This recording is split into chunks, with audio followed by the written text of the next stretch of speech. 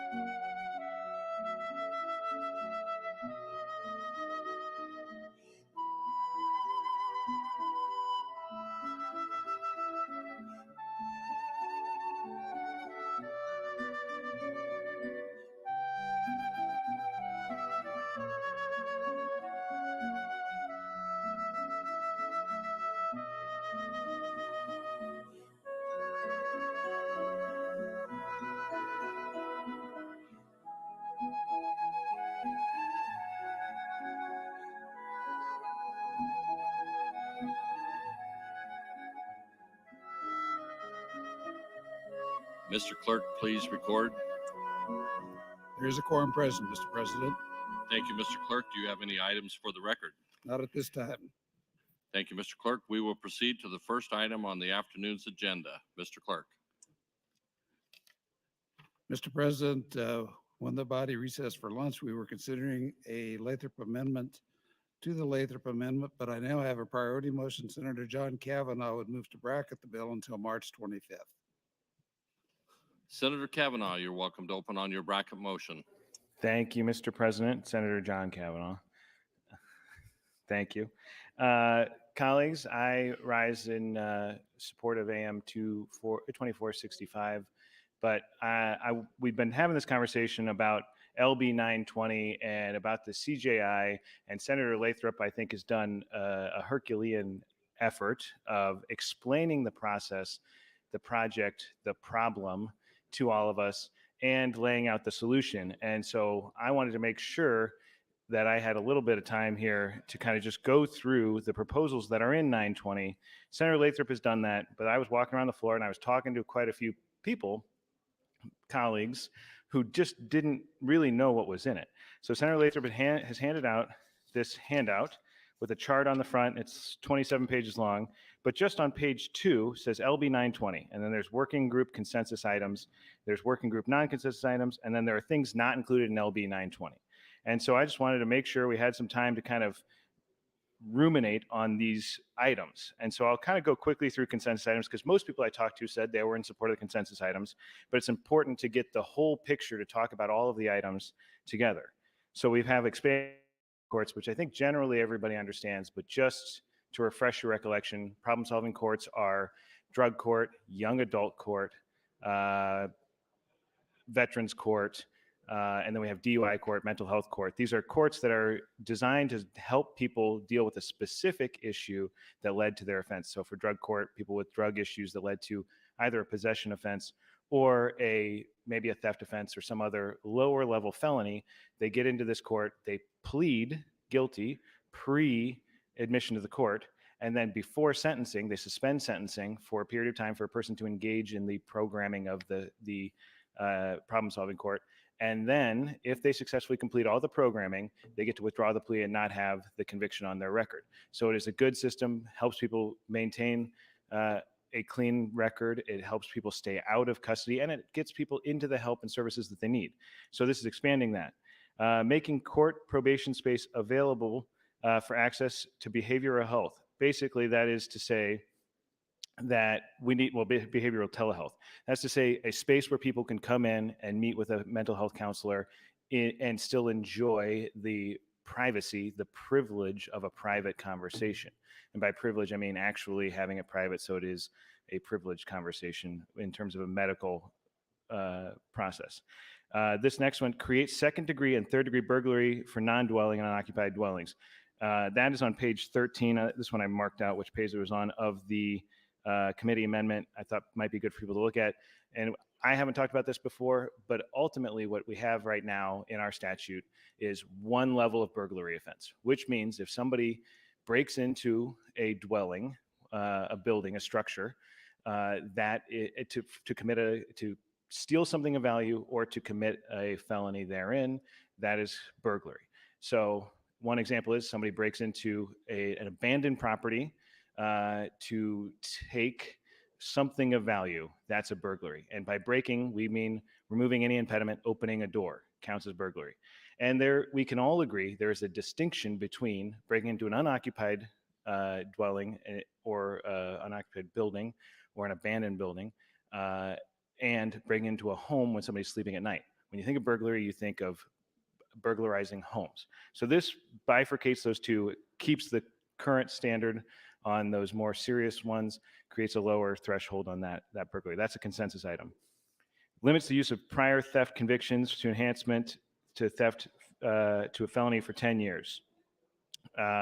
What this means is if you have a theft offense as a felony when you get to a third offense. So you have to have 2 prior convictions for theft, and then the third offense can be charged as a felony.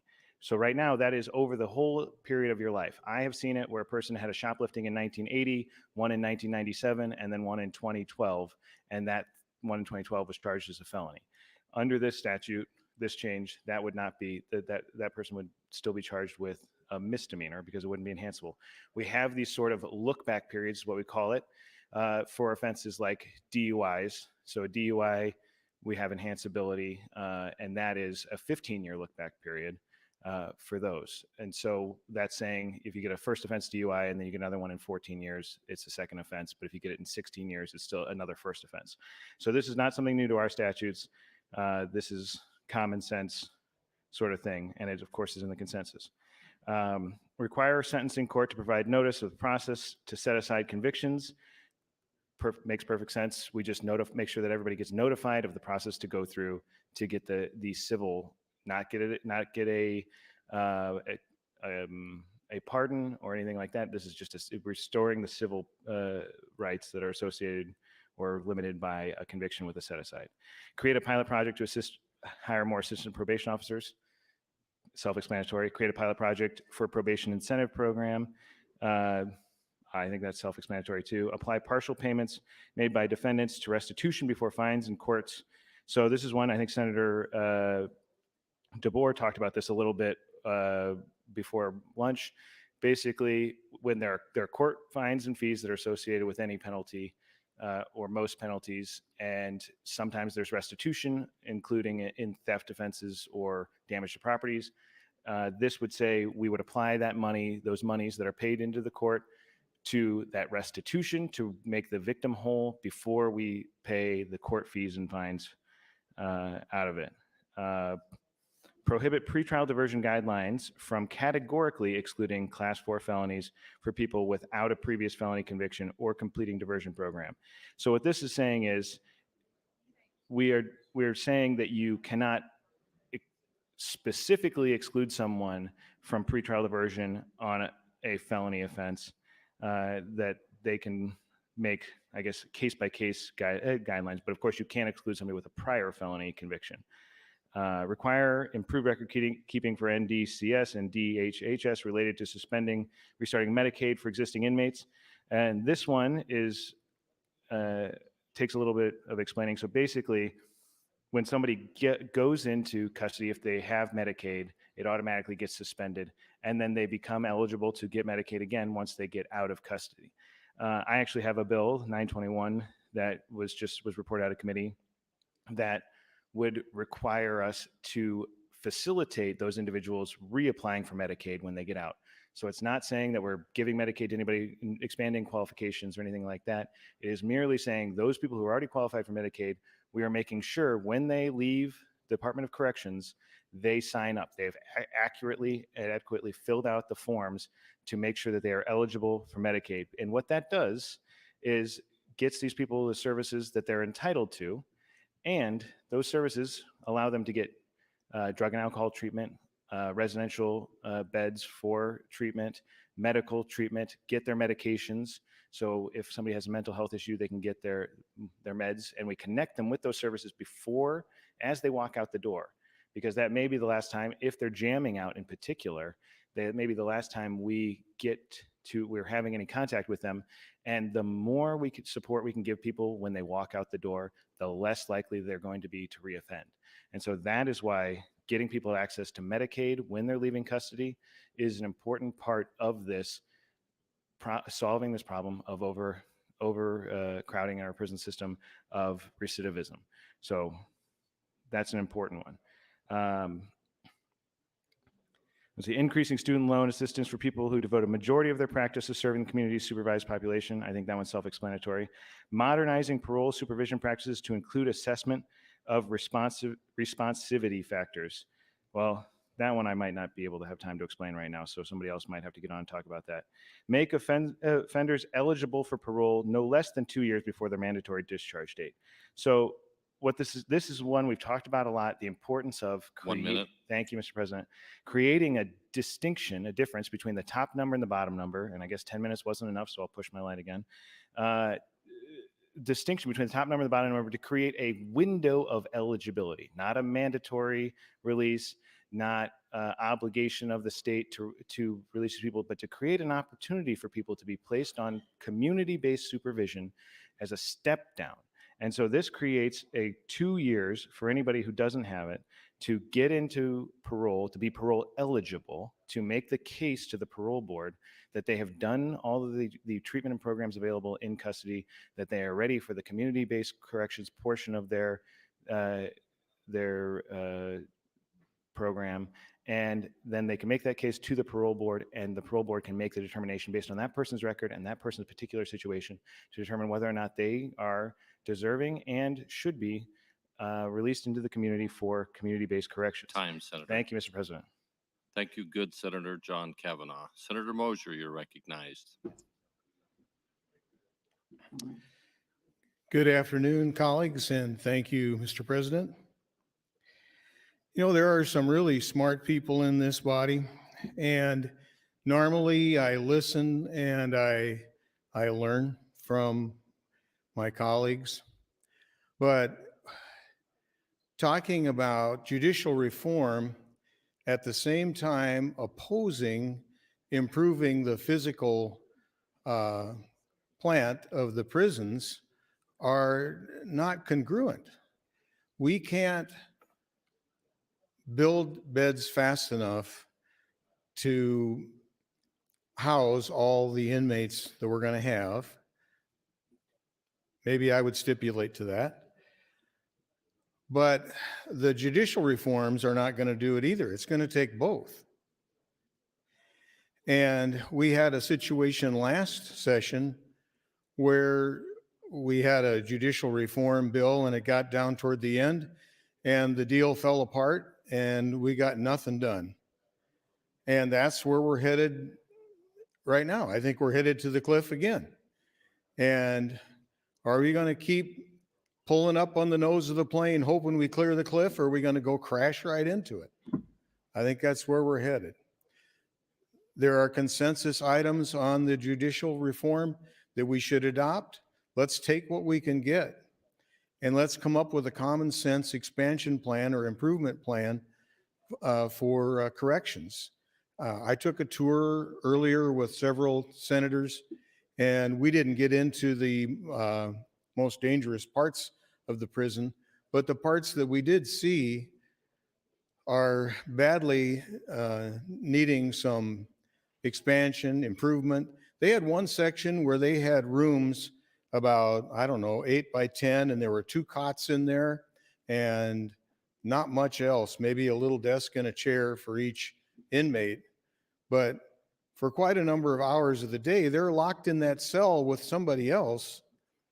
And I can't think of anybody I'd want to be in a cell with for 10, 12 hours a day, even among my friends, let alone, you know, somebody who's in prison for doing something wrong, something I did wrong.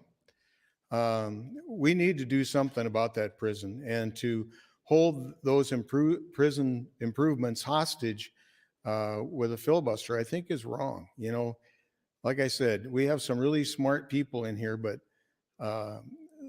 when you do something so illogical, it just causes me to wonder. Thank you, Mr. President.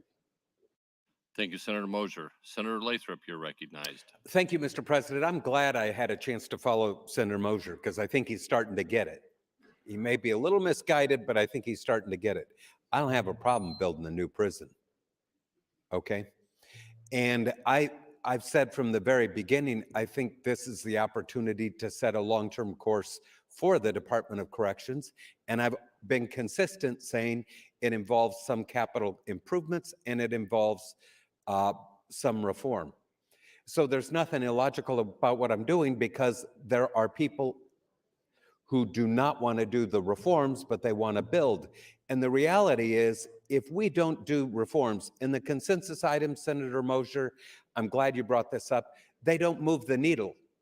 It isn't going to change our overcrowding situation to pass a law that says expand problem-solving courts or give us assistant probation officers. Those are nice things to do. They came out of the working group. I respect those recommendations, but they don't change the growth rate at which our population is going. And if we are to build, what should we build? Should we build just a plan that somebody's offering? Or should we as policymakers decide how many beds we need and which kind of beds do we want? That's the issue, and that's what we're here to talk about, and that's why I feel so unbelievably passionate about this, because I don't have a problem with building. And I've read the Alvine report from cover to cover. That place is a mess. I get that too. But what would you build? And how much would you build? We can't answer those until we get done with 920. And if you are committed to doing what I will call items that don't move the needle, then we need, as Senator Stinner has said, $1 billion worth of prison. We need 3 times what's being proposed. And so it's a very, very, very important question, and we are putting the first question up for our consideration. What direction do we want to go in? And what's our growth in population going to look like between now and 2030, 35, 40, and 50? Because we should be making those long-term policy decisions about the Department of Corrections. Once we get done with 920, if you guys want to spend $1 billion on prison space, go ahead. Because that's what you're going to have to do if you don't want to do anything that affects sentence reform. That's what it'll take. And that's why this is such a serious, serious conversation we're having. Very serious. To set the long-term course, and the can, to quote somebody that was in the paper the other day, we're kicking the can down the road. We've been kicking the can down the road for decades. We built Tecumseh and we thought the problem was solved. No, we filled it.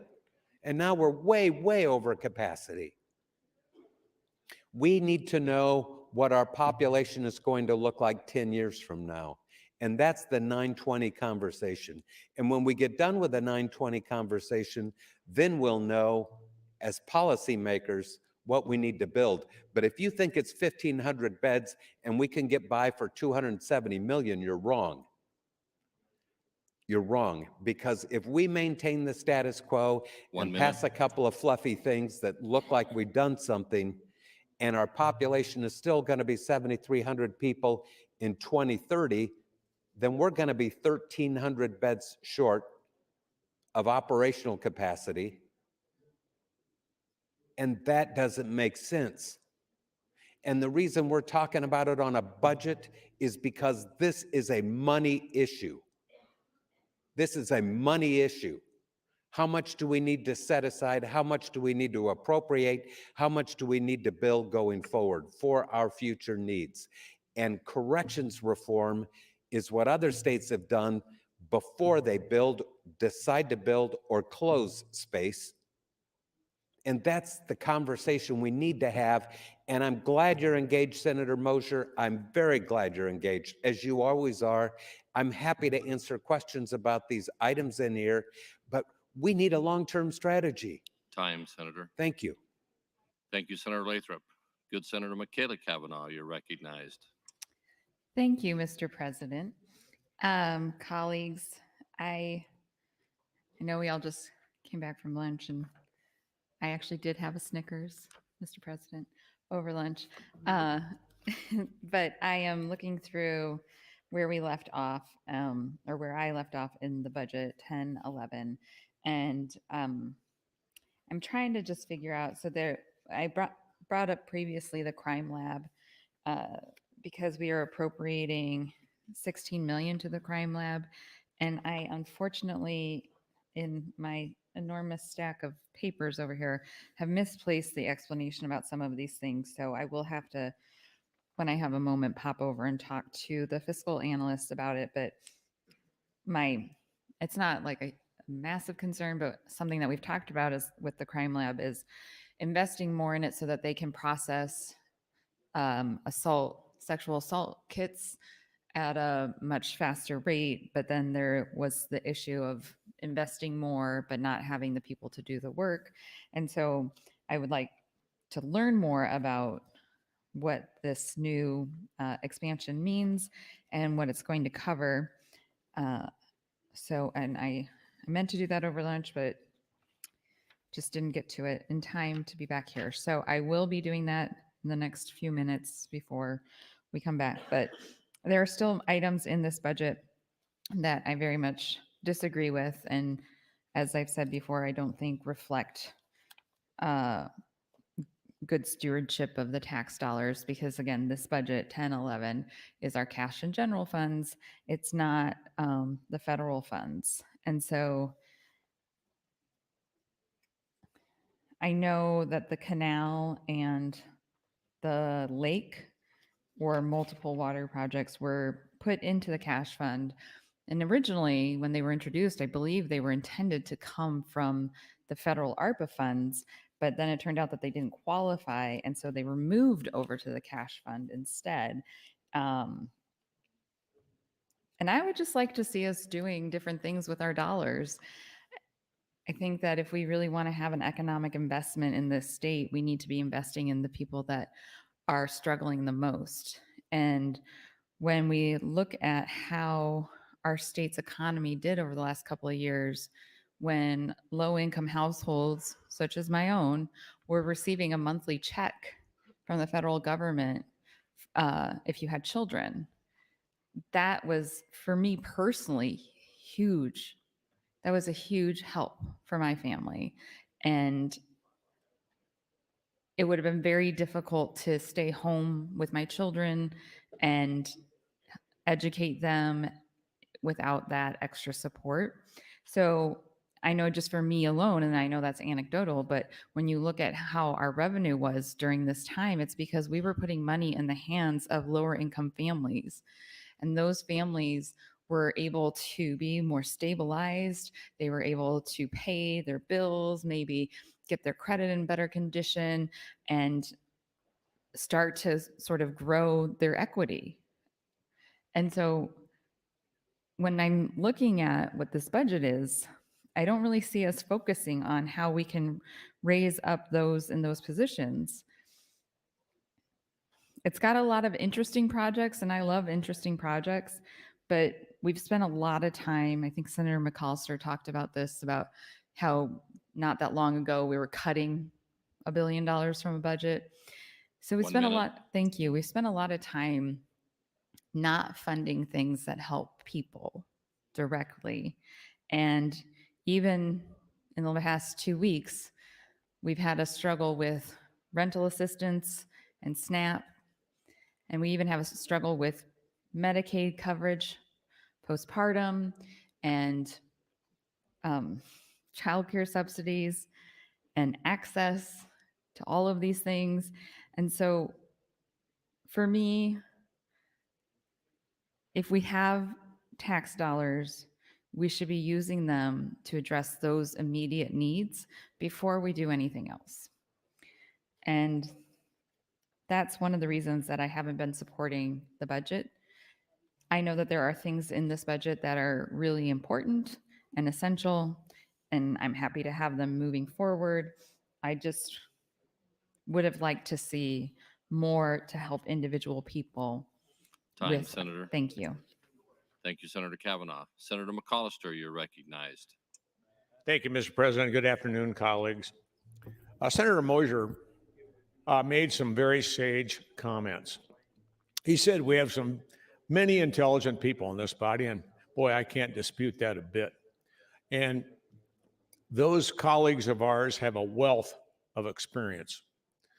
I look around this body and I see Senator Mosier, a mayor of Columbus. And the way he would deal with problems in the city of Columbus, I am sure when problems would appear, he would deal with those problems decisively and not halfway. No halfway measures. Don't do it just sort of. Go full on.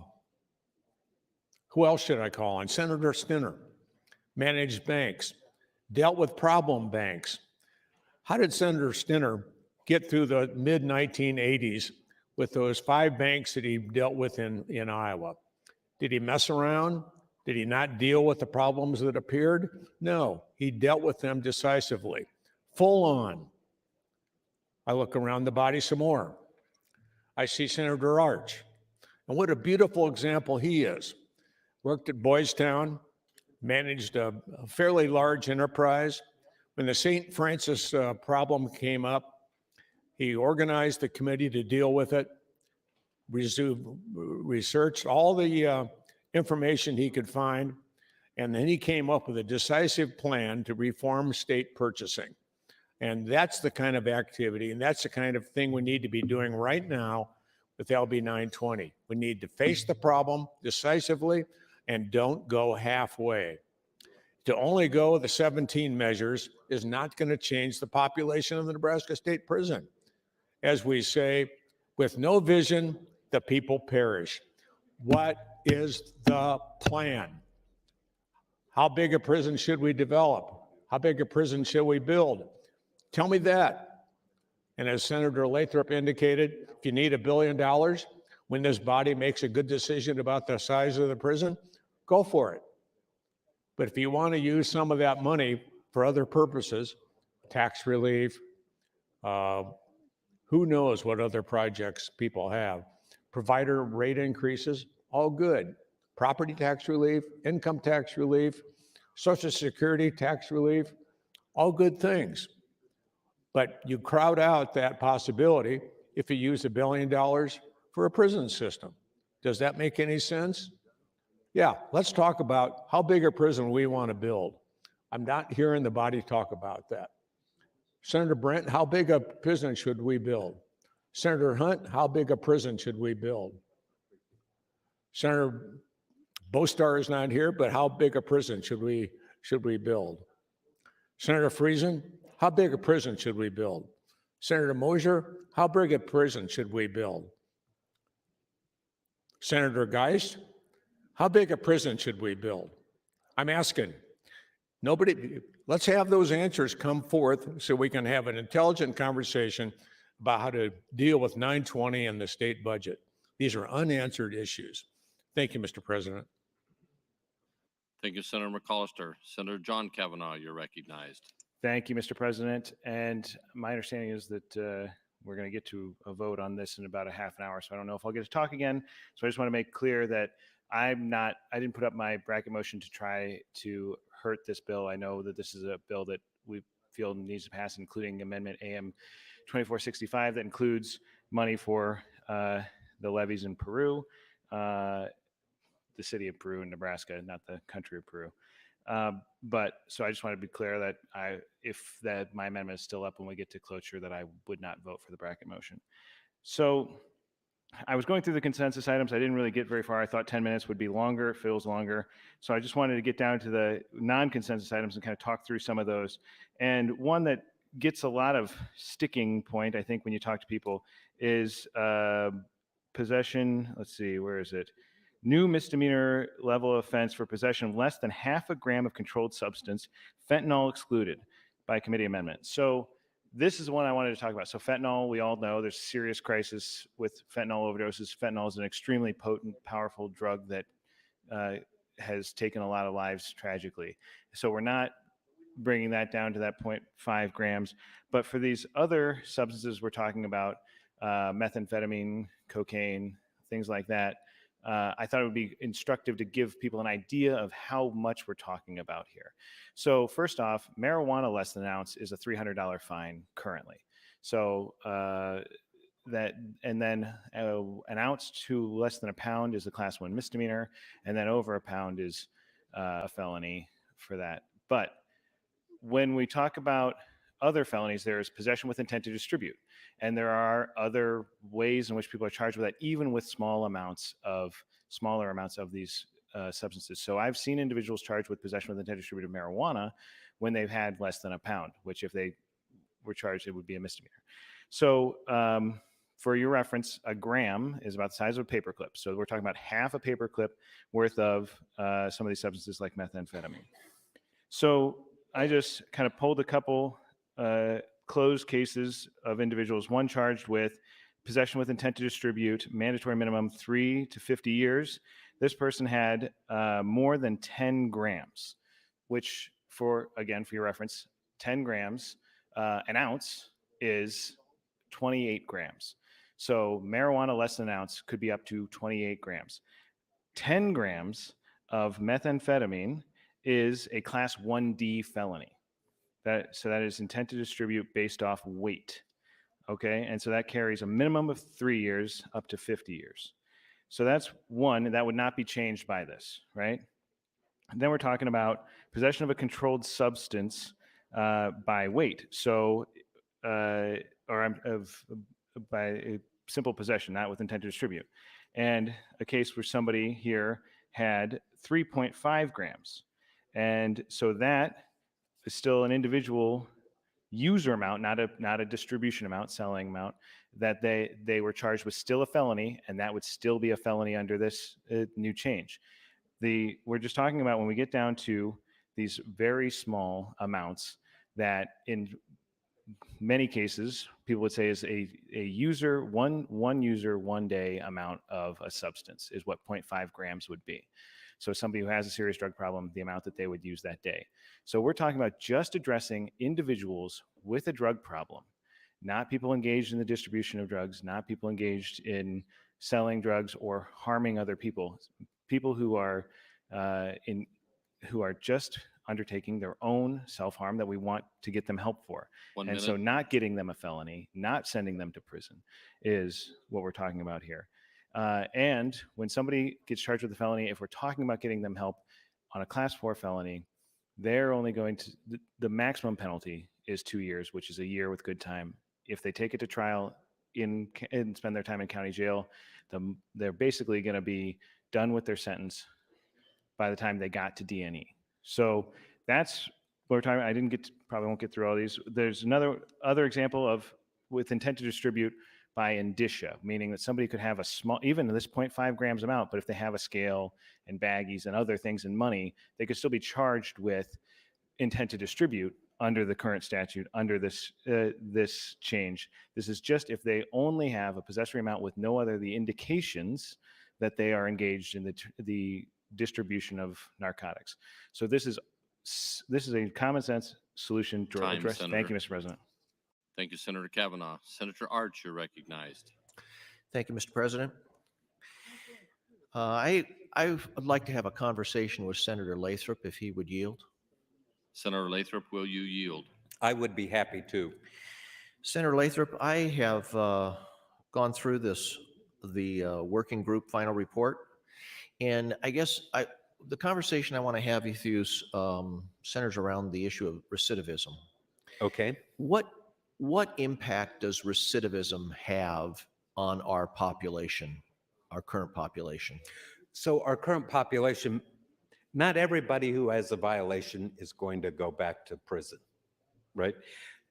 Many of them will, however, and when you look at our chart and I think it's like page 10 of the handout that I gave you, you'll see the recidivism. And recidivism in this context is return to the Department of Corrections. Some of that can be for a new felony. Some of it can be for violations, technical or otherwise. And so what does your question is? Is there an estimate as to the percent of our population, the issues that we have is a result of recidivism? Yes, I can't tell you how many of those people that are filling up the place are actually being returned for violations other than a new felony. I know it's in the data, Senator Arch. I can probably dig it out. But Okay, I would like to have some of that information, some of the statistics there, because my question really centers around treatment, and I know that there's nothing magic about treatment. I'm not naive enough to believe that. Certainly, we see that with the YRTCs. I've seen that at Boys Town. Without treatment, I think we can say that this chance of success is much less. Recidivism could be much higher. without treatment. And my focus as we consider reducing the long-term issue that we have with our census is that we pay enough attention to treatment, substance abuse, mental health, certainly, job, vocational, all of that. Your understanding of where we are right now with our facility, does our facility that we currently have support treatment options? Is there space? Is there capacity for treatment options in our current facility? So they do have programs, and if you look at the rest of that dashboard, there's information in there on substance abuse and anger management, the clinical programs, the sex offenders. We do have that. We do have programming. Like a lot of places, we're understaffed when it comes to the mental health component to the Department of Corrections. But do we have the programs? Yes, we do. Have there been challenges getting people to them? There's always been challenges, and we always try to prioritize the people about to get out. Part of the challenge has been with staffing, right? Part of it is a space issue, but a lot of it has been staffing over the years. And then we tried to deal with COVID on top of that. But our problems precede COVID, and they precede a lot of the staffing issues that we have. It's just hard to get everybody through because most of these people have some underlying issue that needs to be addressed that leads to their criminal behavior, whether that's a sexual deviancy, some type of substance abuse, or mental health issues. We've also had, this was perhaps my first year here. You and I had a conversation regarding a program in Tennessee where they have been successful in getting a waiver for substance abuse treatment in corrections funded by Medicaid. And that of course is a large, I mean, that has a lot of potential if we were able to do something like that. If we have the staff, if we have the facility and the ability to have that kind of a program.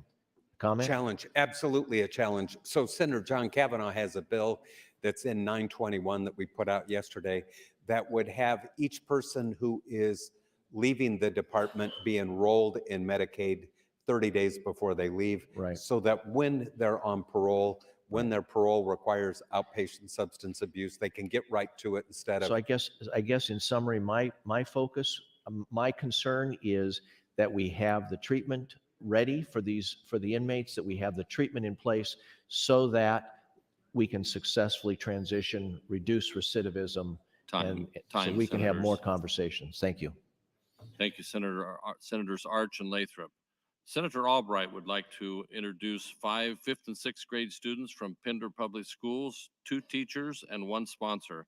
They are seated in the north balcony. If they would please rise to be recognized by your Nebraska Legislature.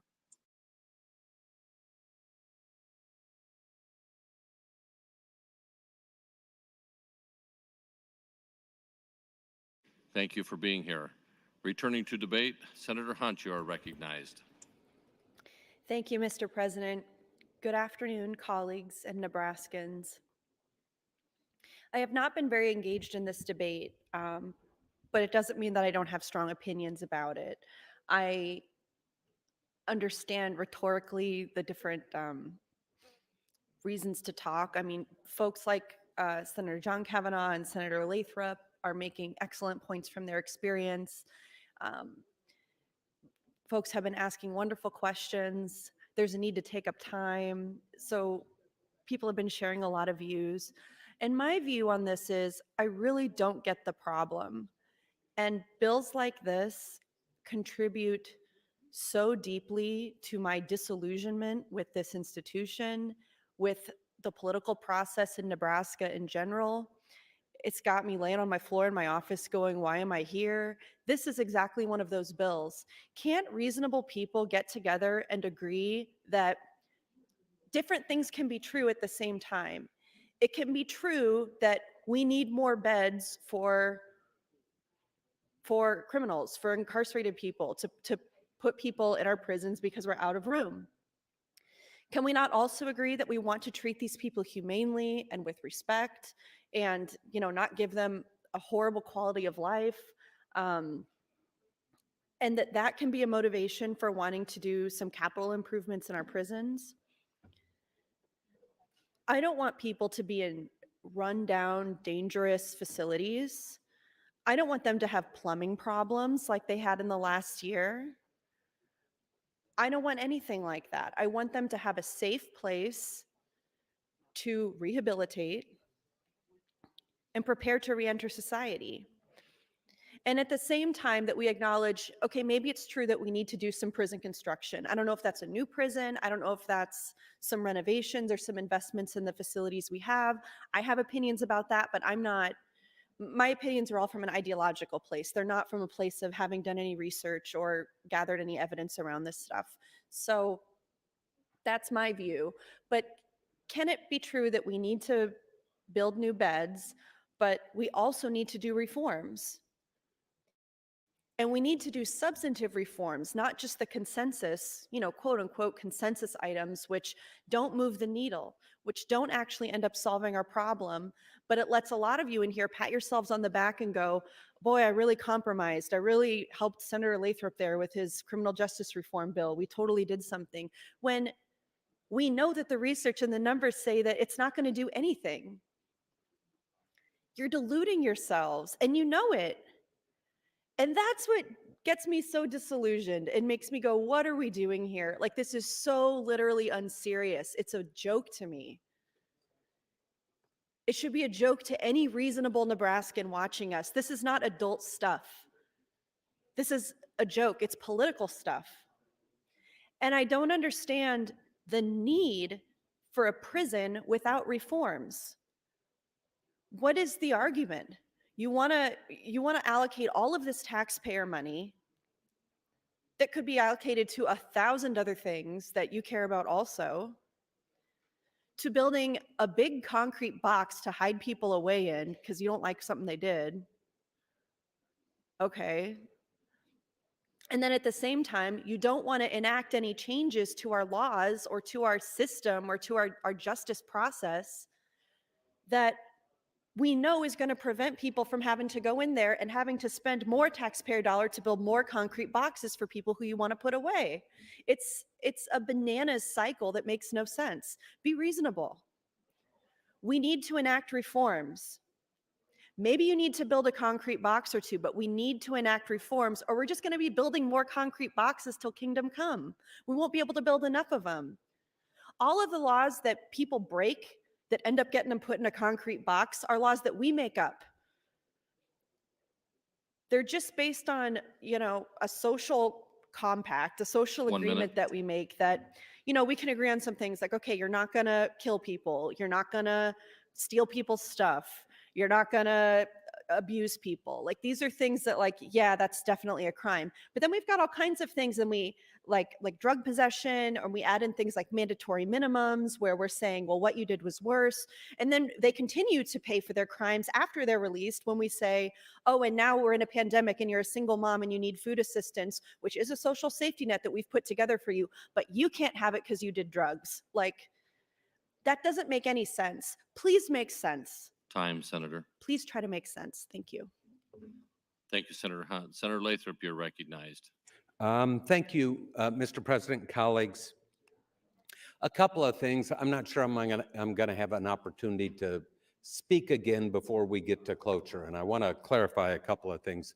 One is I stand in opposition to the bracket motion filed by Senator Kavanaugh. As you know, I'm not trying to scuttle the budget. We have a substantive amendment in 2465. That is, as you heard Senator Slama talk about, important to the folks in Peru. It also fixes some technical changes for the budget. 2465, to be clear, is a substitute for 2110. This is just the order that they came in, but it is our intention that 2465 replace 2110. We'll end up voting on these, but ultimately it is the substance of 2465 that we are after in this process once we get to cloture. I appreciate your attention. I very much appreciate those of you who have engaged during the course of this process. We'll have another opportunity later on today. during that, I hope that you will come with questions. I'm happy to answer questions about 920, about the CJI process, about the Department of Corrections, about building more facilities, and so forth. I'm pleased that we're starting to get people engaged. I appreciate Senator Mosher and Senator Arch asking questions and providing me with an opportunity to answer concerns that they've expressed. Now we're back to a point where we will be at cloture, I think, in about 15 minutes. And when that happens, again, to be clear, no on the bracket motion, yes on 2465 and 2110, and we will have 2465. The substance of that is what we're after. And then we can move 1011 on to final reading. I thought about this over the lunch hour, going back to the sort of the substance of what we've been talking about. I thought about this over the lunch hour, that we've been talking about the problems at the Department of Corrections, overcrowding, the challenges in getting to programming. They're doing some things are happening at the Department of Corrections that are very good. If you saw the men and the women who are involved in peer-to-peer mentoring, you would be moved by their dedication, by their determination to find meaning in this life behind bars, their willingness to mentor younger people. They established a program and they trained these men. I say men because I saw the graduation of these guys who went through this program. And as you might expect, there's a lot of younger people that come into the Department of Corrections. Many of them have mental problems. Many of them are suicidal. And to see the peers that go in to speak to the other inmates where the guards, the mental health professionals can't, it's the peer-to-peer things that are happening at the department, the programs that are non-clinical programs, what we generally refer to as pro-social programs. There's a lot of good things, and a lot of people are getting the message in the Department of Corrections, and a lot of them are being well rehabilitated. They see the error of their ways, they make a determination that they don't want to go down that road again, and good things happen to many of the people who are confined to the Department of Corrections. The question is, how long should they stay? And I don't want this conversation about the troubles at the Department of Corrections and the need for a longer-term strategy to be drowned out or to drown out the fact that some things are happening that are very, very impressive, and they are supported by the department to the extent they have the resources to do that. Another example is the RISE program. That's a nonprofit that goes into the Department of Corrections. They hold classes, and I've been to them. It is impressive what the older mentoring members of the RISE programs are helping to teach, to challenge, to improve the lives of individuals who are incarcerated. These things are happening, and not everyone's going to get out, is going to reoffend. They're doing good things. And I think it's important that I share that with you too, so that you don't think everybody that goes in is going to be a problem when they get out. Thank you. Thank you, Senator Lathrop. Senator Friesen, you're recognized. Thank you, Mr. President.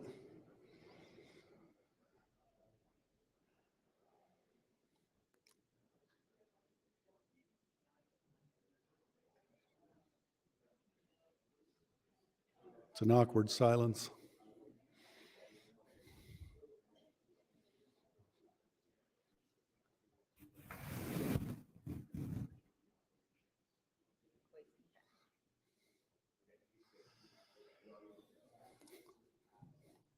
We're going to talk about the budget again, but Senator Lathrop's piece evidently is a part of the budget, because we are going to talk about whether or not to build a new prison.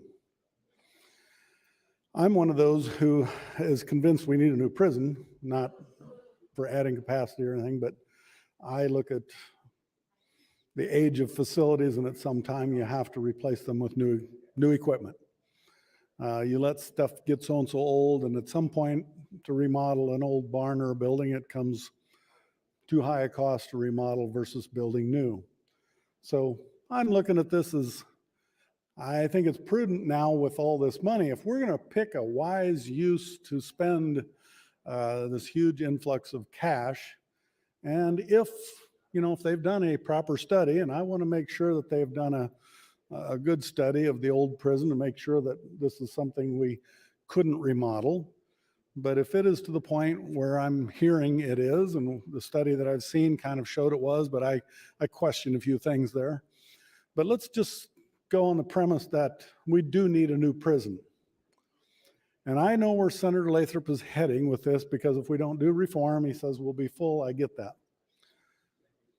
But at this point, if we are always going to have a prison, and if we at some point down the road have to find the money for this, and in the meantime we have spent this money that we have now on other things that are not as important as a new prison, we will come up with the money then, and some programs are going to suffer, or we'll have to raise taxes or do something else.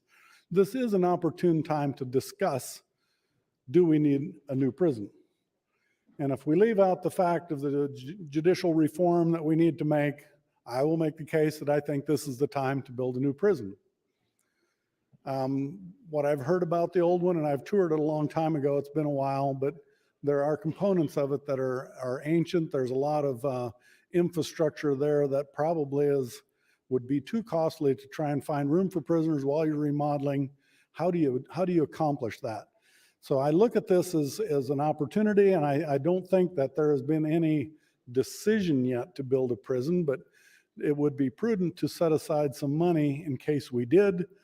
Hopefully, if all of a sudden the decision was there that we didn't need to do this longer term, we can repurpose that money. But the discussion in our budget is, and when we look at all this, is we're spending a lot of money. We had a 5.7% increase in our spending this year. We're increasing spending on a lot of things. What are our priorities? Is the prison system a priority? You can go down a long list, and I think each of us would probably have a different list of priorities of what we think is the number one issue in our district or any other district out there. Each group of citizens probably has different ideas. In my area, my district, we have need for ARPA money. I don't have an A bill to spend anything on. When a community wants something, they build it. I remember a city manager telling me one time, he says, he kind of hated to say it, but he goes, Senator Friesen, I really don't want to say this, but we don't really pay attention to what they do in Lincoln anymore. We just find ways to work around what you guys do. And I thought that was a pretty profound statement for a city manager. But it's true. He has frustrated a lack of getting an overpass over the railroad tracks. And they've worked on this for probably 20 years and still have nothing. And so his frustration grows. They just do it their own way, and they ignore what the state's doing. They just hope we don't do harm, and they try to maintain and do what they need to do with their budget. Thank you, Mr. President. Thank you, Senator Friesen. Senator Geist would like to announce the following guests visiting the legislature. We have 125 fourth graders from Waverly Intermediate School in Waverly, several teachers and sponsors. If you would all like to rise to be recognized by your Nebraska legislature.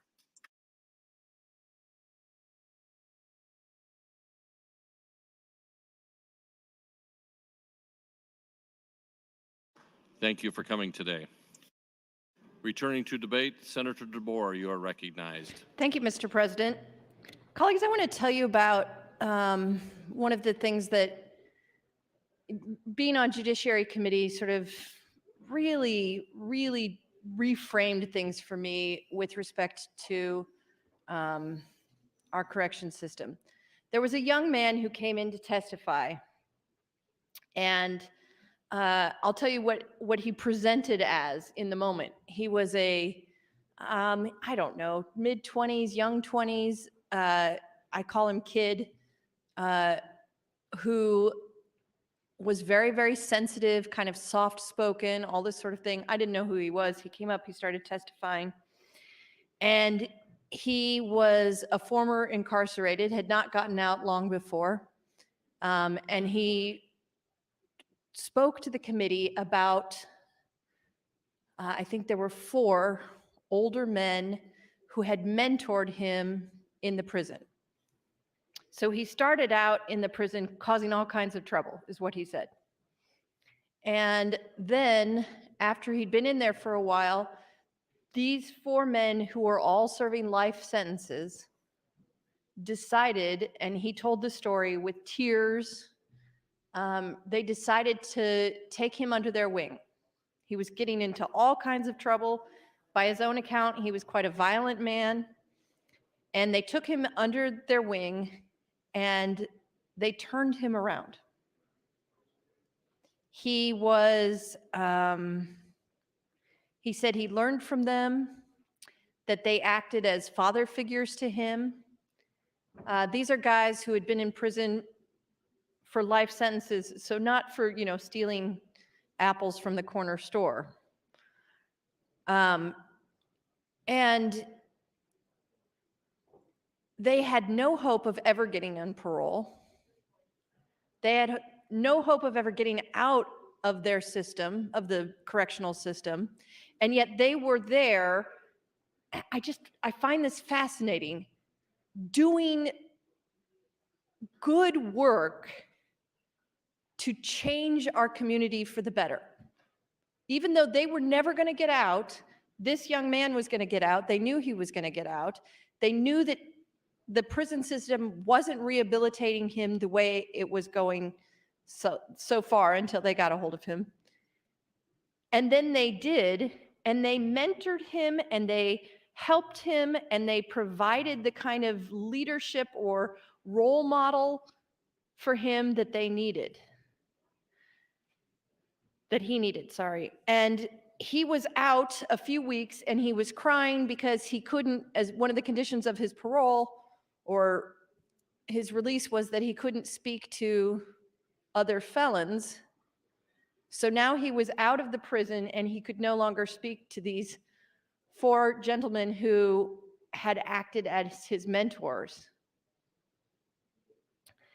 I was worried that something would happen to him and he would go back to the life that he had led before because he didn't have that support system. But I'm very happy to report that he's been in front of our committee again and he's still doing very well several years later. So it worked out for him. He's no longer on parole and he's able to talk to these guys via letters. But when folks say to me, oh, the prisons are overcrowded, who cares? These people are in there, they deserve it.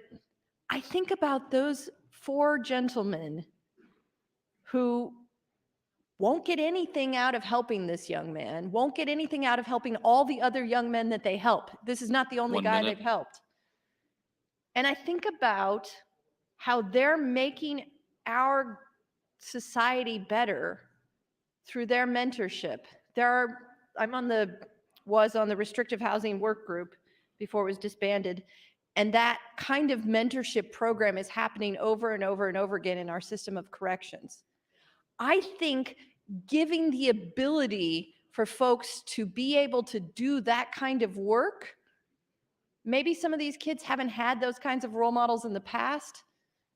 And now people serving life in prison are changing people's lives. I think it's sort of fascinating to me. It's moving to me in a very, very deep way that these folks are able to do that. And I think we need to remember this story, or I think about this story when I think about. Senator.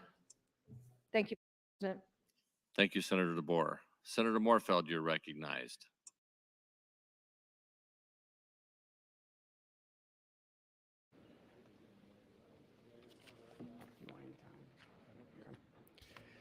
Thank you, Mr. President. I want to pick up a little bit where I left off. And in particular, talk a little bit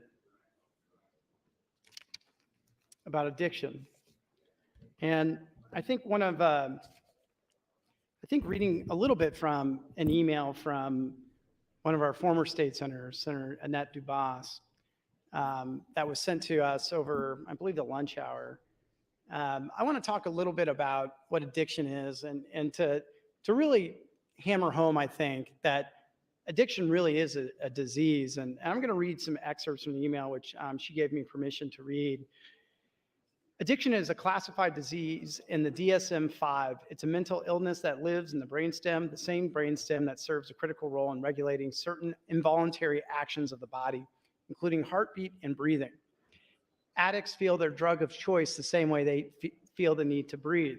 Addiction is defined as a chronic, relapsing disorder characterized by compulsive, drug-seeking, continued use despite harmful consequences, and long-lasting changes in the brain. It is considered both a complex brain disorder and a mental illness. And I'm skipping down a little bit, but I think there's some other good points in here too to point out. The two biggest factors that make an addict are genetic predisposition and childhood trauma. So genetic predisposition and second, childhood trauma. It is not due to a lack of morality or willpower. As a comparison, the genetic predisposition for breast cancer is 5 to 10% versus 50% for addiction. And I think that that's pretty compelling, colleagues. Addiction is a disease, much like diabetes, high blood pressure. It has to be monitored every day for the rest of their lives. It takes support and unrelenting diligence, and like cancer, can always reoccur. And colleagues, I bring that up just to note that when you look at the population of folks that are in our prisons and in our jails, a lot of it, the foundation of led to them there is often addiction. And when we talk about having interventions, when we talk about having the right kind of supports to help make sure that people have the resources to be successful, it oftentimes starts before there's any, quote, criminal activity that occurs in the first place. And oftentimes it's people that are seeking resources, seeking help, but simply cannot receive it because we don't have the systems or the folks in the right places to be able to provide those services, to provide those services to those individuals so that they can get the help that they need in order to be successful.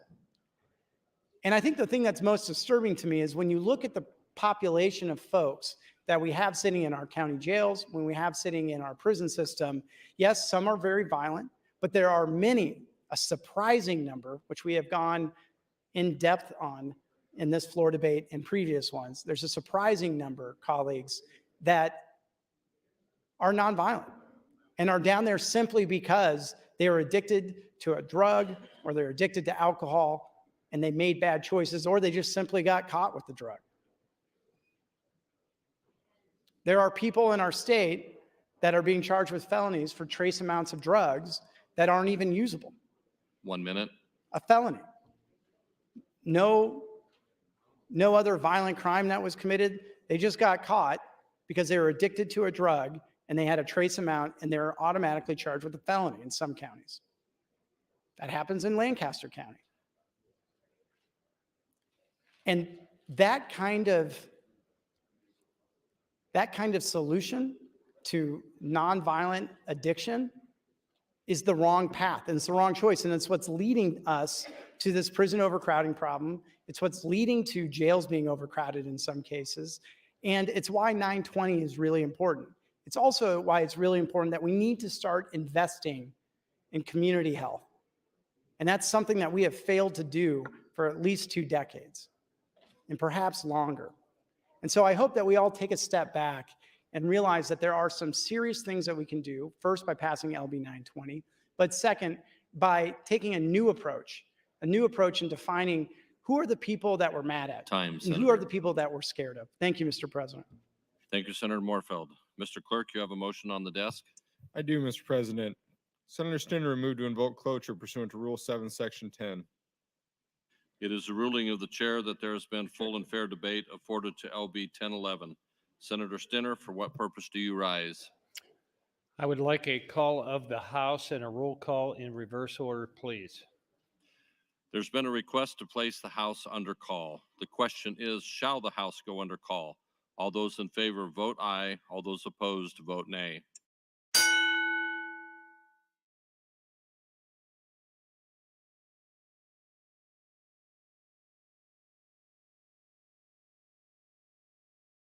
Record, Mr. Clerk. 30 yeas, 2 nays on the call of the House.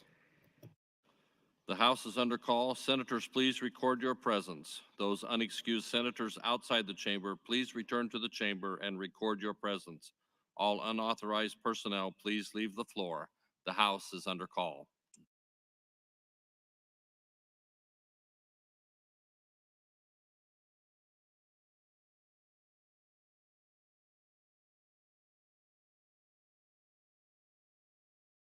Senator Geist, would you please check in?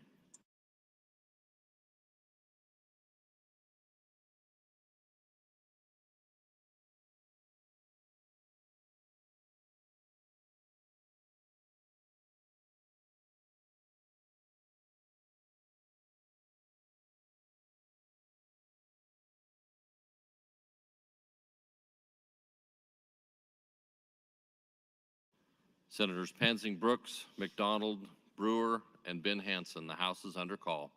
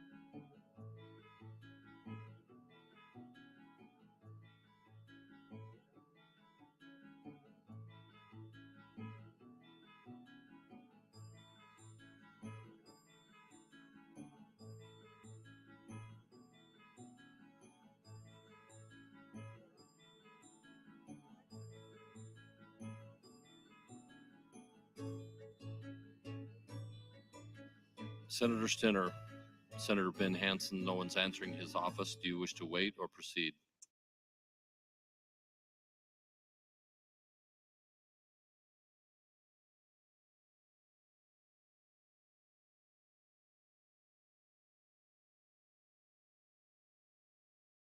Senator Stinner, you said go ahead. Very good.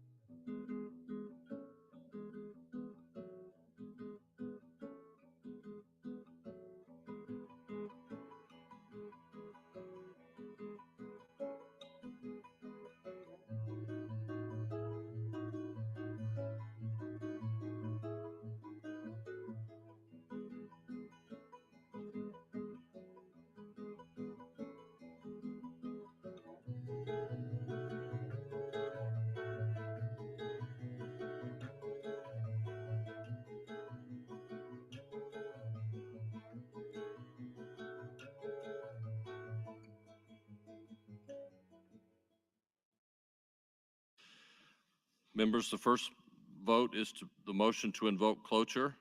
There's been a request for a roll call vote in reversed order. Mr. Clerk.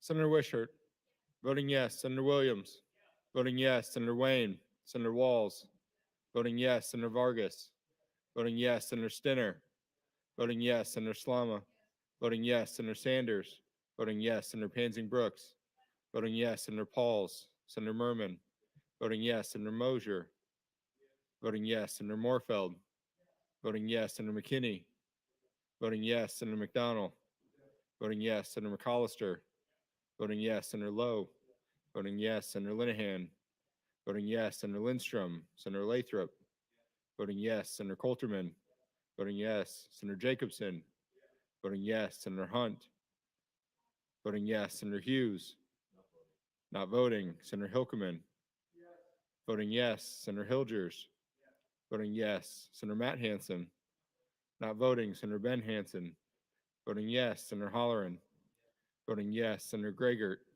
voting yes. Senator Geist, voting yes. Senator Friesen, voting no. Senator Flood, voting yes. Senator Erdman, voting yes. Senator Dorn, voting yes. Senator DeBoer, voting yes. Senator Day, voting yes. Senator Clements, voting yes. Senator Michaela Kavanaugh, not voting. Senator John Kavanaugh, voting yes. Senator Breezy, voting yes. Senator Brewer, voting yes. Senator Brandt, voting yes. Senator Bostelman, voting yes. Senator Bostar, voting yes. Senator Blood, voting yes. Senator Arch, voting yes. Senator Albright, voting yes. Senator Aguilar, voting yes. Vote is 42 ayes, 1 nay on the motion to invoke cloture, Mr. President. The motion to invoke cloture is adopted. Colleagues, the next vote is on Senator Kavanaugh's bracket motion. All those in favor, vote aye. All those opposed, vote nay.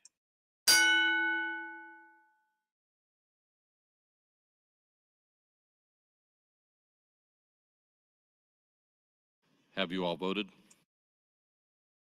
Record, Mr. Clerk. No ayes, 44 nays on the motion to bracket, Mr. President. The motion to bracket fails. The next vote is on AM 2465. All those in favor, vote aye. All those opposed, vote nay.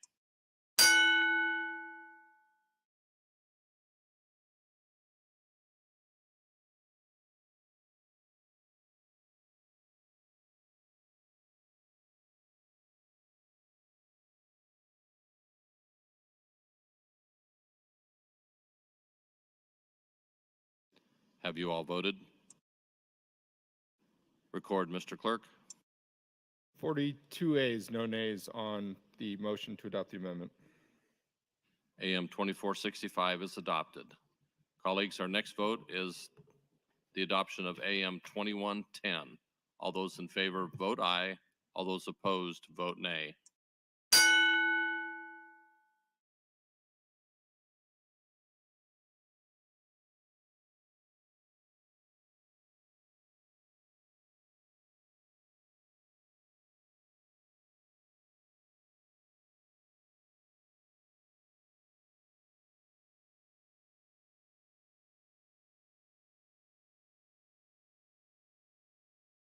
Have you all voted?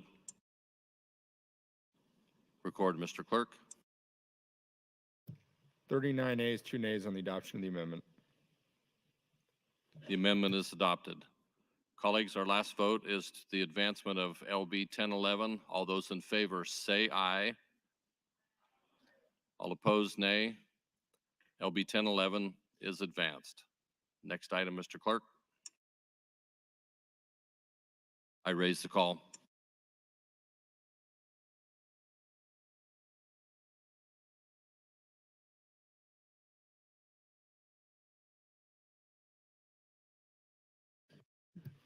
Mr. President, next bill, Legislative Bill 1012.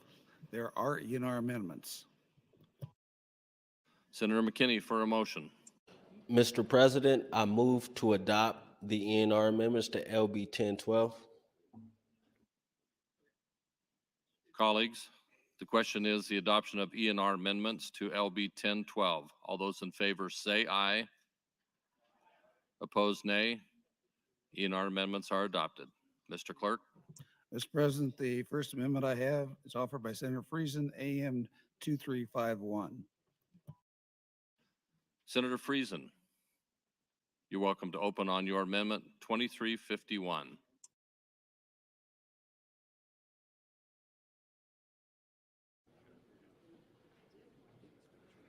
Thank you, Mr. President. If I recall correctly, this amendment would strike section 31 of the transfers, and I think that refers to a transfer that Senator McDonald was doing to the NUSF fund. Would that be correct? So one of the things that we have is that the Nebraska Universal Service Fund was established quite a few years ago, and what it does is provide ongoing support for incumbent telecommunications carriers. It puts out the broadband out there. They build cell phone towers. They help low-income people with their phone rates. There's a subsidy there. Some of the other things, the emergency call buttons, those types of programs are funded through our Nebraska Universal Service Fund. And so Senator McDonald was looking for money, I think, for his 211 service. And so he was looking for dollars, and he has stepped into the NUSF fund and wants to take and transfer $900 and some thousand from that fund. I am kind of protective of that fund, a little bit like the healthcare cash fund. This is for broadband uses and things like that. In talking to Senator McDonald, we reached an agreement with him to where he would take the funding this year, but down the road, he said next year he will bring a bill that finds funding from some other source, and he will leave the NUSF fund alone after that. And so if he would want to step forward, I would let him talk about that a little bit, and if he'd yield some time back to me. Thank you, Senator McDonald. Senator McDonald, you are welcome. Thank you, Mr. President. Yes, Senator Friesen is correct. We've had this discussion, and the idea of the 211 helpline, assistance line, I believe through the state of Nebraska has grown based on 70-some thousand calls 2 years ago and well over 250,000, close to 250,000 calls this year.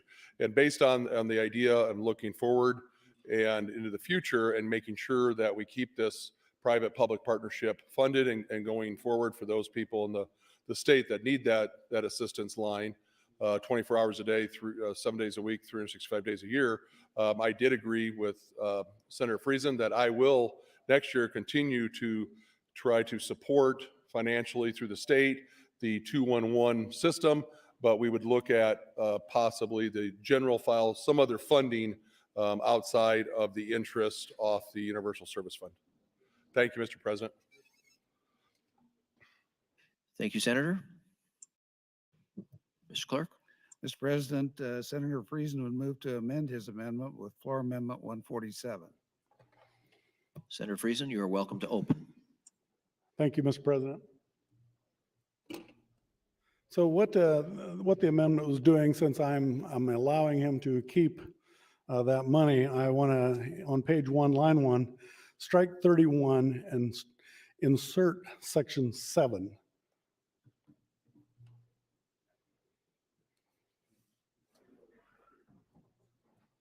So if you look at the 2330, I think is the amendment that we're amending to.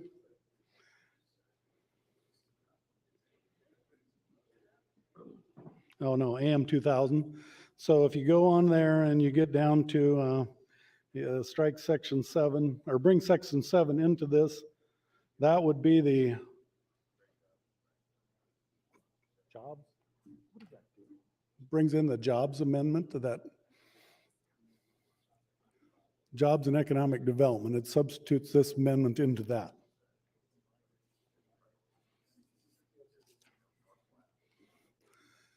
So when we're talking about our cash transfers here, we were looking at a lot of dollars moving. This is what transfers the cash to get it to the bills that we've created in the appropriations process. In our regular mainstream budget, we've created programs. And so in those programs,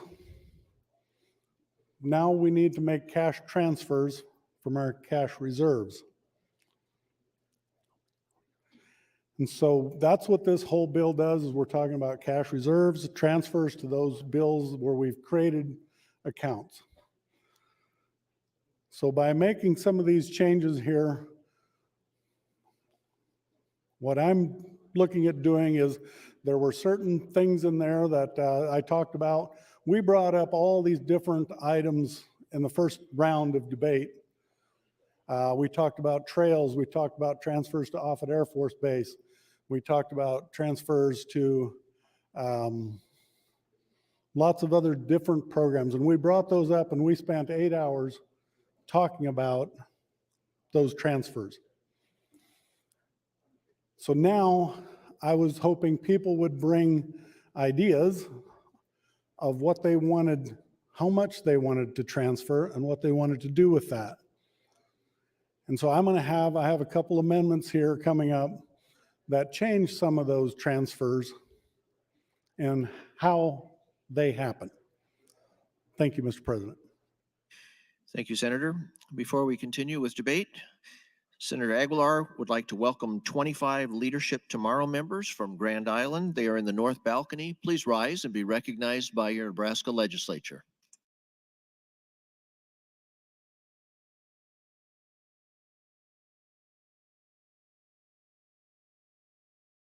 We will now continue with debate. Senator Linehan, you are recognized.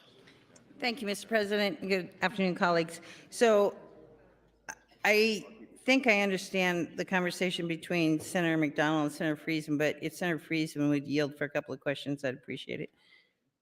Senator Friesen, will you yield to questions? I think so. It's actually just kind of educate the body, because you both were talking about the Universal Service Fund.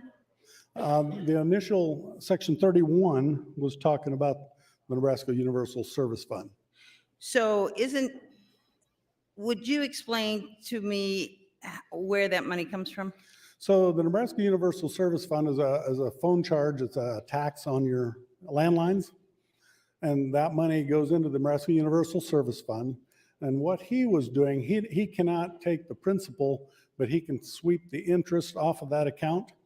And so the Public Service Commission holds in the account the NUSF fund for projects that have probably been let already, but they have not had to pay out to incumbent carriers to make improvements or put out broadband or build a cell tower. And that account accrues interest. And so what he is wanting to do is sweep the interest off of that account and use it to fund 211 call centers. So is a universal fund just a tax on landlines only? I believe it's on landlines only.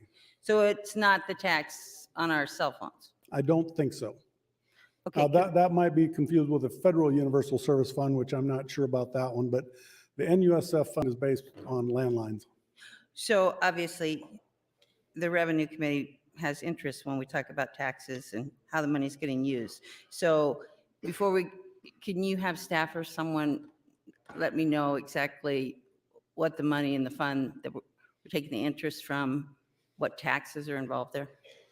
Well, the money taken here is strictly from the NUSF fund, interest accrued on that, and that is that tax on your landline. It's called the NUSF fund, and that is the money that's in this account. And then companies apply for this to either build cell towers out in the state. Incumbent carriers use it. They use money for long-term maintenance of their phone systems. When you got a high-cost carrier, this is a cost share. Thank you. That's what this pot of money does. Thank you. So, but it's a tax we charge on people to Yes. accomplish a goal, and now we're siphoning. I understand it's just the interest, but I'm assuming this is a pretty big fund, right? Yes, it can be at times a pretty substantial fund depending on when contracts are completed. Nowadays, we pay out. So kinda is there a after- cap on how much interest can be swept? No, there's no cap. You could sweep all of the interest, but you cannot touch the principal by law. That tax is dedicated to this use, but the interest is not. Okay, well, I would like some clarification on how much money we're talking about. It was, if I remember right, 900 and some $1,000. Okay. Yeah, we can just talk offline. Okay, thank you, Mr. President. Thank you, Senator Linehan. Senator Friesen, Senator Bosselman, you are recognized. Thank you, Mr. President. I stand opposed to both the amendments. NUSF fund's pretty critical to the state of Nebraska, and that interest on there is needed. We have critical infrastructure across the state that needs upkeep and maintenance on it continually, and I don't think there's ever enough funds to do that.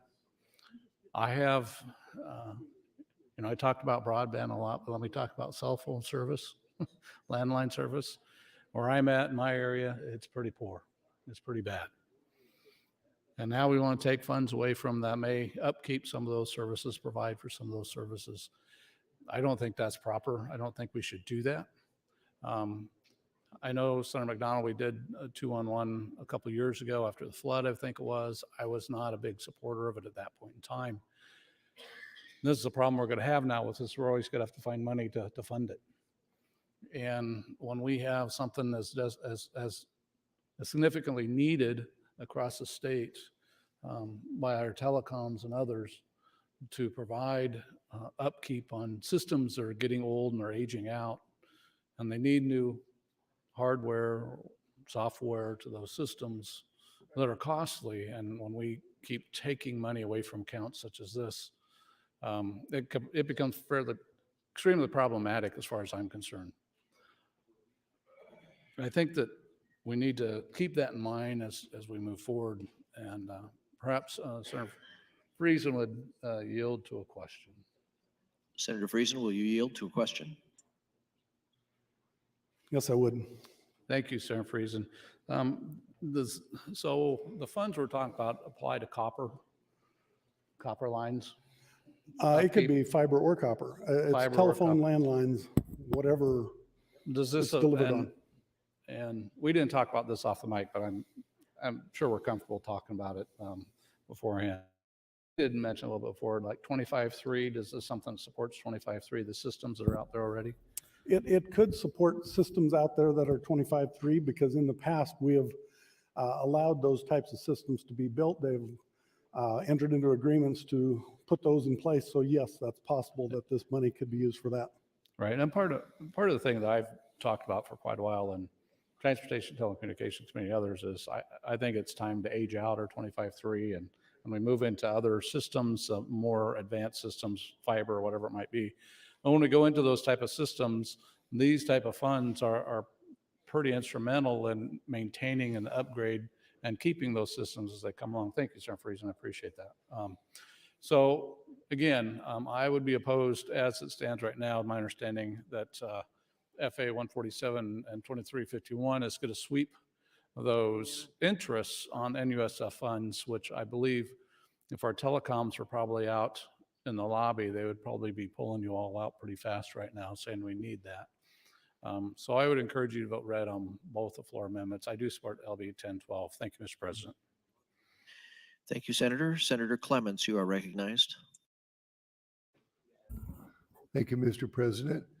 It's refreshing to be talking about the budget, actually, item in the budget.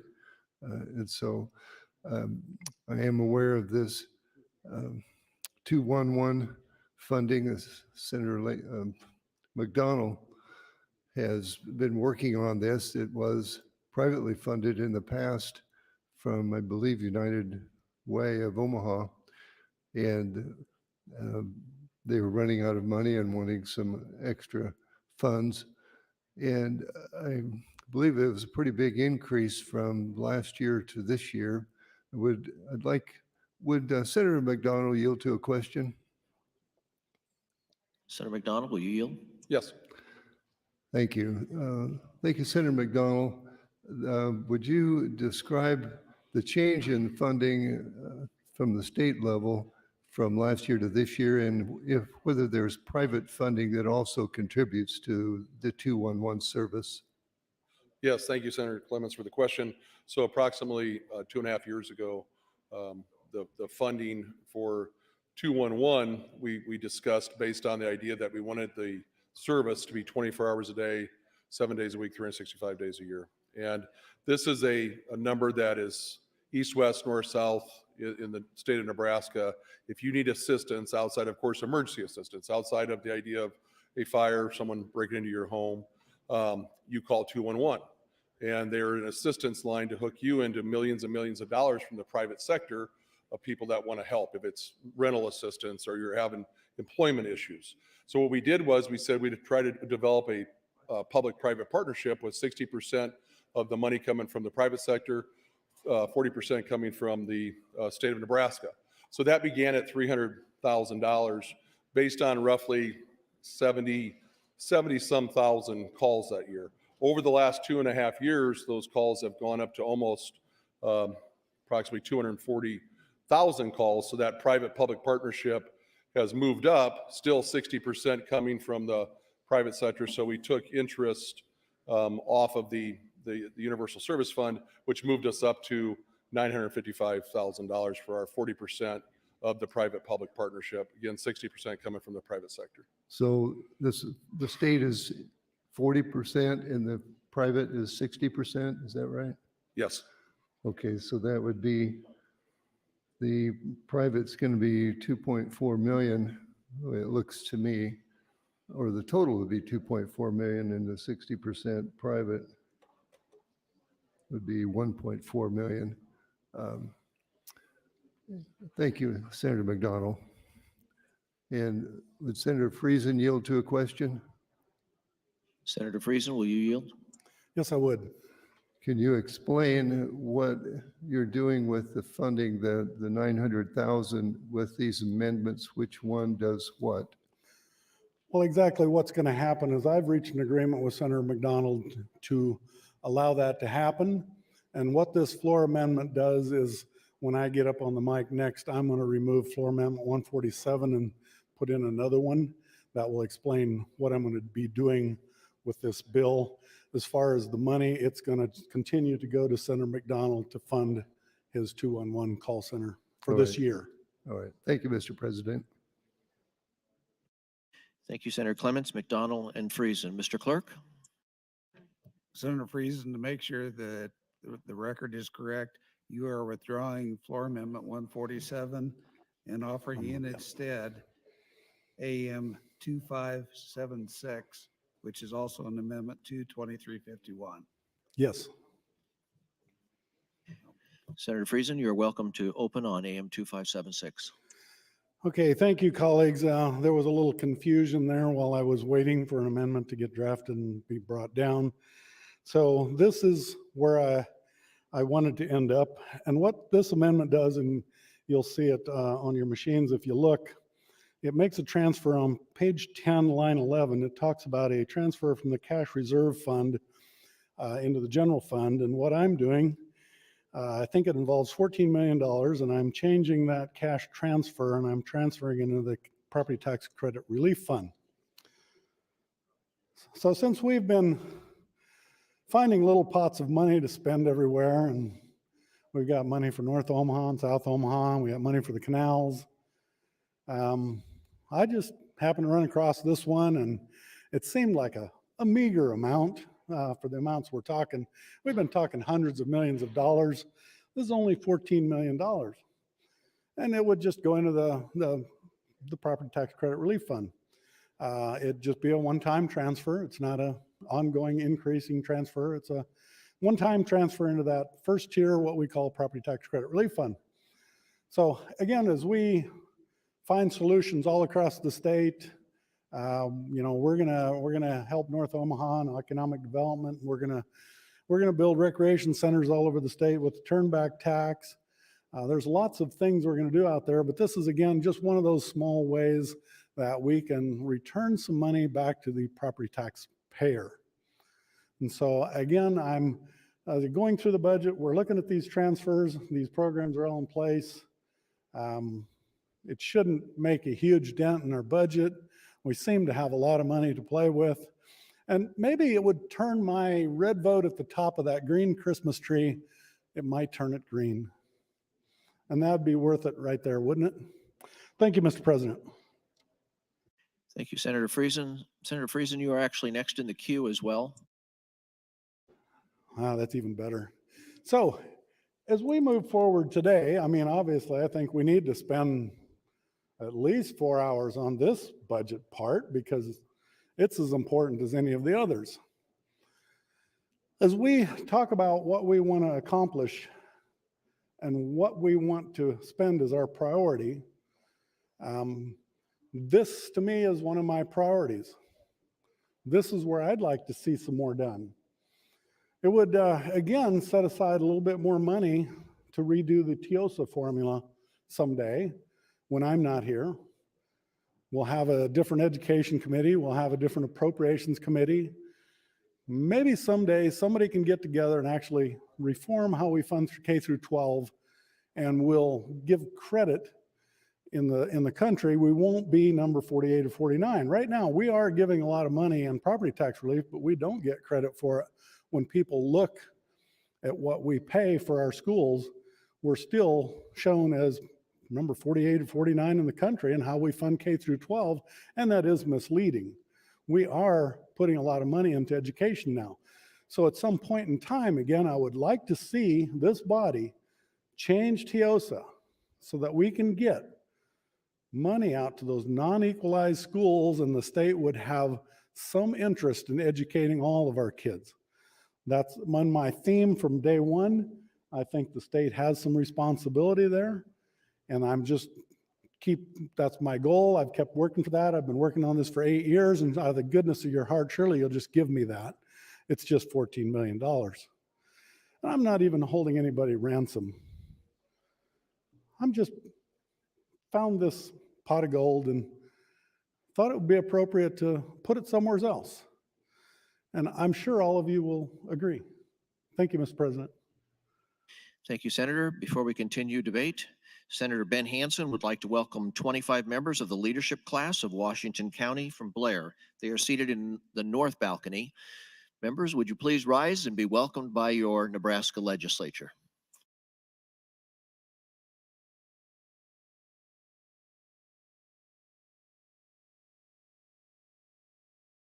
We will continue debate. Senator Albright, you are recognized. Thank you, President. Colleagues, I have a question. I have many questions about the 2-on-1 money. I know when we talked about it last time, I had contacted the folks in Northeast Nebraska to ask them about the calls that they received. And at that point, they were not able to generate any type of information that I could look at. I'm really surprised to hear that they have so much money in their account already. But I also understand that during COVID, there was some money. I'm thinking, I would like to visit with Senator McDonald if he would yield. Senator McDonald, would you yield to a question? Yes.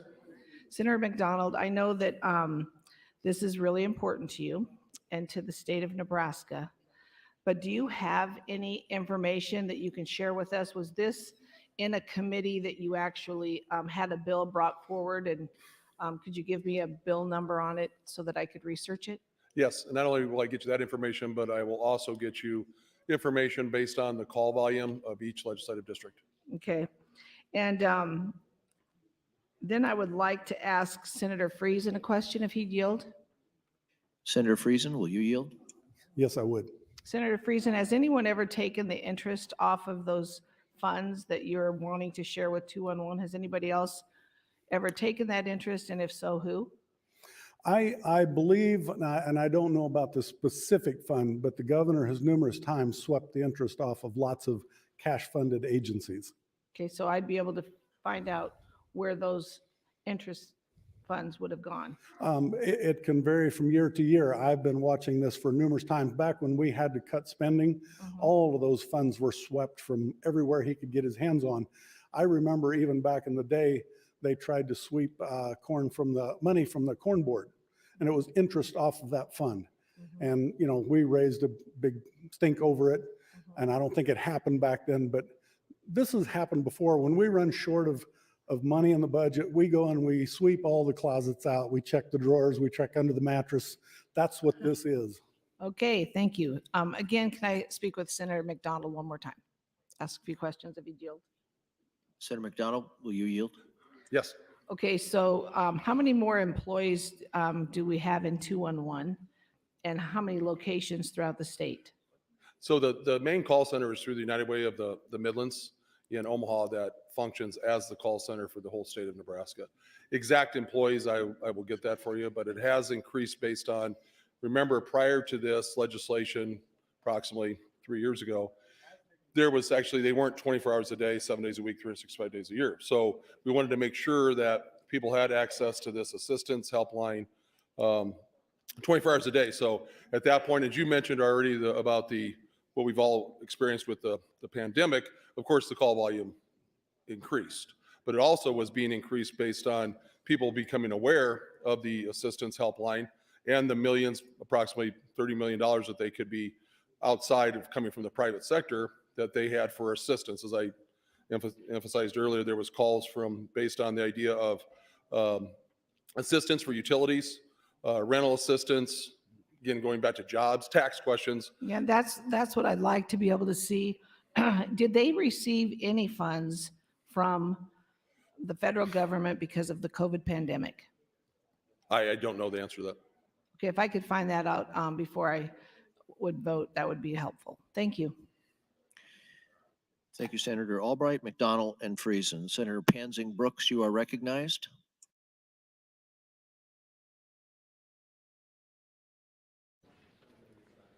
Thank you, Mr. President.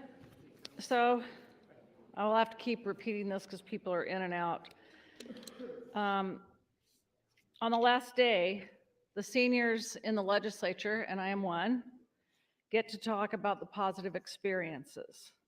And we aren't given very much time to do so.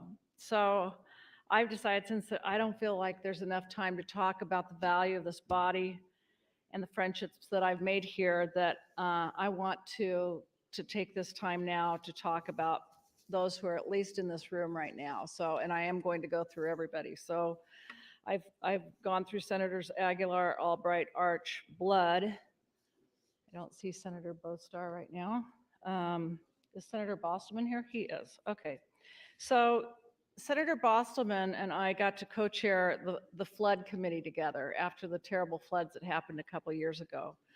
He is one of the most generous, bright, kind, just amazing people. We got to go visit the sites, all the sites of the places that were affected. We went up to the dam to look at that. We visited the Lincoln water system area that had been almost overrun. Senator Bostelman was so bright on all sorts of things about the land and the water. And I learned to respect him significantly. And though we don't always vote on the same side of issues, he is an amazing person.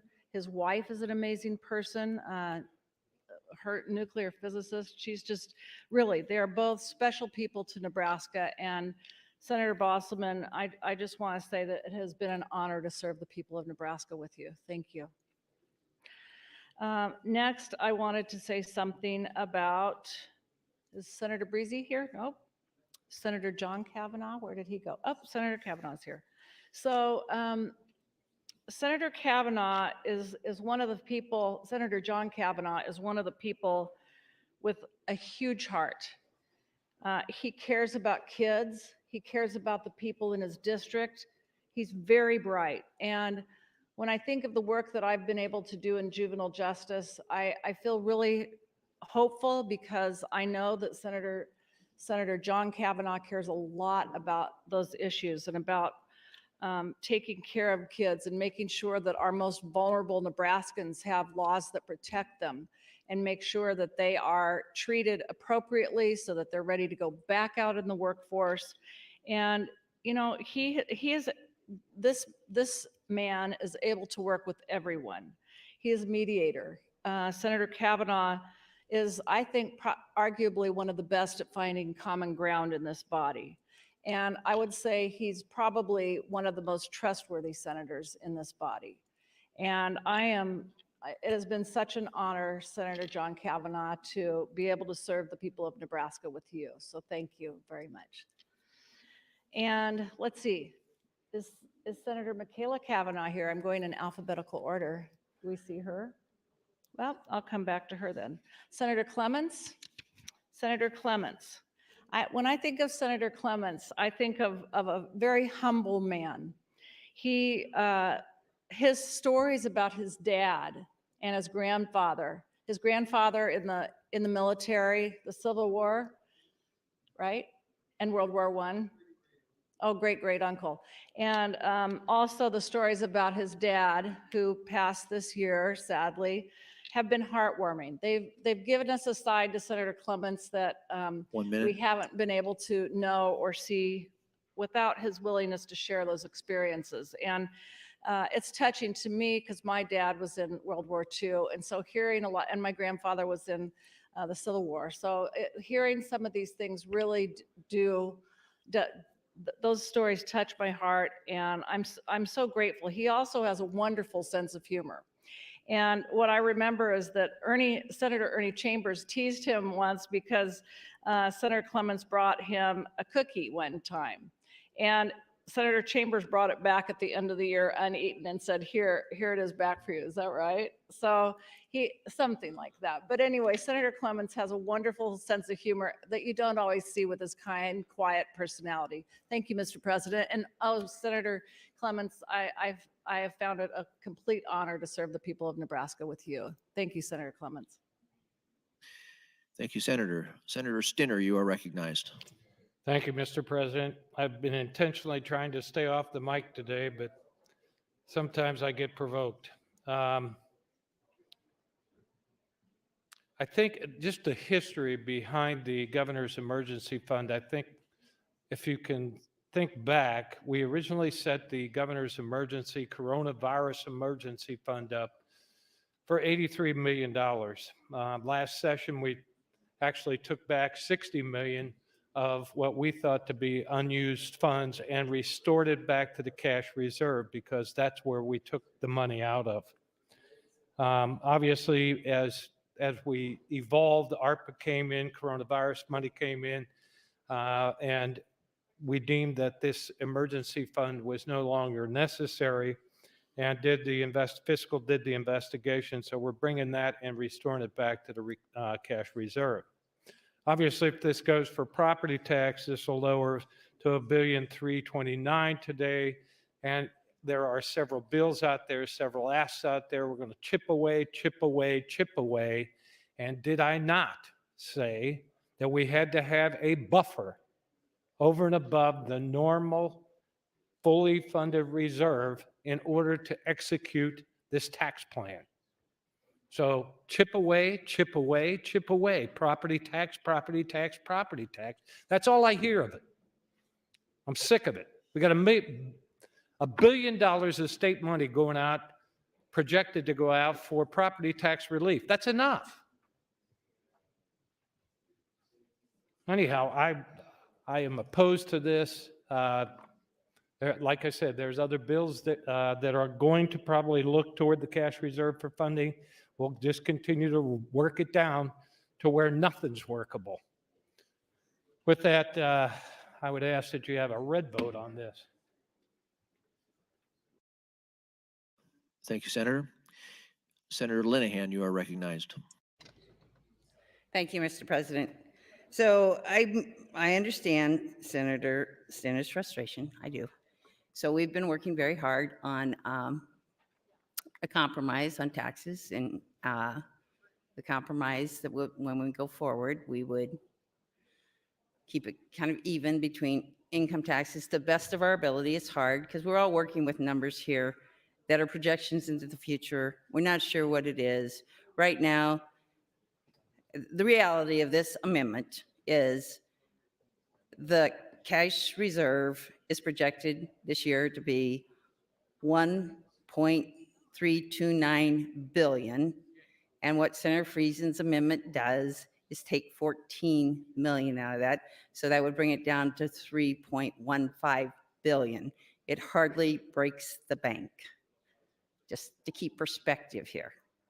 So, and I think some of what we're hearing, and I think Senator Friesen said that, and if I'm right, he follows me so he can respond, is we've had 8 hours on a budget, the first bill, and now we're going to do 4 hours on this budget. Maybe we don't have to do 4 hours. I'd be happy to speed it along here. We have 4 hours on this budget, and it's the first time that Senator Friesen's got to offer an amendment that actually does something to the budget.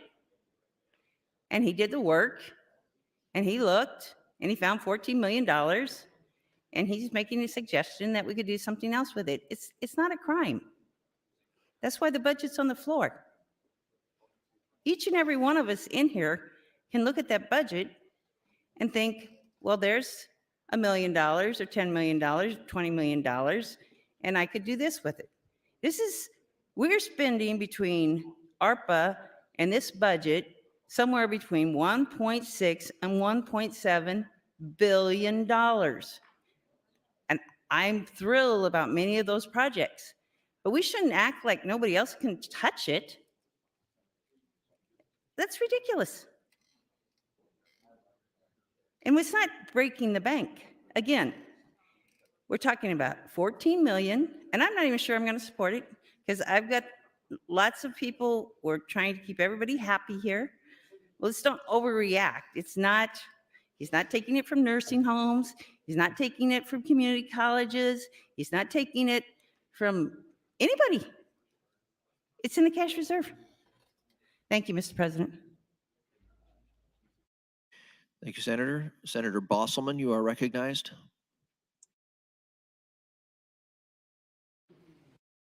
Senator Bosselman waves. Senator Friesen, you are recognized.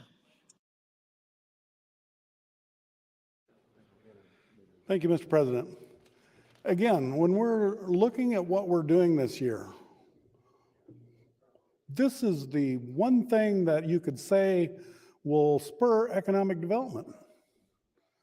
People will have a little more money in their checking account when they have to pay their taxes next year. They won't have to file for a refundable tax credit. It'll just happen automatically. There'll be no slippage.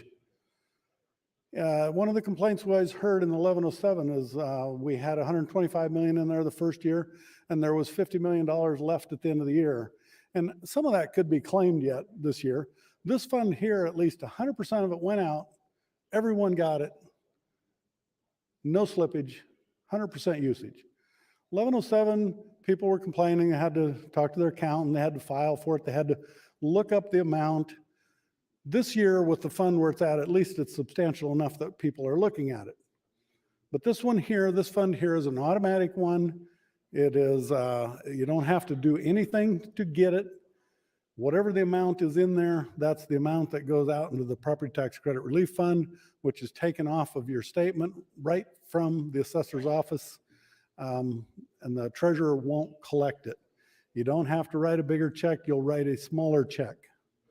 It doesn't go directly to the schools. We don't have to worry about giving them more money so they spend too much. This is just a direct way of injecting some money into the system, into people's pockets who pay property taxes. And I do think that it holds down rent. It helps. When we have construction costs and maintenance costs skyrocketing, you know that rent costs are going to go up. And when property taxes on those buildings go up, they have to raise their rents. So this is relief for a lot of people. And I know it may not be dollar for dollar. I agree with that. But it does help hold down rents when you don't have high property taxes. It might encourage people to build more rental units if they don't have to pay such a high property tax. When we complain about our housing shortage in this state, we've got to remember that the reason for some of that is that property taxes are so high that even if you have your house paid for, if you're on a fixed income, there are people who can lose their house because they can't pay their property taxes anymore. And so we need to stay focused on that. This is a small sum of money. I don't think it changes anybody's bottom line anywhere.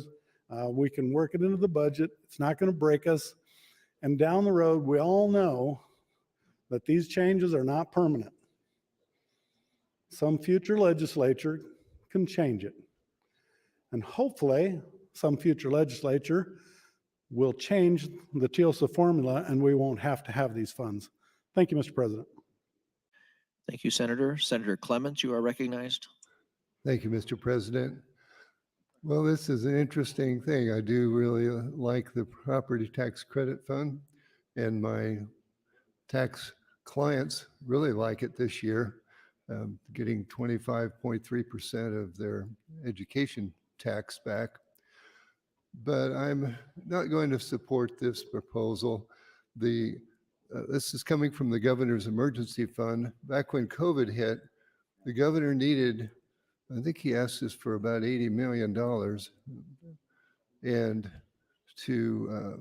for emergency funds, for PPE equipment, for supporting COVID relief. And we did provide that even when there wasn't a lot of money to be found. But we took it out of the cash reserve. Then the governor used some of it, but he didn't use all of it. And there's this $14 million left over that was unused. And so it's in the budget is putting the 14 million back in to the cash reserve where it came from.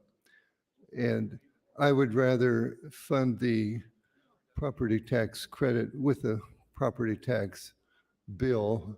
And there is a bill, I believe it's Senator Breezy's, that will increase the property tax credit incentive fund somewhat.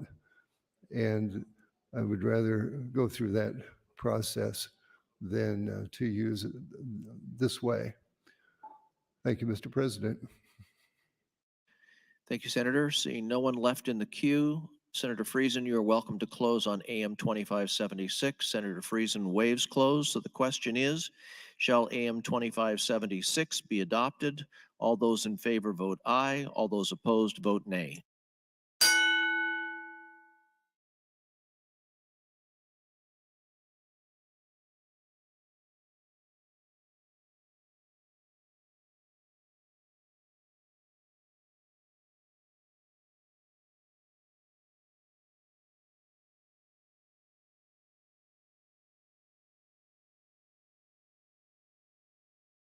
There has been a request to place the House under call. Question before the body is, shall the House go under call? All those in favor vote aye. Opposed, nay.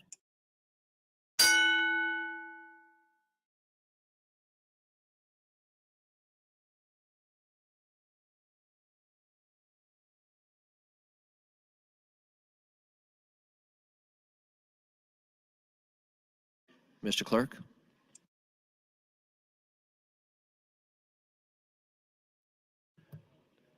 Twenty-seven ayes, 3 nays, Mr. President. The House is under call. Senators, please record your presence. Those unexcused senators outside the chamber, please return to the chamber and record your presence. All unauthorized personnel, please leave the floor. The House is under call.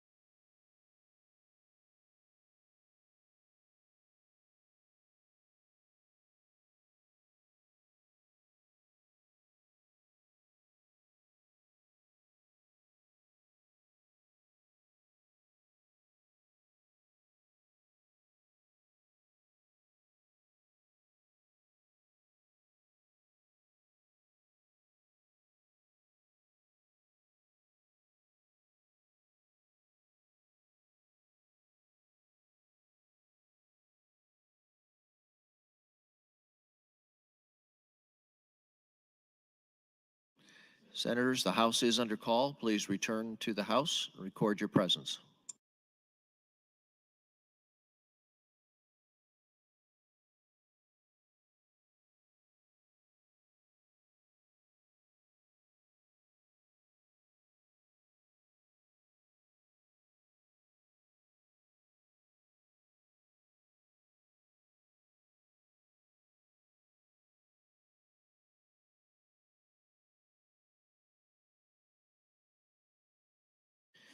Senator Geis, Senator Michaela Cavanaugh, please return to the chamber.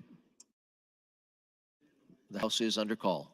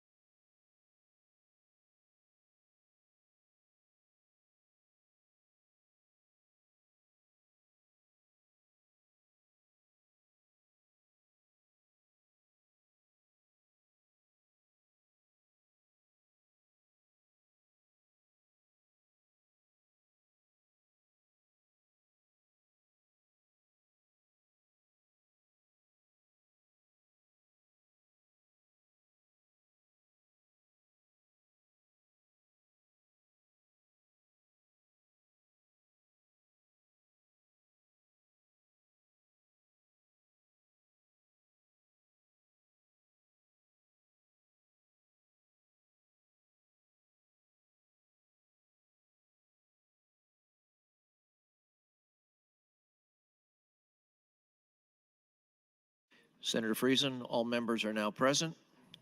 Mr. Clerk, roll call in regular order. Sir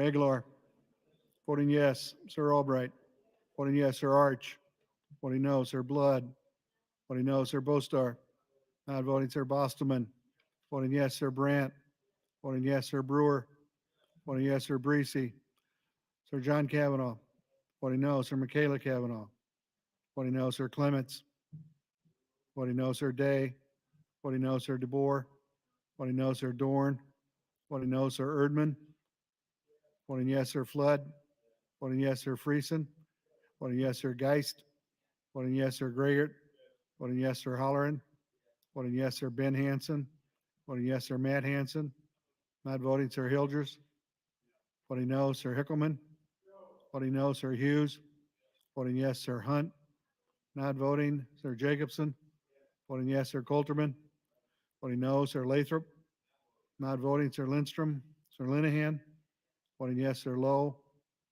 voting yes. Sir McAllister, voting no. Sir McDonald, voting no. Sir McKinney, not voting. Sir Morfeld, not voting. Sir Moser, voting yes. Sir Merman, voting yes. Sir Pauls, Sir Pansy Brooks, I'm sorry, Senator, not voting. Sir Sanders, voting yes. Sir Slama, voting yes. Sir Stinner, voting no. Sir Vargas, voting no. Sir Walls, not voting. Sir Wayne, Sir Williams, voting no. Sir Wishart, voting no. Sir Williams, I'm sorry, did you vote no? Vote, thank you. 20. I'm sorry, I got it. Thanks for catching that. 20 yeas, 17 nays, Mr. President, on the amendment to the amendment. AM 2576 is not adopted. We will now proceed to AM 2351. Senator Friesen, you're welcome to close. The call is erased. I think I would be willing to withdraw this amendment. AM 2351 is withdrawn. Mr. Clerk? Mr. President, the next amendment I have to the bill, Senator Friesen, AM 2344, Senator.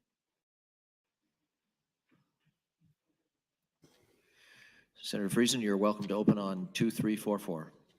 Thank you, Mr. President. I believe this one strikes Section 5.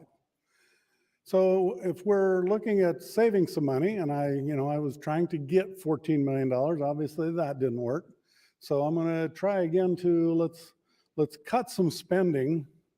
Since we're a conservative body, let's cut some spending by striking Section 5. And this deals with the Offutt Air Force Base improvements in that we put in the cash transfers. So going back to last year, I believe it was, when we put $50 million into Space Command, and we were hoping that we would get chosen for that. We were not. And so the purpose of putting that money there, to me, was to try and attract the Space Command to Omaha. It didn't work out. We tried. At that point, the money really should come back to the cash reserve and be reappropriated into some other use where we can all make some choices. To say that we're just always going to repurpose money that we have placed out there and continue to use it at the same place because the one thing didn't work out, we're going to do another thing. That means that down the road, the $300 million that we're going to give to Omaha for the medical center there, if that project doesn't work out, are we just going to repurpose $300 million again for Omaha? That's what we're doing these days. I no longer can trust the system if that's how we're going to work. I was willing, I believe back in the day, to say, okay, if $50 million would entice the federal government to locate another command there, the employees they'd bring, the development that would happen, that was worth my investment. But now what we're saying is that, hey, it didn't work out. Let's just spend the money there anyhow. They need some improvements. I'm looking back and I think we've done a lot to help people at Offutt, help the employees stay there.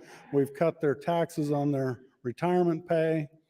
We've done a lot of things to keep service members in Omaha, keep them at office. And now I think it's a step too far to say that we have to keep spending those funds there in order to improve that base when we have done a lot in the past and we do have other priorities. And is this one of those that should rise to the top, or should we have that discussion? We had that discussion the first round. So I want to keep it simple. I'm not really trying to filibuster. The reason for this today is to actually vote. Last time when we went the 8 hours, we talked about each one of these components and we had, I thought, a great discussion and no votes. Now all I'm asking for is votes. I want to see where people stand on how we spend our money. This is one of those things. Thank you, Mr. President. Thank you, Senator. We will now open for debate. Senator Slama, you are recognized. Thank you, Mr. President. I appreciate the points that Senator Friesen is making in debate today. I think it's a very valuable discussion to have, and I'm grateful for his thoughtfulness in approaching this budget. This really is an unprecedented time for our state, thanks to responsible spending and unprecedented revenue levels. We are in the best financial position, arguably, at any other time in our state, but we must be responsible with how we're spending the money of the taxpayers. And I appreciate Senator Friesen's thoughts and his amendments that he's brought on LB 1012, and I'd like to yield the remainder of my time to him to discuss this a little bit further. Senator Friesen, you are yielded 4 minutes, 10 seconds.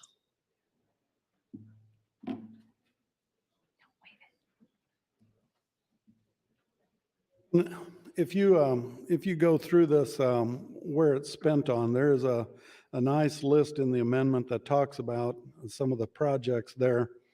And again, I'm of the opinion that when we have talked about doing things. What is the priorities that we have in the state? We've got Western Nebraska, obviously, looking for a lot of dollars in fixing up their canal system. We've got the maintenance that they wanted out there. Those are priorities that I feel are, Western Nebraska really needs. There's a lot of demand there. Those systems are old. I brought up the point last time that I thought maybe that they should have been charging more for their water and putting money aside, but I get that they're to the point they either need some money and they need some help. What are our priorities in the state? Is it to fund an outdoor airman amenity pavilion, a track and field stadium improvements, a parade ground walking trail, improvements at Willow Lakes Golf Course, landscape enhancements, Looking Glass Heritage Park? These are things that I feel that are, one of the others is a rooftop garden. These are things that I think maybe the city of Omaha or Sarpy County, Douglas County, maybe that area, they could fund some of these things to keep the base looking great. This doesn't do a lot for people out in Scotts Bluff or Grand Island even. Most of the employees that are attracted back do end up in the Omaha area, and they're excellent employees. That's why we want to keep them there. But drift out into the other parts of the state, so I do feel at times that maybe Omaha, Douglas County, Sarpy County, maybe they need to step up a little bit, put some money into this to make things, make the base more amenable to those employees that are supposed to stay there. One time in revenue, we had a testimony on whether or not to take retirement from the military, and there was one gentleman, an officer, came in and testified against it. And his point was it costs money to maintain the amenities in Omaha, and he felt that he was in a better position to pay for those amenities and pay the taxes than his kids were. And the reason he stayed in Omaha were his kids and grandkids were in Omaha. If his grandkids and kids left, he was leaving. It didn't matter he was making a six-figure salary at Offutt, working for a private contractor. So we are maintaining, keeping those people there, and there's a reason for us trying to keep them there. But they're staying for other reasons. 1 minute. And so I look at this as should the local area help with fixing up some of this? We have spent a lot of money on dikes, helping with the flood control there. We do our part as a state to help maintain that facility. And I'm thinking that this is a step too far. This isn't something that is going to change the direction of Offutt Air Force Base and not bring in the Space Command or not bring in some other command down the road. If that opportunity rises up, we'll be there again to help them out. Thank you, Mr. President. Thank you, Senator Friesen. Senator Albright, you're recognized. Thank you, President. Colleagues, I just rise to, and not in support of AM 2344, but I'm just going to say, my home stomping grounds were Sarpy County. And I had a lot of friends and neighbors who worked at Offutt Air Force Base. And, when I think of what that had brought, all of the business and all of the friendships and all of the protection for our country is right there at Offutt. When the Twin Towers were hit, it was the big plane with the president on it came to Offutt Air Force Base. Offutt Air Force Base, to me, is a staple in the state of Nebraska. And I'm here to say that I believe deep down in my heart that particular project that we're talking about at Offutt is so imperative that we do enhance that. If you go to any other air base around the country, I believe that Nebraska is lacking. And while we do have the funds, I'm all in. I'm going to switch gears here from being the cheerleader for that particular project to going to section 1 and 2 of LB 1012. The state treasurer is going to transfer $500,000 from the general fund to the community colleges. And they're also going to transfer $1 million from the general fund to the community colleges. You know, I remember going to visit my community colleges, and they were saying with some of the funds that they had to give it back because they couldn't spend it as fast as it was coming in. Now, you know, I'm doing everything I can to try to find some money to take care of the children that need to be educated as quickly as possible and caught up because of COVID-19. But this is our time on the mic, folks, to get up and talk about what we couldn't talk about in the last 3 days. You know, I mean, we're all in or we're all out. But this is your chance to talk about what may give you heartburn in these budgets, because we didn't get to be a part of it. We didn't get to spend the time on the mic talking about all of this. So to Senator Friesen, I appreciate what you're doing here and what you're bringing to light. But I will tell you, I am all in on the Strategic Air Command, and they deserve to have a facelift. They deserve to take care of the people who are fighting for our country. The things that happen on that base, we don't have a clue. But I'm here to tell you, we're protected in the United States of America because of that base. Thank you. Thank you, Senator Albright. Senator Brewer, you're recognized. Thank you, Mr. President. Well, it seems like we have to keep returning to the issue of Offutt. The thing that we talked about last time that everyone needs to remember is that you have to separate Offutt from U.S. Strategic Command. Why is that? One is a base that maintains aircraft. The other is a 4-star command. So Wyoming would love to have a 4-star command. South Dakota would love to have a 4-star command. South Dakota has Wyoming has F.E. Warren. South Dakota has Ellsworth. That is simply a Air Force base with a headquarters there. So Nebraska has this prize. Now, what is this prize? What is in it? Well, the ability to control the release of all of the thermal nuclear weapons of the United States of America. The submarines, the bombers, the silo missiles, that is what they do. They determine whether or not the situation is such that we change our DEFCON, and at what point things go out to sea, bombers go into the air. So if what we're asking is as simple as a running track, and you say, well, why would we want to build a running track? Well, for one, there is a requirement for a physical fitness test, and you have to do that somewhere. You can't run them down the streets. Would we not be wiser to use our money, the Air Force money, for a warfighting mission rather than some of these extras? And I guess I'm just shocked that we're willing to say, listen, this prize that we have here in Nebraska, we're gonna put in jeopardy because we're gonna try and figure out how to shift funds or grab some money here, grab some money there.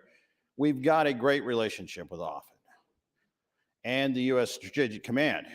So what we're gonna do now in this process we're going through is relook whether or not we want to support them. Again, the footprint at Offutt is small. So a lot of stuff has to be moved off base because there's nowhere else to put it. Now, does that mean we should quit funding it? No. I wish we could talk more about the mission there. But that mission, for the most part, is either secret or top secret. The aircraft that they have, the mission that those aircraft have, cannot be discussed because there are people who want to know what they do. But I will guarantee you that there are planes from Offutt that are patrolling near the Ukraine right now, passing information and making sure that that constant watch that they have is being conducted.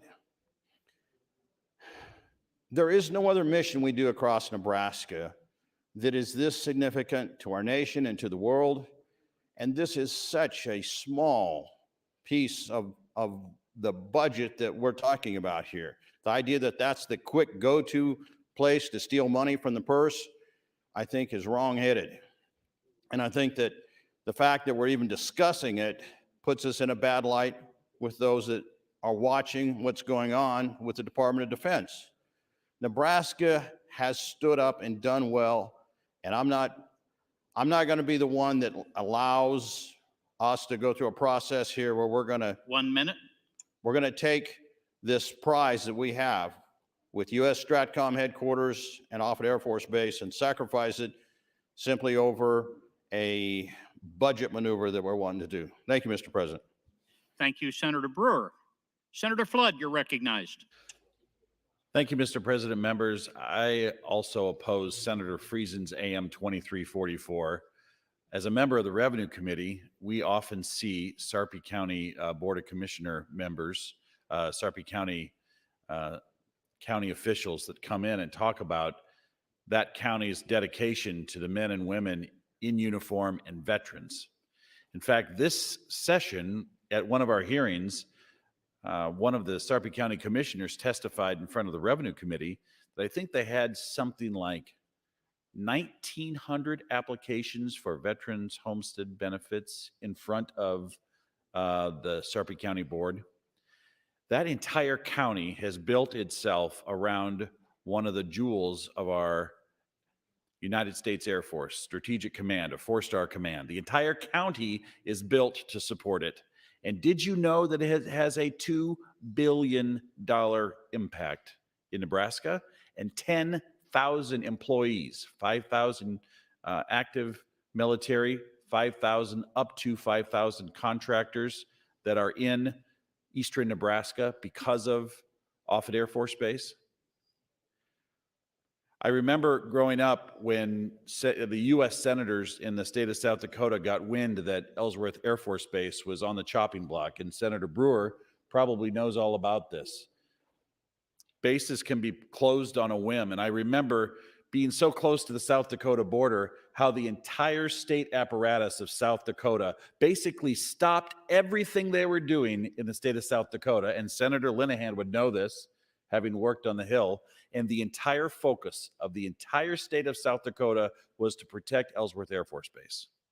And I think at the time, Senator Daschle was one of their representatives. You couldn't get any higher as a ranking member of the United States Senate. We have something here that is so precious as it relates to our ability to contribute both to our nation's defense, our local economy, where it gets $2 billion.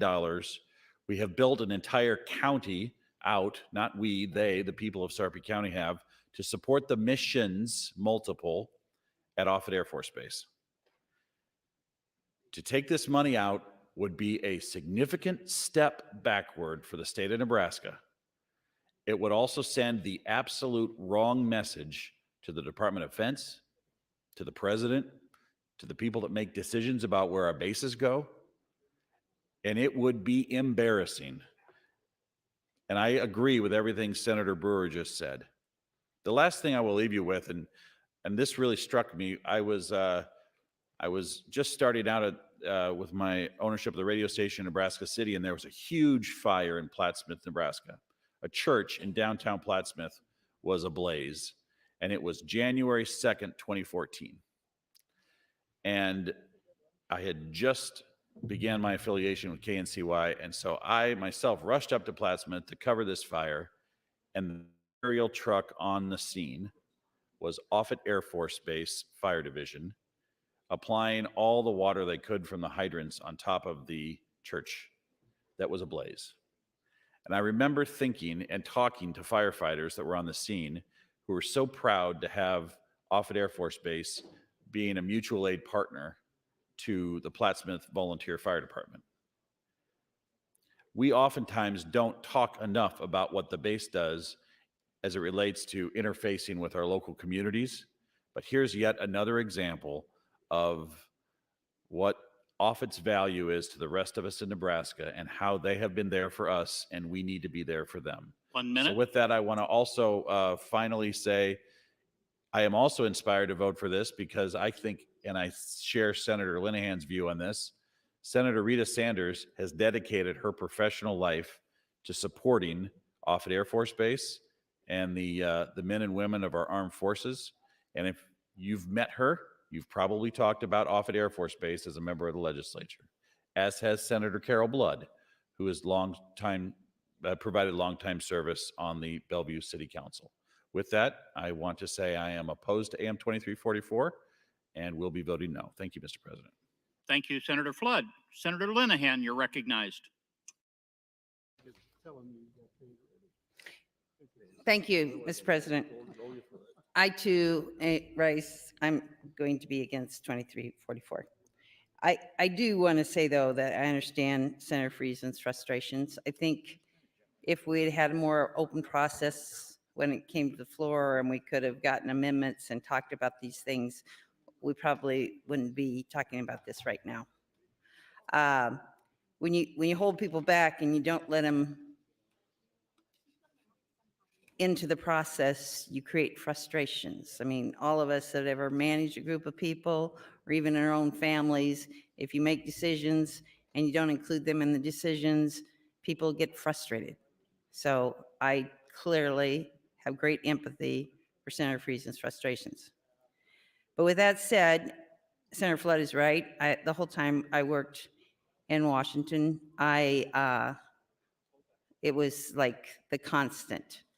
We had to keep off it. We had to be focused on that. And there was the one thing, the delegation, even if they didn't get along, and trust me, they don't always get along, even though there's 5 of them. I don't know about today, but when I was there, they did not always get along. But they get along when it came to this, because it is so important to Nebraska. The other thing I would like to comment on this is considerable sum of money. I'm not arguing that. But Senator Sanders has done something that we don't see in the rest of the bill at all. She's been very specific about what the purpose of this funding is. Very specific. It's actually listed in the bill. Now we are sending tens of millions, if not hundreds of millions, to other projects where it's like one line. There's no specifics. We don't know exactly. And I'm not going to pick out any certain one, but you can pick up this bill or the bill we had this morning or the ARPA bill, and it's like $20 million for this. But you don't have any feeling for what is this? If we give, I will mention this because I think we need to relook at it, but community colleges, I love community colleges. I have family connections in 3 of them. So it's very kind of touchy for me to talk about it. But what exactly is 75 million going to do? We don't have any, at least I've read the bill. I don't see any specifics in there. It's 2. I'll go back to the provider rates. I'm great on the provider rates. Maybe we caught all kinds of grief yesterday talking about 55 million for premium pay, but there's no language in there that says it has to go to employee salaries. So I think the fact that Senator Sanders has been so specific, so transparent, should be applauded, and we should support her bill. So thank you, Mr. President. Thank you, Senator Linehan. Senator McDonald, you're recognized. Thank you, Mr. President. Good afternoon, colleagues. The budget process is interesting. This is part of it, and I respect that process. And when Senator Sanders brought this legislation to the Appropriations Committee, there was, of course, a number of questions. But you start learning. All of us learn as we spend more time here from the people that are bringing the legislation or the citizens that we're serving. And you start asking questions. And I mentioned this before when we had this discussion. The idea of the people that serve this country, I never served. I'm proud of my son who's serving right now. But the idea that there was a group of them when we were talking. And so around the country, they look at the different bases and they say, okay, and they put them in 3 categories. Is this a base where the community wants us here? Yes, they can feel it. based on the idea of how they treat them, but also how they provide for them. Now, remember, this is people that are serving their country that are not always going to be on that base. Now, their families are, but they're going to be putting themselves in harm's way. So if I was serving and I left, I knew my family was being provided for and the community embraced them and wanted to support them, that sure would make it a lot easier for me to serve. And the amenities, and we're going to talk about the amenities. Now, Senator Sanders, and we were talking about this, others, she could have played to hide the ball a little bit with her bill. She could have not had it been so detailed. She could have said, I just want X. It's for the base, and just gave kind of a overview, but she was detailed. And we're having that discussion because of the details in her bill. The idea of having that for your family, for those people that serve and come back and have that opportunity to spend time with their family when they're not in harm's way, but they're trained to go back, I think that's something we should do. Now, also, they talked about the communities that don't embrace them. They talked about the communities that you can get a lukewarm. You're like, yeah, okay, you're here, that's fine. We really don't care if you stay or leave or what you do. And then, I didn't expect this part. There's the communities that say, get out. We don't want you here.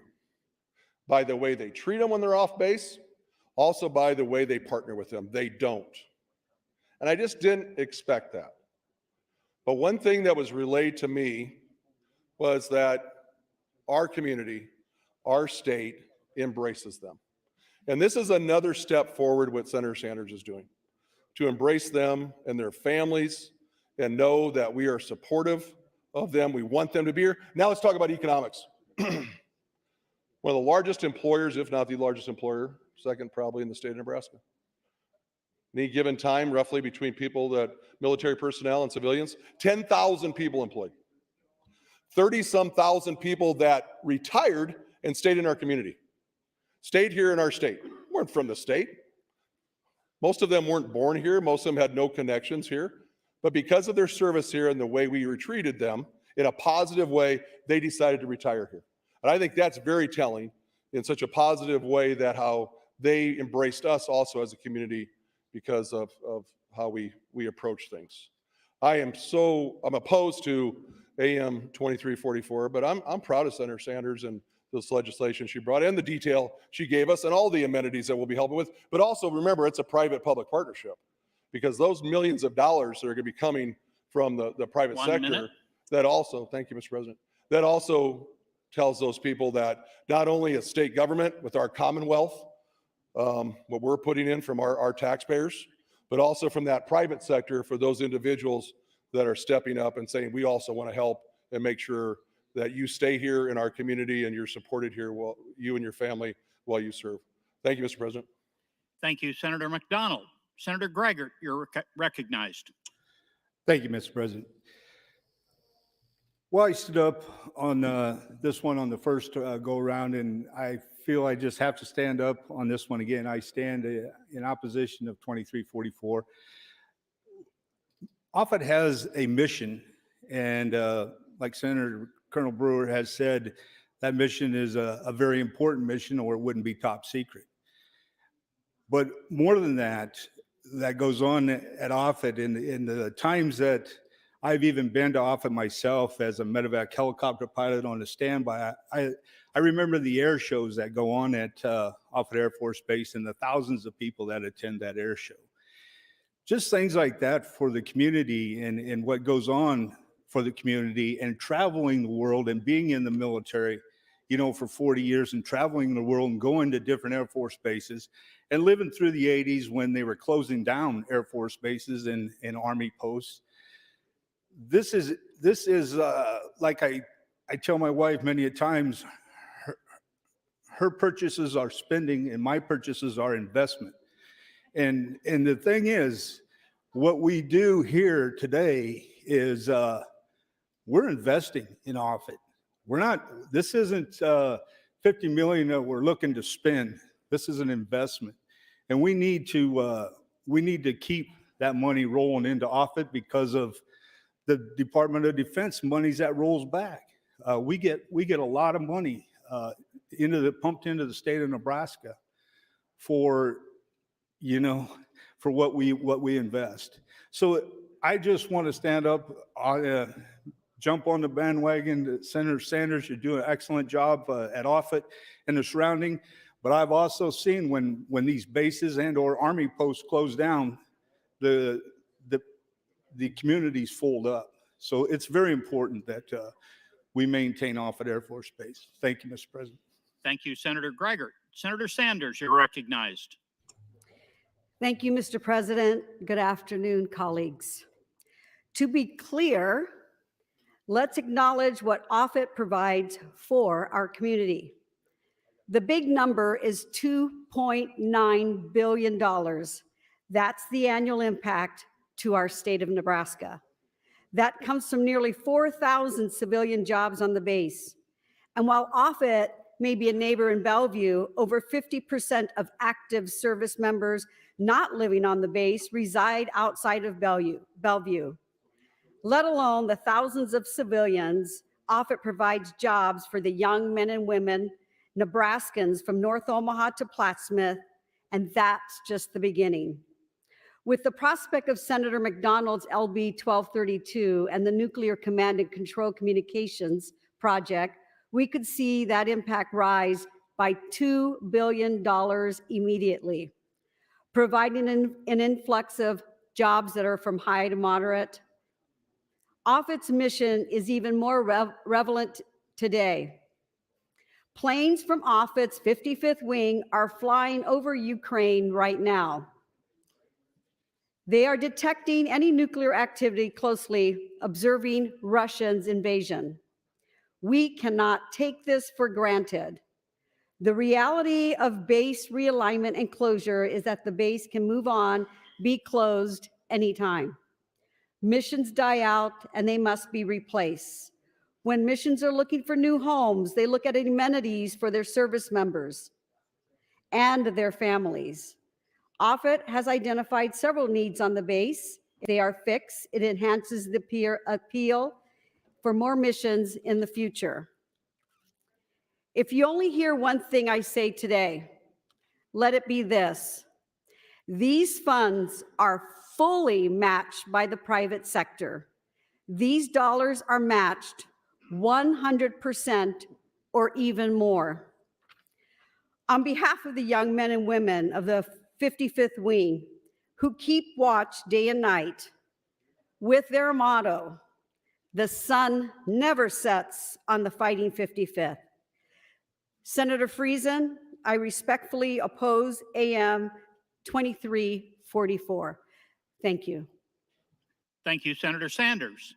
Senator Pansing Brooks, you're recognized. Thank you, Mr. President. So I'm standing up to oppose Amendment 2344, and I just have some questions. One of the first years that I was in here, our son Taylor was honored because of the work he's done in cybersecurity and law. He was honored by being asked to go and speak to a number of the military, some generals and some other people about cybersecurity. And unfortunately, it was during final reading, so I was unable to go and attend that briefing. And of course, I feel very proud about that. That's our oldest son who lives in DC that I've talked about. But what I wanted to say was that I obviously totally respect Senator Brewer, and if anyone knows about the issues for Offutt, it is Senator Brewer and of course Senator Blood and Senator Sanders. And many have talked about the fact that this is a major economic driver for Nebraska, that it's vital, you know, their work is vital to our state and our nation. And one of the bills that I was able to bring was to set up a veterans website for workforce development. That was 2 years ago, LB 626, which did pass, and it set up a veterans website to show what various jobs there were in Nebraska so that we didn't continue to lose the veterans to other states like Iowa. Iowa had a program called Home Base Iowa, and so we were losing all of these fabulous, brilliant veterans to Iowa because we had nothing set up. So this bill and this legislation that did pass set up a special employee to run the website and to create workforce development information for the veterans in our state who were retiring. So I feel really glad about doing that because it's so important that we continue to support Offutt, we continue to support the veterans, continue to support what is going on in that portion of the state. So I have a question for Senator Friesen first. Senator Friesen, would you yield? Yes, I would. Thank you, Senator Friesen. So I guess I'm surprised about this amendment that you have brought. So I don't really understand it. I did try to talk to you off the mic a little bit. So if you would like to just give me a shortened version of why, because I think of you and I think of you caring about our military, and this amendment is very surprising to me because again, I don't agree with it, but I also respect you, so I don't understand why you brought this. See, the thing with me is I'm not running for any other office. I can say things here, and I'm not disparaging anybody. I can say things on this floor that other people can't, and I understand that. But I think these are important things that constituents need to hear. They need to hear us talking about what is our priorities. I don't feel that Offutt Air Force Base is going to lose any capability or it hurt them in any way by taking this money back because it didn't serve the purpose we sent it there for. So it shouldn't be a surprise that if we set aside money for a project and it doesn't work out, we should bring it back, redo whatever we do with it, redistribute it, whatever we do. That's how the process should work. So it shouldn't be a surprise that I'm saying, no, we shouldn't do this. There might be a higher use for this money. We should use it somewhere else. Thank you, Senator Friesen. I think that's all I have for you. I do think it's sort of surprising. 1 minute. I wanted to ask Senator Blood a question. Senator Blood. Senator Blood, would you yield? Yes. Well, you've talked to me off the mic on a lot of this information too. So, and you talked about Offutt investing in itself. Can you give some examples of how that's happening? Yeah, several years ago, they invested $125 million in the fire station, security gate, the base exchange, the control tower, child development center, major squadron building, the runway and ramp investments, and family housing. Those are the ones that come to mind immediately. Yes. And I've stood down on this because we make the budget a circus, and I'm just trying to contribute when it's necessary. But I don't think people understand outside of the information you were just given that this is an ongoing issue for Offutt to make it better for all. Absolutely, and to be better for our state and our nation. Okay, thank you, Senator Blood. Thank you, Mr. Time, President. Senator. Thank you. Thank you, Senator Pansing Brooks, Senator Blood, and Senator Friesen. Senator Slama, you're recognized. Thank you, Mr. President, and good afternoon, colleagues. I rise respectfully opposed to AM 2344. I think he did have, Senator Friesen did have a valuable discussion with Senator Pansing Brooks there about his take on this expenditure. I take the opposite take and stand with Senator Sanders and do think that Offutt Air Force Base is a very valuable asset to the state of Nebraska. And it gets to the core of something that sometimes gets lost in debate. And we, especially at this point during a short session, can get hung up on going back and forth on issues. And what's lost in those debates is really the story and the districts behind why we are discussing issues in the way that we are. And we've, with LB 1011, 1012, and I'm sure with 1013, had some very valuable discussions about things that we would like to see changed within the budget. And I think that's good. But we also missed out, I think, on a chance to have a longer discussion on things that we appreciate that are in the budget. LB 1011, I referenced this briefly in the technical cleanup amendment, contains $5 million to repair Peru's levee, which was destroyed in the 2019 floods. And I wanted to take some time on this bill because now LB 1011 has the levy money attached and it's not at risk. And I think that's wonderful. And I'm very glad that we caught that in the technical amendment. But just getting into, and this might take me a few turns on the mic, as to why that money is so critical to a community in Nebraska and its long-term viability. So the floods of 2019 impacted just about every district in the state. I remember in 2019 coming in that Friday, and we all knew that the blizzard, the bomb cyclone was coming. I don't think any of us pictured just how bad it would be. And I remember coming back to session after that next weekend. Senator Walz had been helping and serving her district over the weekend. Senator Mosier couldn't make it down because the road to Lincoln was flooded out. In southeast Nebraska, we could see the damage and destruction coming our way. We could see the historic river levels. We could see the 2 inches of rain on frozen ground upstream, but we weren't sure just how bad it would get in southeast Nebraska with the flooding. In 2019, over that weekend, Peru State College, a wonderful asset to southeast Nebraska, their students took a day of school and sandbagged around the water processing center that's just right on the edge of town. It's protected by a levee that was built by the U.S. Army Corps of Engineers in 1952. It's a federal levee, and it had never failed before. So students were sandbagging. I left Judiciary Committee early. I'll always remember sending that note to Senator Lathrop that I had to leave early so I could go sandbag because Peru is my hometown. I live up in the Bluffs about a mile away from town. It's where I was born and raised, right along the river. And the next day, after the sandbagging, the levee failed very quickly. And when the levee failed, it quickly overtoppled all of the sandbagging around the water treatment center. It compromised Peru's sewage lagoons, which are the lagoons on the outside of town where the sewage is stored. So Peru, thank you, Mr. President. Peru had no running water. It had no ability to treat the water, and it had been compromised by the town's sewage. It was unlike anything anyone had ever seen. We have a celebration in Peru called Old Man River Days, which is where Peru experienced now what we consider very minor flooding, and it led to the creation of the levee and the movement of the town back a little ways.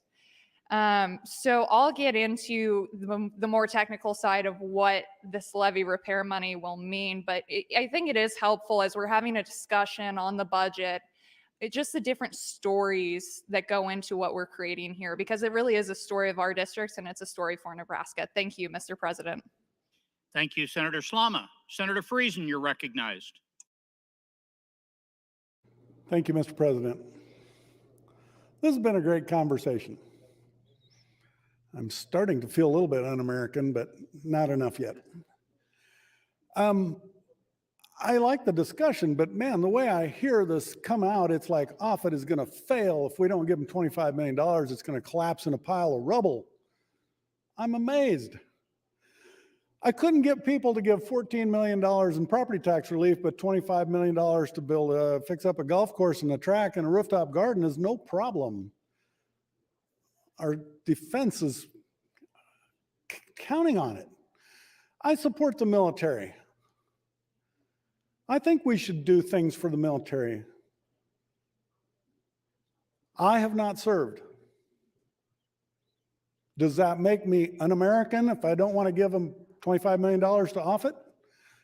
If I put an amendment to make it $100 million, are all of you going to vote for it? Are we going to find out what Offutt is worth to us? Again, that's not my goal here. My goal was to do an up and down vote. Let's see how people want to vote. Let's see where we want to spend our money. That's it. But I find it interesting, the debate and the defense of Offutt. That's great. I think Offutt is a gem of Nebraska. We have something that no other state has. And I am proud of it. And I think we have great people serving there. And they're not going to be any less if I don't give them $25 million. Senator McDonald has $20 million for him. Somebody else got another $5 million. That's $50 million. We're going to use to fix up Offutt Air Force Base. And if that's what the body votes, that's what I'll live with it. I'm not going to be upset at anybody. But it is kind of funny that I'm one that can talk about things like this, not many others can, but they don't want to. That's fine. But when we get into these discussions, I find it very interesting to see once where we're willing to spend our money and where we're not. And someday we're going to be short of funds again. I assume, who knows, maybe our revenue will just keep on growing. We can just keep on living the dream here. But we have got issues in rural Nebraska that need work, and it's a two-way street. When we spend $50 million at Offutt, we need to be thinking a little bit more sometimes about rural Nebraska. What are we doing for our number one industry in the state? We have not addressed anything that had to do with the increase in ag property taxes. We have addressed property taxes. 71% of the money we give to 1107 goes to the urban, residential, commercial properties. 71%. So to say that we are not doing anything is not true, but where the money goes, people are a little bit surprised to hear where the bulk of the money ends up. It is not in agriculture. We are still funding our schools 100%. So I find it fascinating when we discuss this, and I expect Senator Sanders to stick up for Offutt Air Force Base. I expect Senator Blood to. I would expect none less. 1 minute. And I think they respect my ability to bring things to the floor to talk about. And I will continue to do so. Thank you, Mr. President. Thank you, Senator Friesen. Senator McDonald, you're recognized. Thank you, Mr. President. Getting some communication from constituents, I want to make something very clear. Senator Friesen is very patriotic. I just totally disagree with Senator Friesen on Amendment 2344, but that doesn't make him not patriotic. So I just want to make sure people that are starting to send some of these communications, that's just not accurate. We just disagree on the funding. Senator Sanders, would you yield to a question? Senator Sanders, would you yield? Yes, I will. Can you tell me what kind of impact to your community, to our state, if we lost the base? Currently, the dollar amount is $2.3 billion, the current impact to our state. But we also have to include the workforce. Just recently, the medical commander of Offutt Air Force Base, because of our exemption on the military retirement, did retire and stay here and did not go back to her hometown in Wisconsin. Immediately, she was offered a job to work for CHI. They needed someone to fill in their outpatient administration service. She fits in great because she stayed, because they retired here. And this is what we see every day is qualified, educated people stay in our community and go to work in our community. And while they might be exempted on their retirement, they immediately buy a house, they buy a car, they give back immediately. So I'm not sure how you quantify those types of stories, but it's an impact that we see every single day. As former mayor, you had a number of opportunities, of course, to work hand in hand with the base. Comparing us right now, how we match up around the country, how would you rank us right now in our ways to improve, which I believe that's what your legislation is trying to do? I've traveled to many bases around the country. I've had a great opportunity to do that. And I do want to bring up seeing a base that closed because the community did not protect or work towards defending or supporting that base. So Ord Army Base, right outside of Monterey, closed recently. It was an eyesore to Monterey. Beautiful city along the coast. You have to pass Ord Army Base. What an eyesore, and no one had the funds to clean it up. And the military only has so many dollars to be able to clean it up. So the community is responsible for that. They're slowly working on that. But the impact it had on me is, let's never get there for us. Let's never let them leave Offutt Air Force Base. That's important. The impact is great. The daily stories, we don't want Offutt to leave. You had a second part to your question. With the idea of kind of you answered some of, with the ranking, was there ever an official ranking where, oh gosh, because we did A, B, and C, we just moved into the top 10, the top 5, and then we were working on long-term plan, strategic plan of how do we get to be the best base in the country for the people that are serving our country? You know, we probably won't ever make it to the best base in the country because we don't have mountains or oceans, and people do like that. But Offutt, because they're the largest wing in the Air Force, we are able to see men and women from all over the world that come to Offutt Air Force Base. 1 minute. And they are surprised to see how we open our arms up, we welcome them, and that's Nebraska. And we want to grow on that. Thank you. Thank you, Senator. Just, you know, again, repeating what we've discussed a little bit and recapping is it's about the people that are serving and their families and their comfort level, and trying to make sure that they know that we have their backs, and that, again, when they're in a dangerous situation and they're in harm's way, their family has a nice place to live, and where they have some place to come back to, where they know at least their family, of course, is making that sacrifice and missing them, and but at least they know that they are in a situation where a community embraces them and the facilities that they have are top notch. And I think our goal should be the top base in the country. And Senator Sanders is right. I can't add an ocean and we can't add mountains, but we sure Time, can. Senator. Thank you. Thank you, Senator McDonald and Senator Sanders. Senator Blood, you're recognized. Thank you, Mr. President. I stand in opposition to Senator Friesen's amendment, but in support of the underlying bill. And again, like I said, I've really stayed off on the mic on these discussions only because I think it becomes a circus when it's time for the budget. But I do want to add something. I mean, a lot of the things we've heard, we can find looking up on the internet if we go to the Omaha Chamber. So I want to bring something different to you that we really haven't discussed in reference to Offutt Air Force Base. So one of the things that it brings to our state and to our community is diversity. The diversity that is brought to Nebraska from Offutt Air Force Base positively influences our community in that area. When I moved off the farm to the Omaha metro area and then to the Bellevue area, the one thing that was very clear to me was that we had created, because of Offutt Air Force Base, a really great community where it didn't matter where you came from, what you look like, who you were.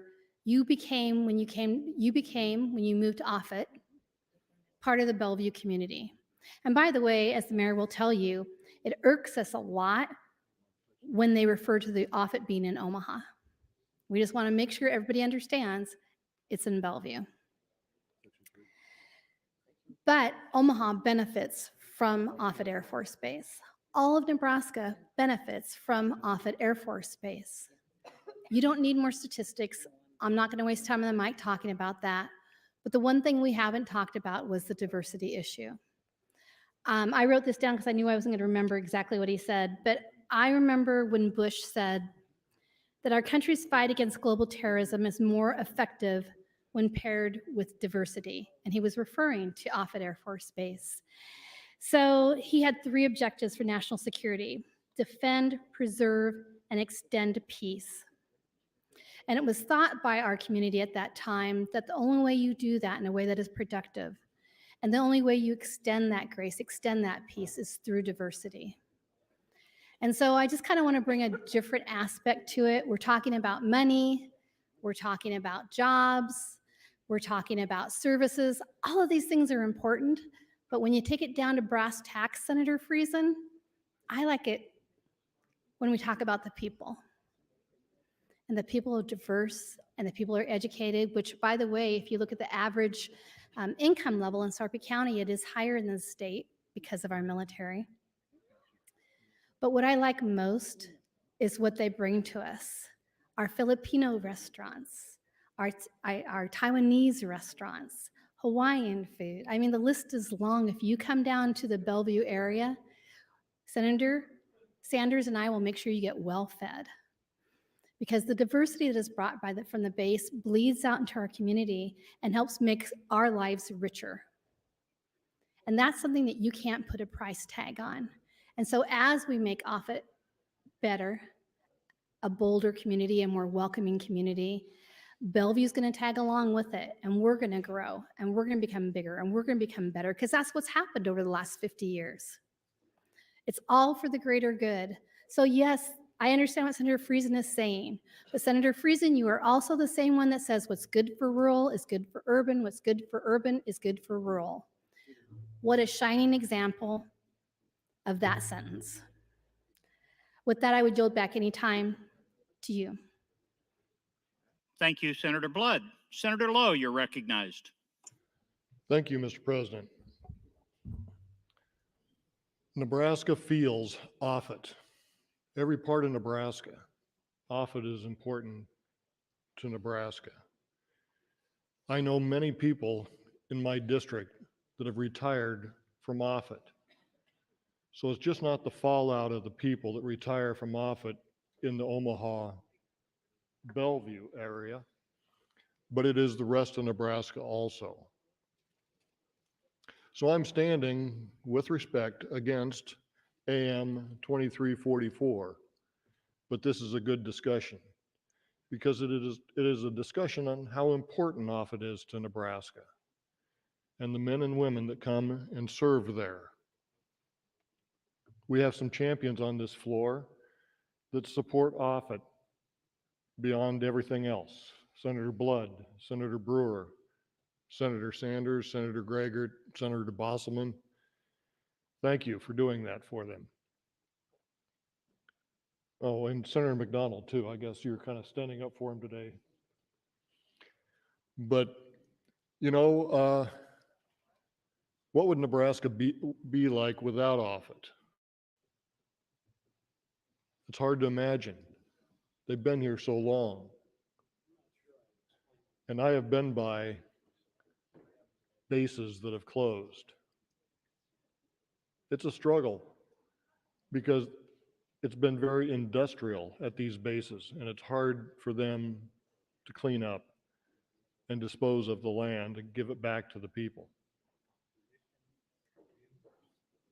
So I enjoy this conversation that Senator Friesen has brought before us, but I disagree with AM 2344. With that, I yield my time to Senator Friesen. Senator Friesen, you are yielded 2 minutes 50.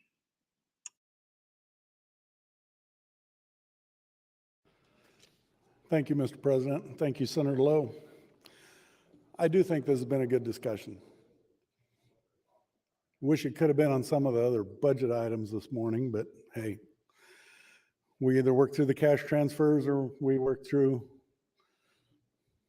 the cash transfers because all of the budget items are blocked with other amendments that we can't touch the budget. But this one here was open, and it was good to get on here and talk about some of the transfers. Again, I hope we're not putting the value of our service members with a dollar amount that we contribute to Offutt. That's not how I look at it. You can't put a dollar amount on someone who's going to do a service to our country. So to say one way or another that this is going to matter doesn't. It's how we view those service members. I hope it's never measured in how much money we give them for services like what we're talking about here.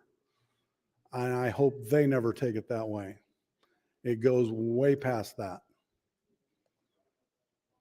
In the end, we as a state just have to make some decisions, and I'm glad we're having a nice discussion about where we want to spend our money. And I was hoping some others would pull up some amendments to make some changes because of the discussions we had when we first talked about this budget. I thought we had some excellent discussions on numerous points that were brought up, and nobody else really followed through with where we were going to do some transfers or where not to do some transfers. I would have really looked forward to having other people say what was important to them. 1 minute. But I guess I'm going to have to go with the assumption that what's in the budget is what everybody wants. And so again, I think just the citizens of Nebraska need to hear us have these discussions and at least know that we are talking about it in a sincere and honest manner about what our priorities are. And I hope no one takes it the wrong way that this means anything less or more for our service members. But if we don't have good, honest discussions about where we're spending millions of dollars, then we have not done our job. Thank you, Mr. President. Thank you, Senator Friesen. Senator Coulterman, you're recognized. Thank you, Mr. President. I rise in opposition to AM 2344, but the question came up about community colleges. So, Senator Linehan, I thought I'd brief you on how that came about and tell you what it's going for. I just had the pages passed out a sheet.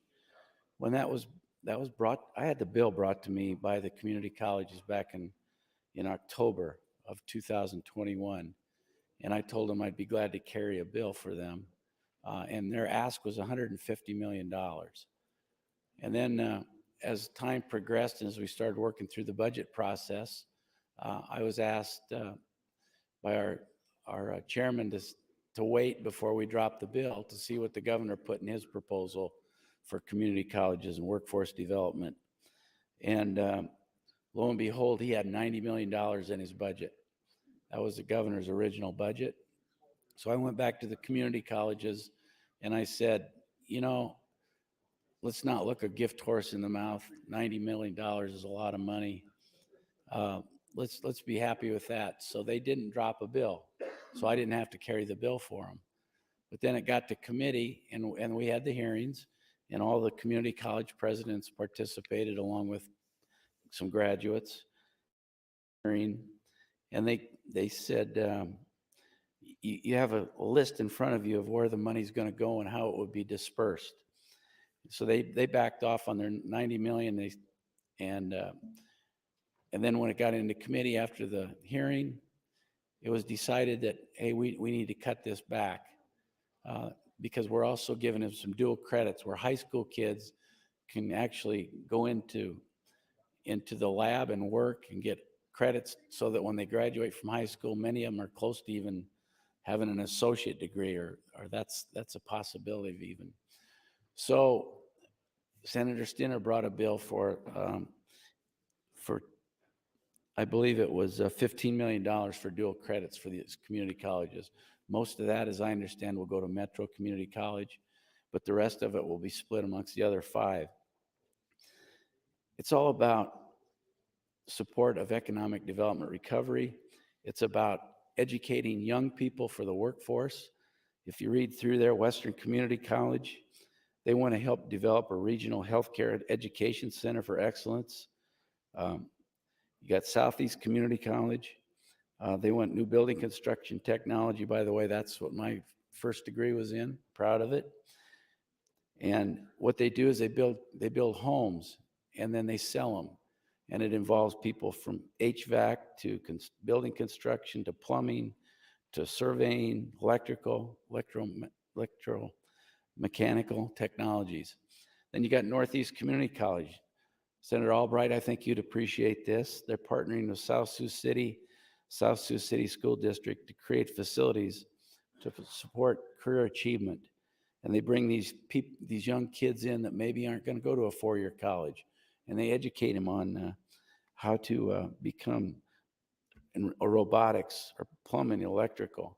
Then you got Mid Plains Community College. That's out in Grand Island. And then you got Central Community College. You can read it all there. But I just thought it was important for you to understand when we have these hearings, we listen to a lot of testimony. We can't possibly educate everybody on everything we heard in our hearings. But this is the kind of information we get.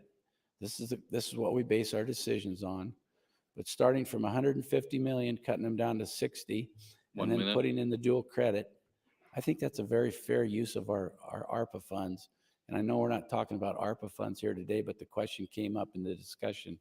And I thought it was just fair to try to address the issue that was brought to our attention. And I hope that tries to answer the questions that were raised. Thank you very much. Thank you, Senator Coulterman. Senator Bostman, you're recognized. Thank you, Mr. President. Good afternoon, colleagues. Good afternoon, Nebraska.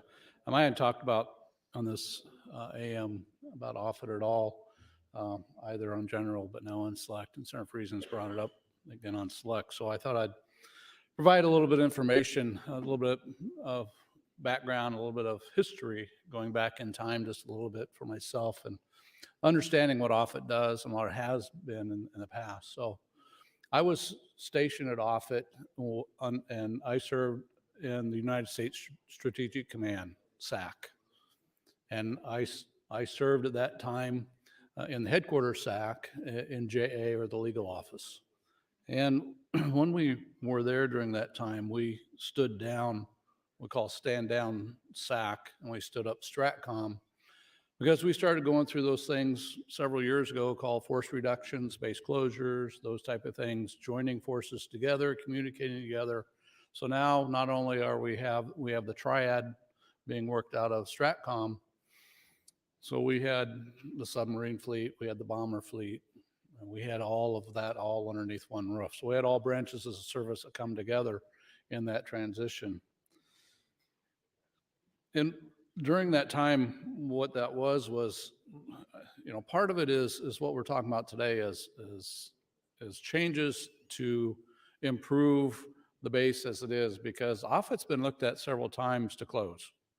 Base closures happen at a couple times at Offutt, and we've been able to keep it open. Offutt, or the Omaha community, has come together to sponsor it. The retired groups out of there have come together to do a lot of work, to really work hard to keep Offutt open. And part of that, when you do that, you have to have a lot of other reasons for the 46,000 people that live, that are attached to Offutt in one way or other. You have the active duty people, you have the civilian employees there, you have the contractors, you have the dependents, and then those of us who are retired, you have the retirees that depend upon and on Offutt in a lot of different areas. It's changed significantly over the years. My son was married. How about this? He was born at the hospital. It's called Erling Bergquist several years ago. That hospital doesn't exist anymore because of how they've changed force structures. So why do I bring this up? Well, if you know STRATCOM now, it's changed names, iterations several times. Now they've got a new headquarters building. If you haven't been there, you should go there. And if you can have a tour of that, you really need to go see it. It is a fantastic facility. And why do they need to build it? Because in the other building, the old SAC building, the old STRATCOM building, the basement leaked, the water leaked, the underground leaked. They had a lot of problems in that facility. So they really need to change and move. And so that really moved a lot of different functions within the base at the time to where it is today. So some of the things that is in this that Senator Sanders brought forward are things that are needed to bring back some of the things that have been taken away from it. And remember, the flood a couple of years ago wiped out the all eastern side of that part of that base. You know, where the lake is, and where all those the walking trails and those type of things. 55th Wing was down there. It got wiped out completely. It was flooded out completely. Many of the operations down in that end of the Air Force Base was basically underwater and was flooded out, and we're still recovering from that, I believe. So the importance of what we're talking about today is it's not just rivets and bolts. It's not just aircraft that are flying. It's not that. 1 minute. Because understand, global weather is there. Do you realize that DPAA, There's two places in the United States that we recover remains of our lost, of those veterans who are missing in action, killed in action, and one's in Hawaii and one's at Offutt. How critical that is. When they repatriate those, when they find the remains, wherever that is, either in burial sites out of the Punch Bowl on Oahu, or whether it's in North Korea, where we found some Korean War veterans here a couple of years ago. Those are the facilities that are there. They're critical to Offutt, critical to the community, and one of a kind, one of two existing in the entire world. So the things that we're talking about here are very important to Offutt and very important in keeping the base open and keeping the spotlight shined on Offutt as what it offers. Time, Senator. Thank you. Thank you, Senator Bosselman. Senator Slama, you're recognized, and this is your third opportunity. Thank you, Mr. President. I appreciated Senator Bosselman's discussion about the importance of Offutt and the impacts the flood of 2019 had on the base. And overall, I'm very appreciative that we're taking some time to talk about the pride we have in Offutt and the services and the benefits it provides to the people of the state of Nebraska. Whether you live in Bellevue or on the western side of the state, it's really beneficial to all of us to have. I'm taking a little bit of time to just kind of walk the body through a budget request I had, an LB 1011 that was adopted in the technical amendment on second round. I briefly referenced it. I've gone through a little bit of the backstory as to the lead up to the flood and the flood itself. Peru was kind of an overachiever in some ways when the flood occurred. For a lot of communities in Nebraska, the floodwaters receded within days or weeks. There were areas that did face long-term flooding. There were no areas in the state that faced as severe long-term flooding as southeast Nebraska. We had over 10,000 acres of some of the best farmland in the state. It's river bottom ground that's protected by a levee. It's very rich farmland, and it's a huge asset to our property tax rolls. It's a huge asset to our farmers.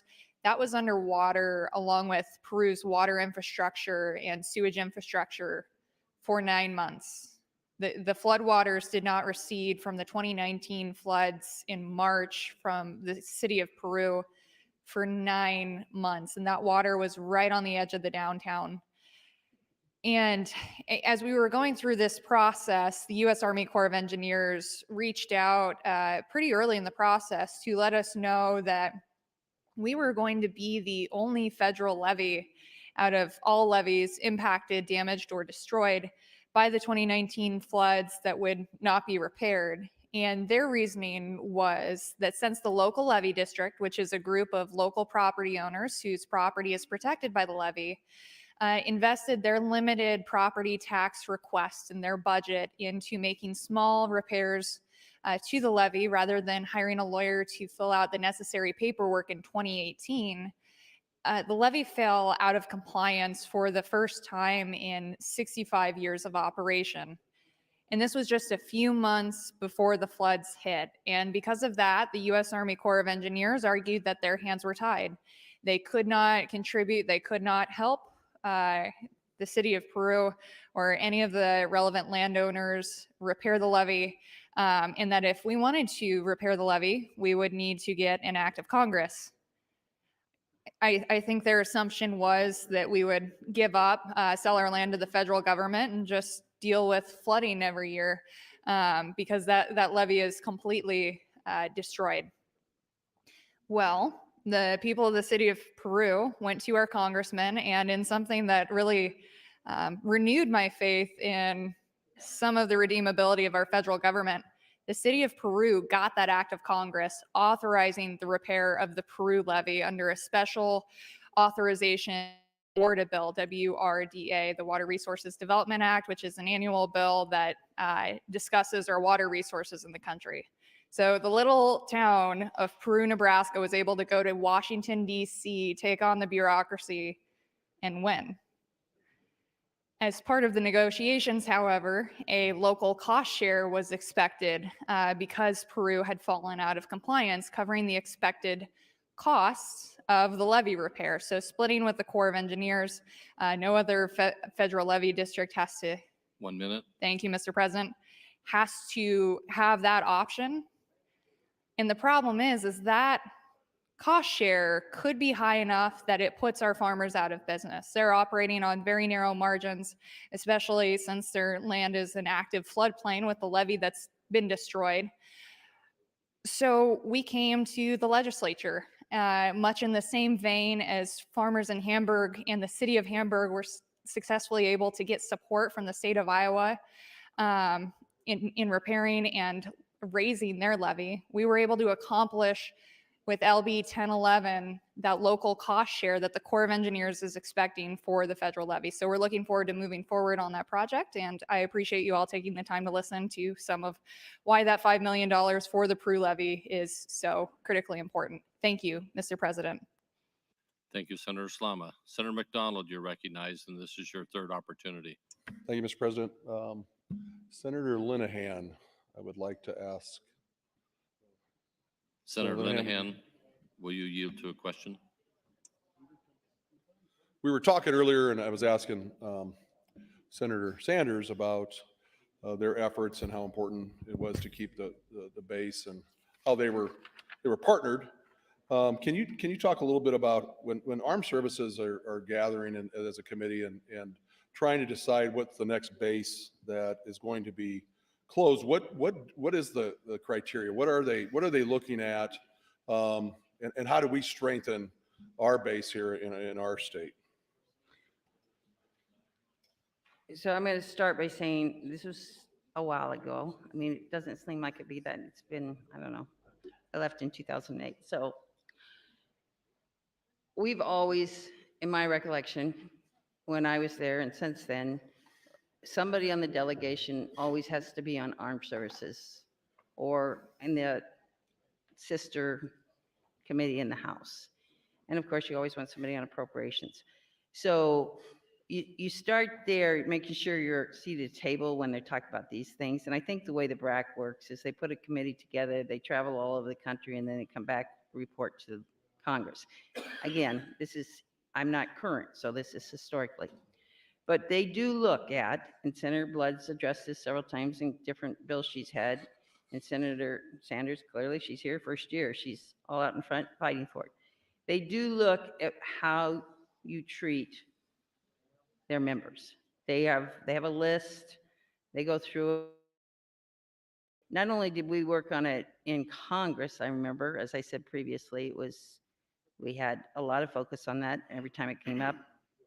And a lot of times, and you all know this from working with your senator or congressmen, a lot of times you go back there and you meet with staff. When this subject came up, you met with the member. It was the members in the room. It wasn't something that got pushed off to staff. And they look at how do you treat our people? And I can remember he was for years, I think now it's Tim Burke, but it was Ken Stinson for years was the head of the committee in Omaha and Bellevue, basically all of Nebraska, that worked to make sure that we were doing everything possible that we could do to make sure we never got in the BRAC situation. And one of the concerns we always had was the STRATCOM part is secure because it's where it is. It's in the middle of the country, it's protected. If you're gonna have your nuclear operations, you want it as far from the shores as it can be. So we're not gonna move that. As a matter of fact, we just rebuilt it all. The part that you could maybe lose, and what I was told, I probably shouldn't have been as blunt as I won't be on the mic as I was, Senator McDonald, the 55th wing could move. There are planes. They can fly and land somewhere else. So we do need to focus on keeping the 55th wing here, because I was told by several times when I was in DC that that part can go other places. So I think some of that has probably changed, and this is, I'm gonna give a shout out to the Nebraska National Guard, because Senator Brewer, Senator Gregg could talk much better to this than me, but they now, the 55th wing partners with the Nebraska National Guard Airport. I think I'm looking at Senator Gregg for a nod. They have, since the war on terror began, since 9/11, and this is another shout out to the National Guard. The National Guard used to be kind of like the guys that you called up on the weekends. They're deployed all the time now. 1 minute. Because we don't have a military big enough to do all the things we have needed to do for the last 20 years. So the National Guard has been an integral part of the 55th Wing. But that could change, and the focus on making sure that we are a welcoming community, because it's not, we're taking care of people at that base. And like I said this morning when I was talking about my daughter-in-law, you leave moms or dads at home to raise their kids all by themselves. And not just for a couple of weeks, you're talking a year or more, or a little less. So making sure the community is welcoming, that it's safe, that they have decent facilities, that's a big deal. And if you don't do that as a community, the military will notice. They take care of each other. It's part of their culture. Time, Senator. Thank you. Thank you, Senator Lanahan. Senator Erdman, you're recognized. Thank you, Mr. President. I just got in late on the conversation here. It sounds like, I haven't been here all the time, but it sounds like Senator Friesen, you may be the only one to vote for this. That's not unusual for you today. You did the same thing on the budget. You were the only one to vote no. I've been in that position. So I support the military, and I thank those who served, because we're able to do what we're doing today because someone paid for our freedom. A lot of times they pay for it with their life. The saying goes, all gave some, but some gave all. That's a fact. I appreciate it. But to stand up here and say, if we don't give 25 million to Offutt, it's going to close, it's going to go away, it'll be no more, is not a true statement. I mean, just share the facts that it's important that we do this. It's important that we have all of those amenities for those people who serve there. But to say that the sky is going to fall, the world's going to come to an end, Offutt's going to close if we don't do this is not a true statement. And I appreciated what Senator McDonald said about Senator Friesen. He said he's not unpatriotic because he wants to do this. I have no clue what Offutt is. I've never been there. It's a long ways from my place, just 450 miles. But those people who serve there know what it is. Senator Gregert, Senator Bosselman, Senator Brewer, and others, and I appreciate their service. But let's just be honest and tell the truth that this is something that's needed, but don't try to put it or spin it that the world's going to come to an end and nobody's going to come there because we don't have a golf course or whatever else we're doing there. Because I think what happens in the military, I think they send you where they want you to serve. Maybe I'm wrong. Maybe you have an option. Maybe you can say, I'm not going to go there. I don't know that. And there are a lot of people who raise kids on their own when their husband may be out doing something else. So military people aren't the only one that raise kids by themselves. Now, I'm not belittling what they do. I'm just telling you, we say a lot of things on this floor to try to get people to sway or come our way. But the point is this. If it's important, just stand up and say it's important, but don't try to share with us that it's going to be the end of Offutt if we don't do this. Or you're unpatriotic if you vote to take this 25 million. Because I think Senator Friesen made a pretty good case when he said, we appropriated 50 million, it didn't happen, so now we're going to spend it somewhere else instead of bringing it back into the general fund. That happens all the time. That's the point that I've been trying to make ever since we started talking about ARPA money and this one-time contribution or appropriation. It's not a one-time appropriation. At least 1/2 of every dollar that we spent of ARPA money is going to add to our budget. 500 million. So the next time we do a budget, we will have to deal with 1 minute. 10% more expenditures than we had last time. That's what we're talking about. But it won't really become reality until it happens. And it will happen because it is it all the time. It's cyclical. So vote as you will on this. I appreciate Senator Friesen allowing us to have a conversation about this. And we'll see if he gets more than one vote. Thank you. Thank you, Senator Erdman. Senator Arch, you're recognized. Thank you, Mr. President. I want to take this conversation a little bit of a different direction. I want to take it more towards partnership. You know, we have there have been some that have said, you know, well, are they going to leave if we don't do this? I guess that'd be an interesting standard to put to the rest of our budget. Certainly, it would be an interesting standard to put to the ARPA budget. Is anything terrible going to happen if we don't do this? I want to phrase that a little bit differently, because I think the question should be regarding the partnership of Offutt Air Force Base. I have lived in Sarpy County since 1980, continuously. I have lived in my district since 1990. So I've had an opportunity to observe the impact of Offutt on Sarpy County and on my community. I'd say primarily through the impact of individuals that have come and been stationed at Offutt.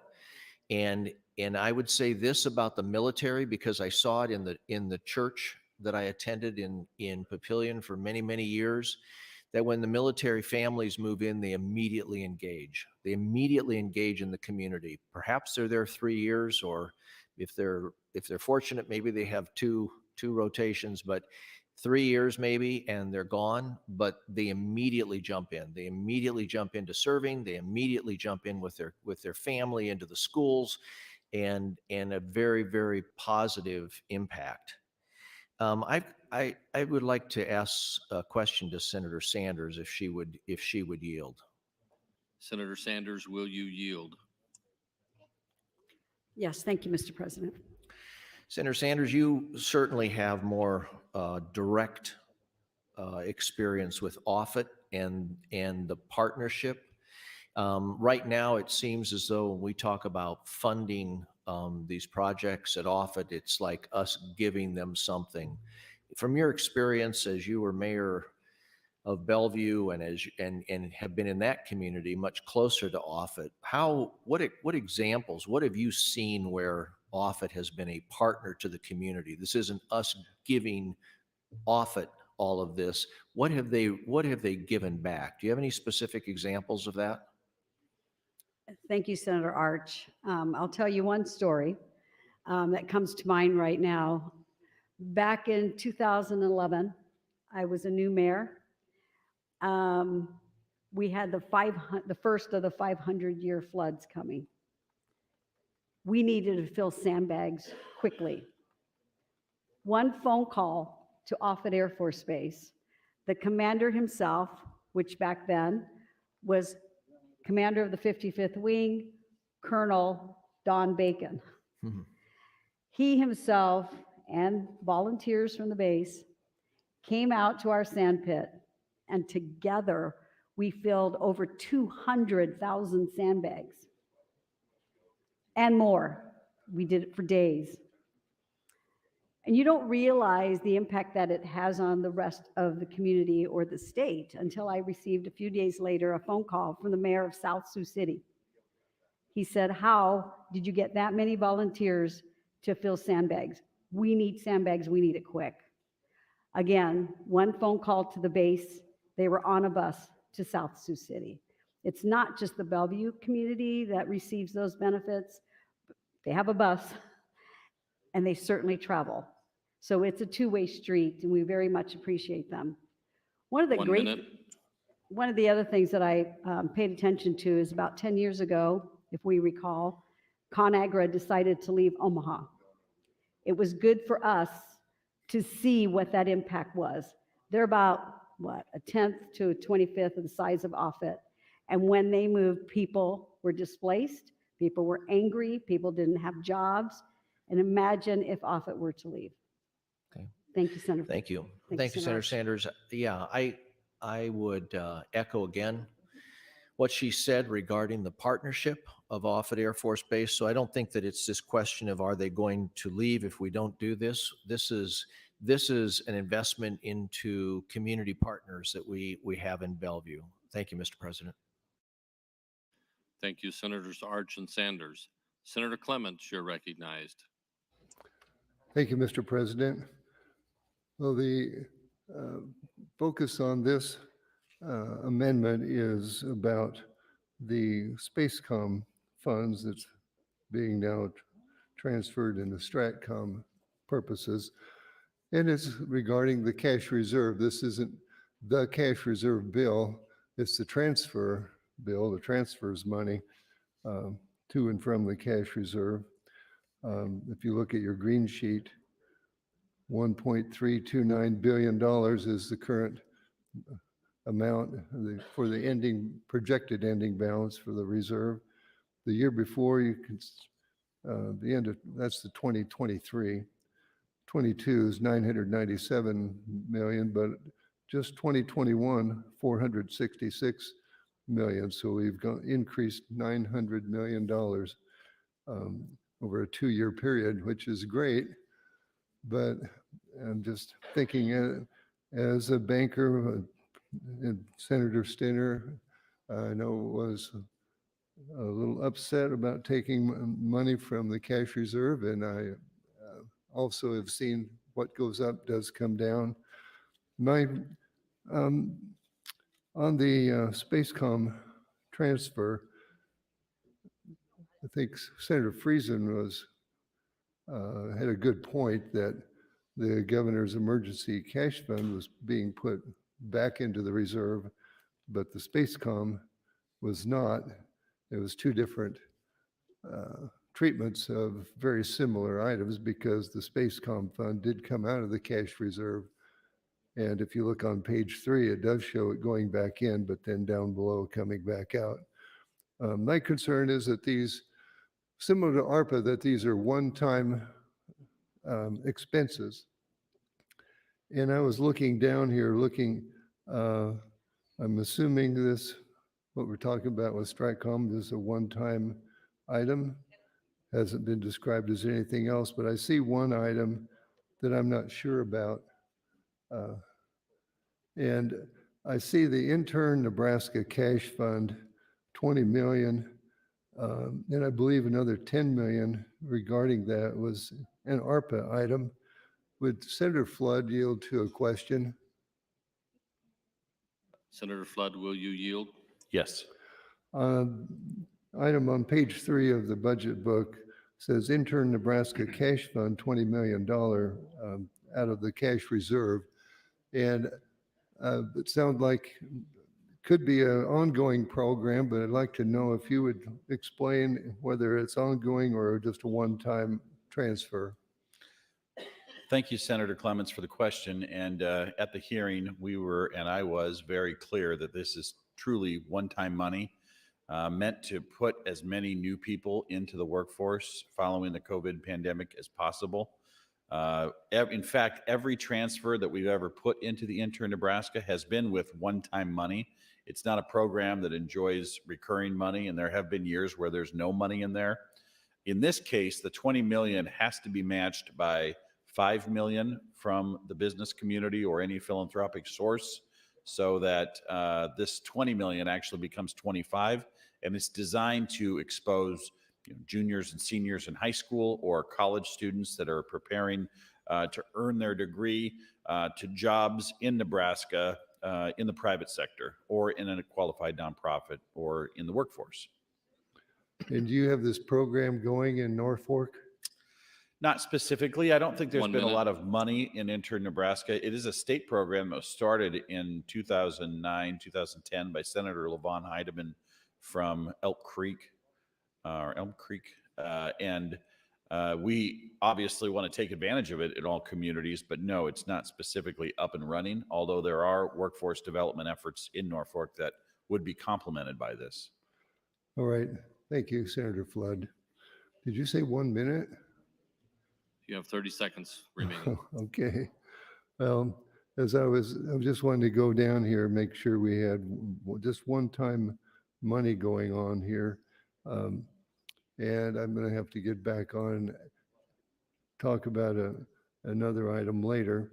I do have one bill in, well, it's not my bill, but the Trail Development Fund is an $8.3 million. Senator Hilkeman brought the bill. And that is. Time, Senator. Thank you. Thank you, Senators Flood and Clements. Senator Geist, you're recognized. Thank you, Mr. President. I just wanted to take a moment. I know we've heard a lot over the past few days about people that won't compromise and all the things that we should or should not be doing in our criminal justice system. And I just wanted to take a minute to address a few of those and also talk about the things that we're talking about that are non-consensus items and why they're non-consensus items. I think that's the other side of the story that you're missing in the conversation, because I have been thinking we should be talking about the budget. But since we're not completely talking about the budget, though you, Senator Clements, have been talking about the budget, and I appreciate that. Senator Linehan has been talking a lot about the budget. But first, I'm going to talk about some of the things that are consensus items and why they were. I was a member of the CJI working group. I voiced some concern from day one about some of the things that were concerns of mine. I think it was pretty public that I don't think those concerns were addressed or heeded. So I'm just going to go through line by line what the consensus items are and why, and what the non-consensus items were and why. One of the first consensus items, and one of the things that I feel very strongly about, because I attended for almost a year as a participant, as an observer, not as a participant, was drug court. And one of the first consensus items that I agreed with is expanding drug court, DUI court, family court, reentry court, veterans court. I actually helped establish the first mental health court that is being studied right now, which is a whole nother breed of problem-solving court. But this is one area that everyone agrees, and one area that I believe needs to be expanded. What happens when you attend drug court is you have 1 or 2 felonies, but the base of your problem is drug addiction.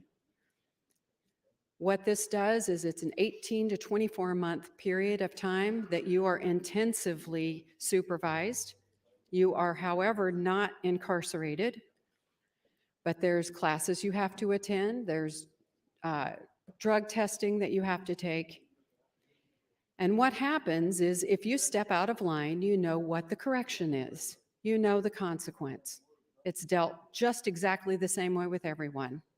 However, if you comply, and I think I talked about this earlier, you get more and more responsibilities, less restrictions. What you see if you go to a drug court graduation is people who have gained self-dignity, they've reconnected with their families, they tell me they've got their life back, they've reestablished a relationship with their children, they may even have their children in their home, they have a job, they're paying their bills, they have a place to live. Some people have told me that it's the first time that I've ever achieved something. But they achieve that in a very supervised, structured environment where there are consequences and rewards. And that's so important in human behavior. And then the recidivism rates of people that come out of that are in the low double digits. 1 minute.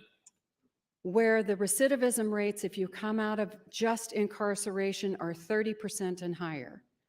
So exceptional results. So of course, that's a great place to put our money. Another thing that we agreed on is that there should be limits of use, limits of use prior theft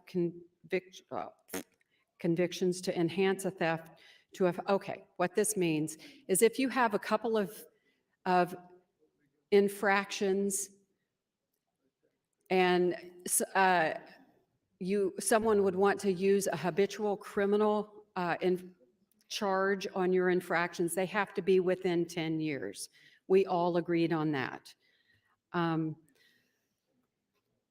Requiring a sentencing court to provide notice of the process to set aside a Time, Senator. conviction. Thank you, Senator Geist. Senator Bosselman, you're recognized. I'll give you some time if you want it. Thank you, Mr. President. I want to talk about a couple things in there with what we're talking about. Senator Sanders has is there $5 million for, I think, history of this. So Martin Bomber plant was at Offutt.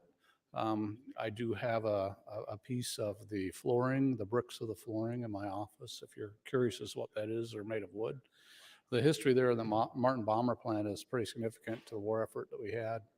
And that documentary really needs to be made to share with the rest of the state and the rest of the world, or the United States, you know, what happened and preserve that history. Now, the other thing I want to talk about briefly is what Senator Herman said. I don't think he understands, you know, I would agree in part where he says this isn't going to save the base. You're right. It's not going to be the one thing that saves the base, but it's one part of many parts. Because I've watched base realignments and we've been involved in base closures. And these type of things that's in this, that Senator Sanders has, are things that are looked at. Morale, welfare, and support of the community. These are very important things. So is this the whole picture? Is it going to be the one thing that does? No. But without these type of things at the base, you put yourself in a less favorable place because it is extremely competitive when you go through that process. And often it's been looked at before.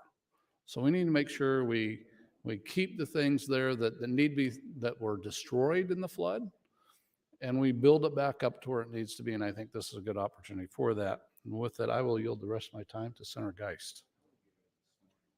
Senator Grice, 315. Okay, thank you, Senator Bostelman. I'm going to skip down to the reason that I oppose one of the non-consensus items. And in the report, it's option 19, which is to modify drug possession penalty. And I know many of you are probably thinking, well, it's no big deal. It's less than half a gram. Well, I just talked about drug court. And one of the reasons that people go to drug court and get better is because they're charged with a felony. And remember, the recidivism rates in drug court are so much better than the recidivism rates of someone who gets charged for a crime, who go to jail or go to prison. So it is very rare. If I've talked to a ton of judges, and one of the things that, well, I'm going to finish my thought and I'll go back and clarify. The reason that I don't like making this half a gram into a class 1 misdemeanor, that would be simple possession, is that it discourages people from going to drug court. Many people will not go to drug court to get a misdemeanor off their record. And that comes from, not me, from people who run drug court. People go because they have a felony on their record. They want to get the felony off their record. When you graduate from drug court, your record is expunged. It's wiped clean. It's as if it never happened.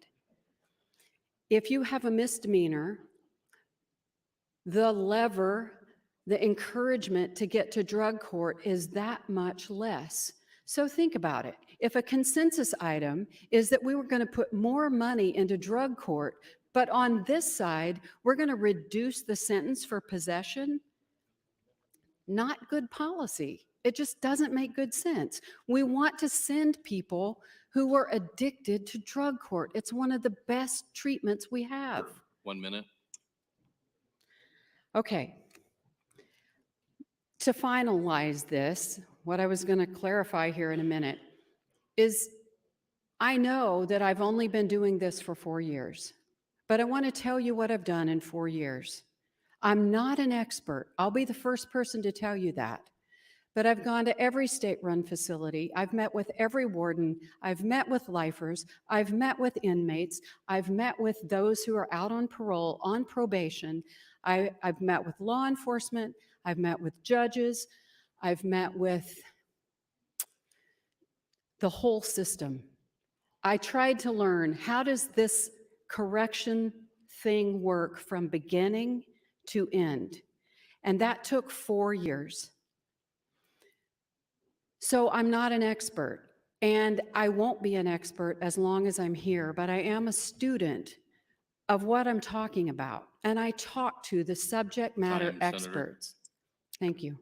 Thank you, Senator Bosselman and Senator Geist. Mr. Clerk for items. Thank you, Mr. President. Amendments to be printed.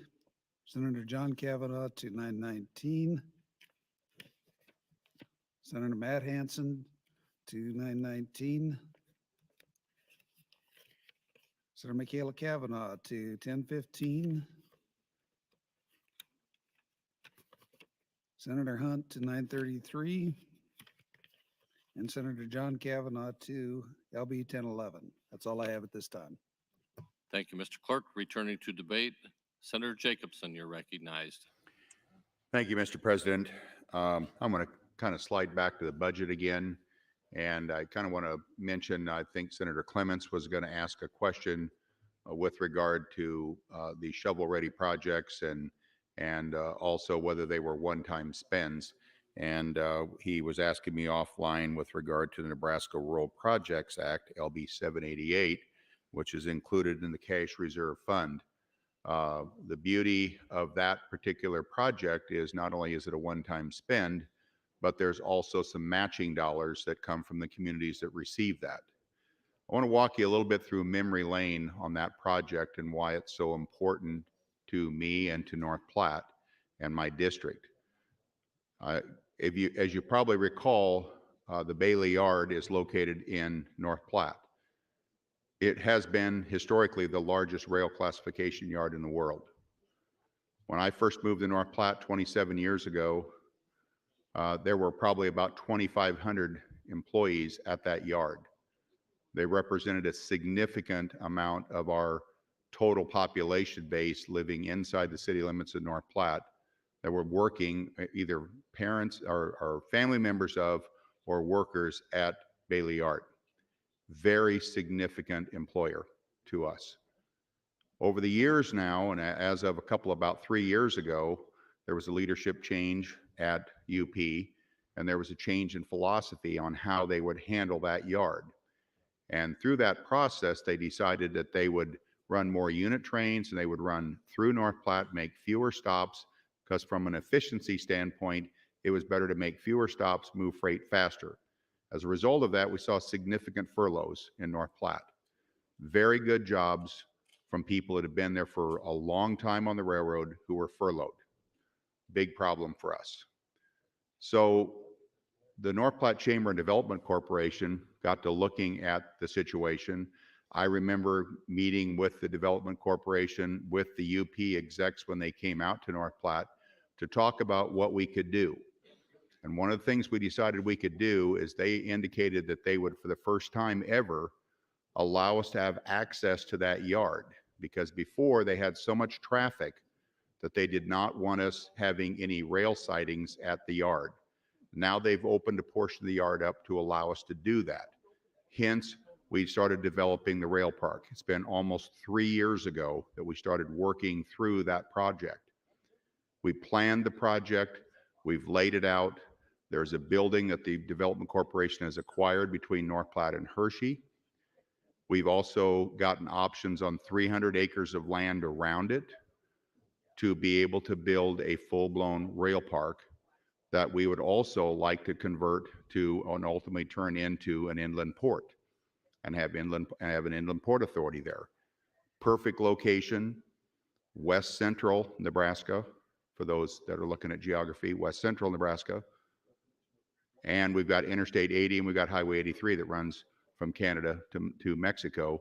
And we've got an 8,000-foot runway at the airport. Ideal location, great opportunity to employ people.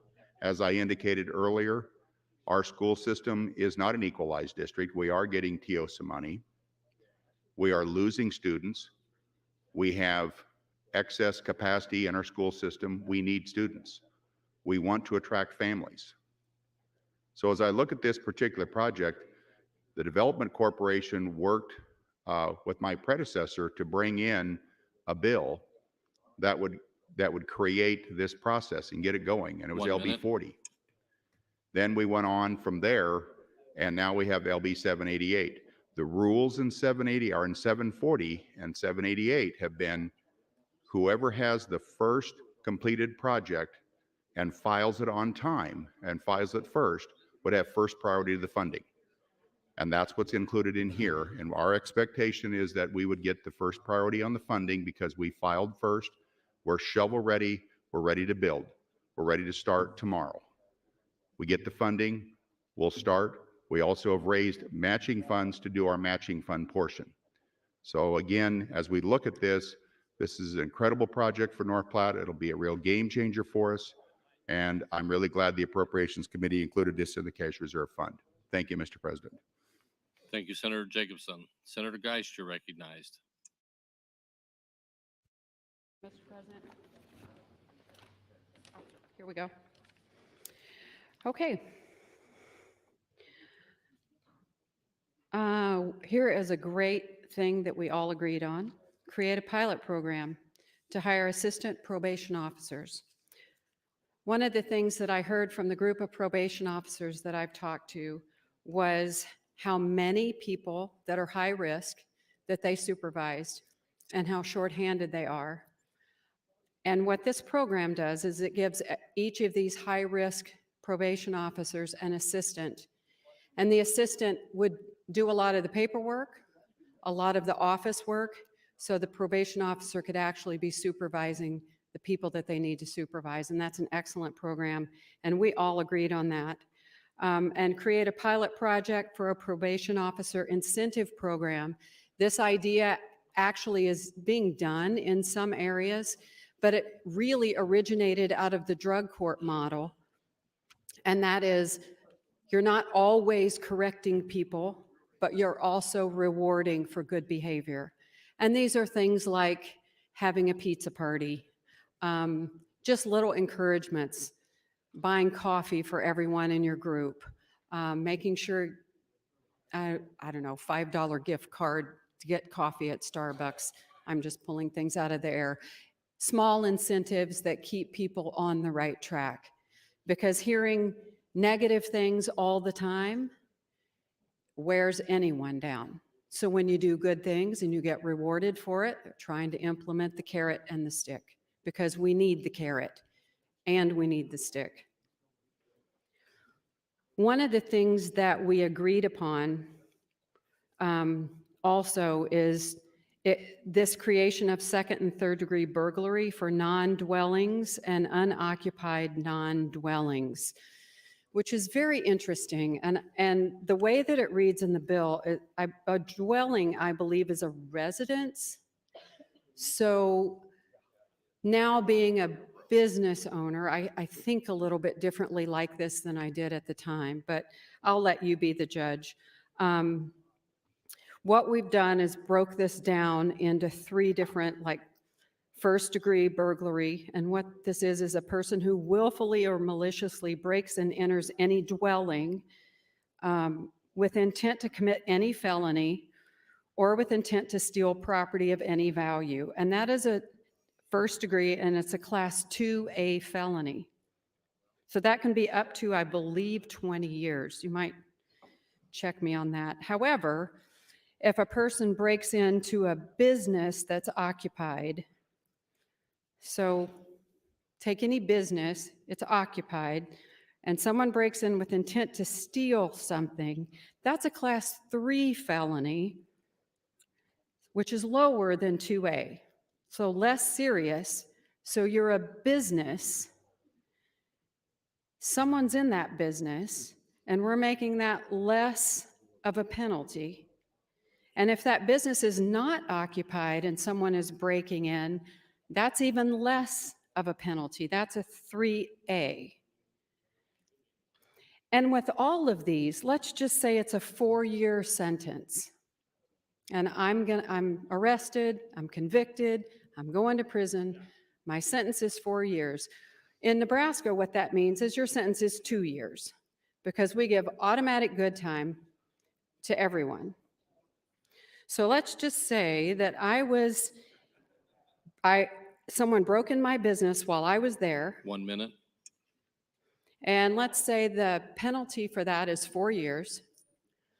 The person that gets arrested and convicted, because there was plenty of evidence, we had video, we found out this is the person. They go to prison, they're actually going to be there 2 years. So I'll let you judge how you feel about that. There is another, I'm sure I'll get some more time here in a minute, but there is another non-consensus item that I want to talk about next, which is creating geriatric parole eligibility. And there's some agreement and disagreement on this. We kind of set it aside. We called that putting it in the sandbox when we were in our group. And I'll explain why that was in the sandbox, but we Time, never Senator. picked that one up out of the sandbox. I'll talk about that one in a minute. Thank you, Senator Geist. Senator Dorn, you're recognized. Thank you, Mr. President, and I would yield my time to Senator Geist. Senator Geist, 453. Thank you. Oh, I can tell you about the sandbox item. This is creating geriatric parole eligibility. And like I said, there is some kind of, there's some agreement and disagreement here, maybe comfort and discomfort. I know as I've toured and met some inmates, it's pretty incredible the people that you meet.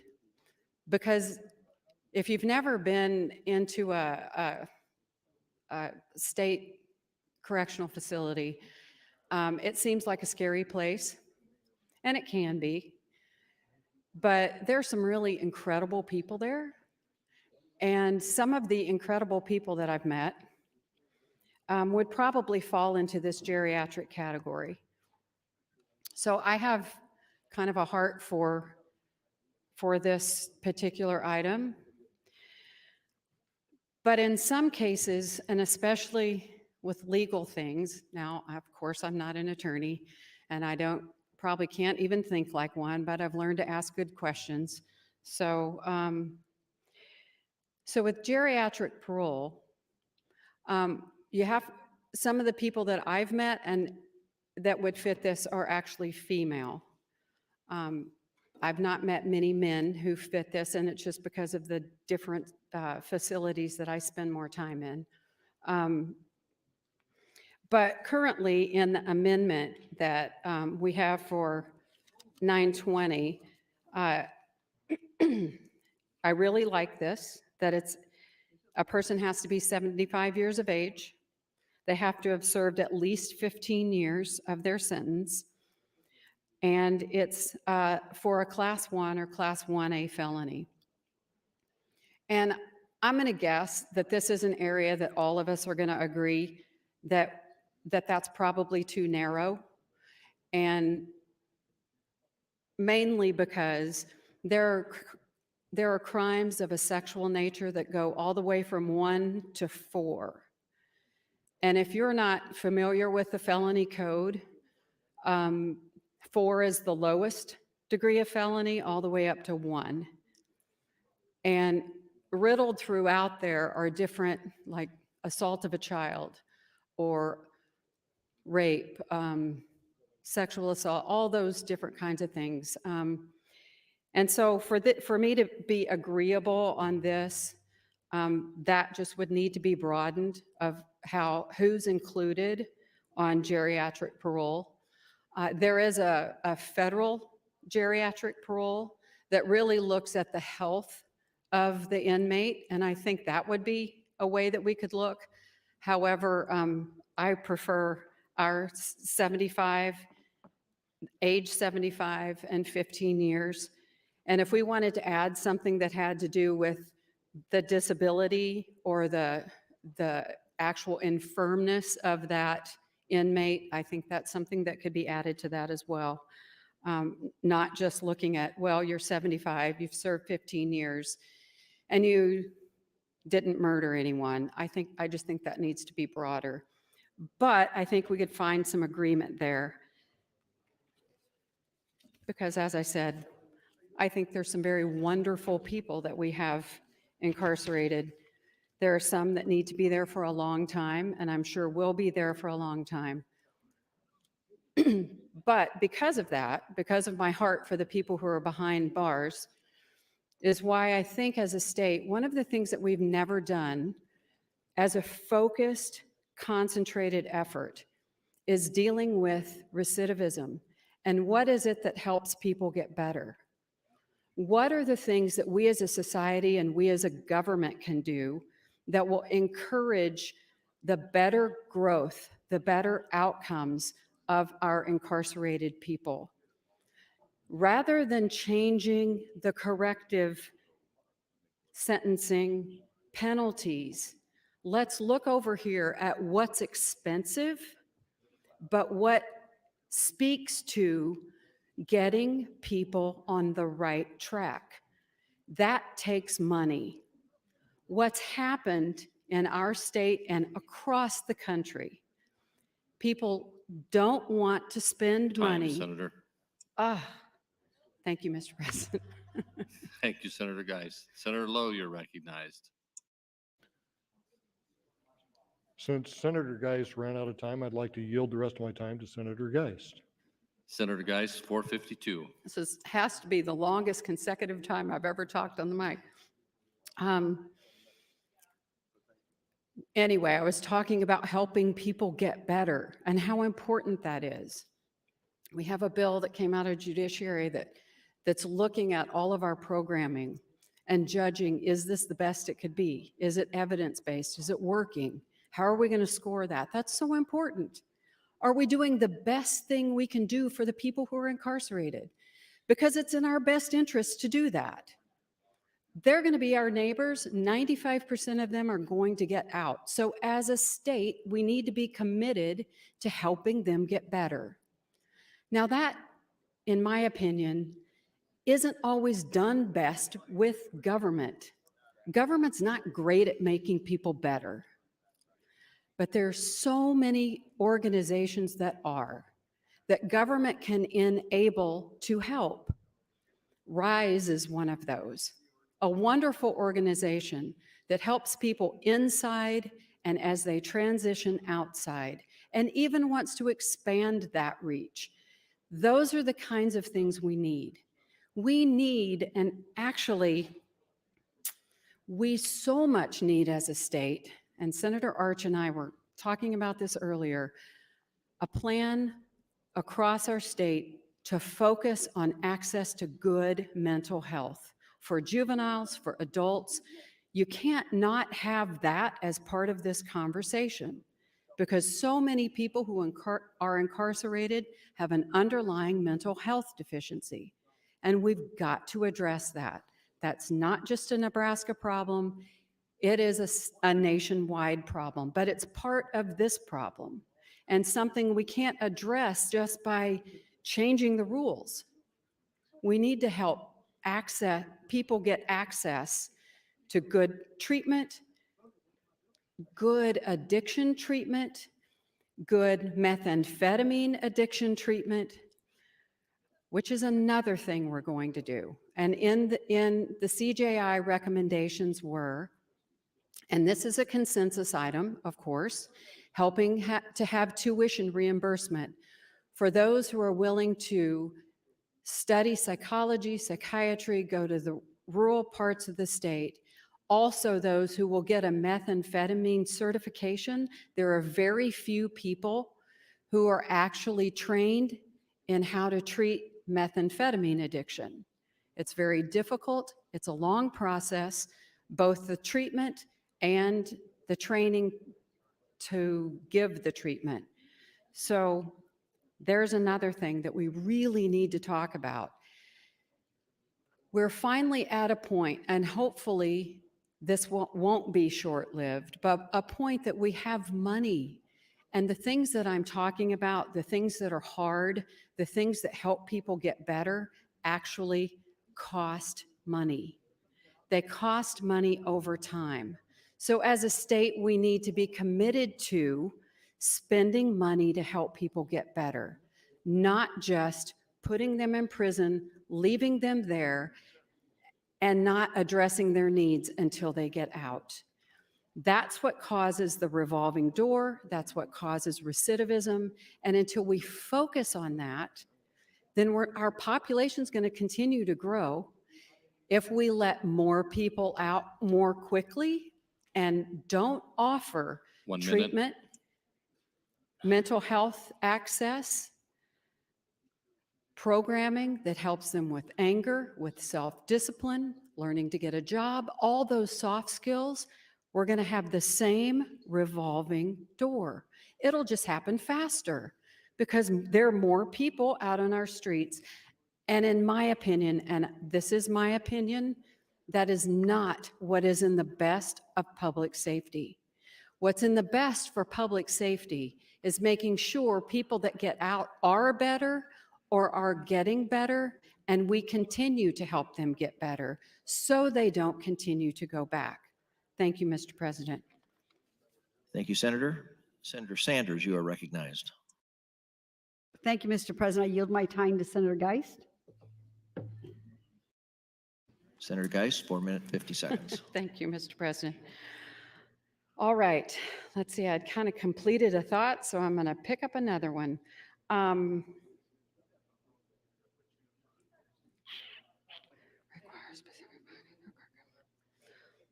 Okay, let's see, hopefully I can find this in here. And this is about consecutive sentencing. On page 25 of the amendment, it says, when determining whether to impose a consecutive or concurrent sentence, a court shall impose a concurrent sentence unless the court on the record identifies one or more aggravating factors under section 14 of this section. Okay, let me just put this in layman's terms. What this is trying to do is not allow a judge to say, okay, Mr. Doe robbed a store A, B, and C on Monday. Therefore, what happens sometimes is the judge will say, okay, well, this was a felony, and this is a felony, and this is a felony. So let's say this is a 3-year or 4-year felony, breaking and entering or burglary. Let's say it's unoccupied business. And so level 3, that would be a level 3 felony.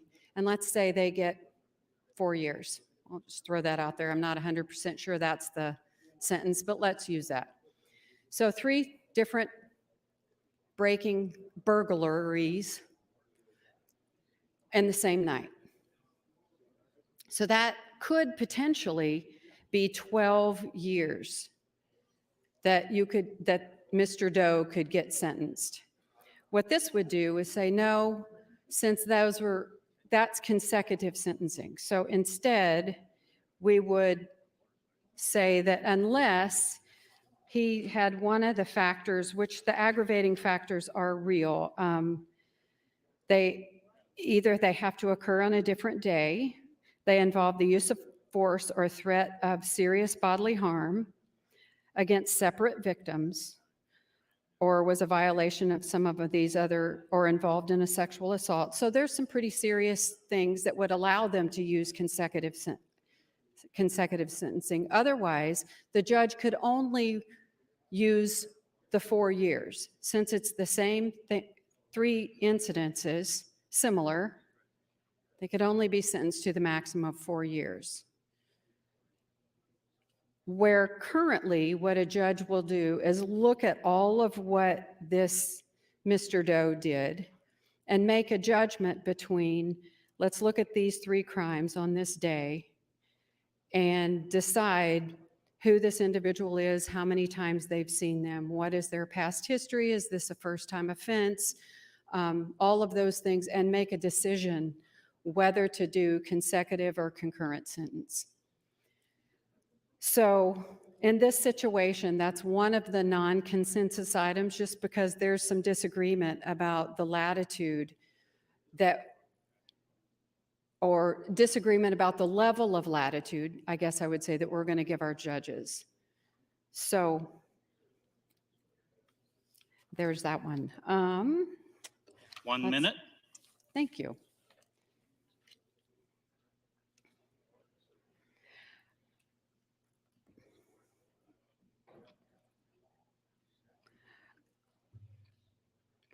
Another one is the mandatory minimum, which gosh, I think we've argued about that for the past number of years I've been here. To the credit of this bill, this does limit it to drug possession and distribution charges. So it's eliminating mandatory minimums only in those cases and not gun charges, which is one that we often argue. However, one of the things that is also in dispute is whether this is a tool in the toolbox of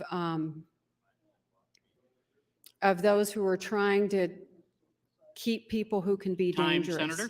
Thank you. Thank you, Senator Geis. Senator McKinney, you're recognized. Thank you, Mr. President.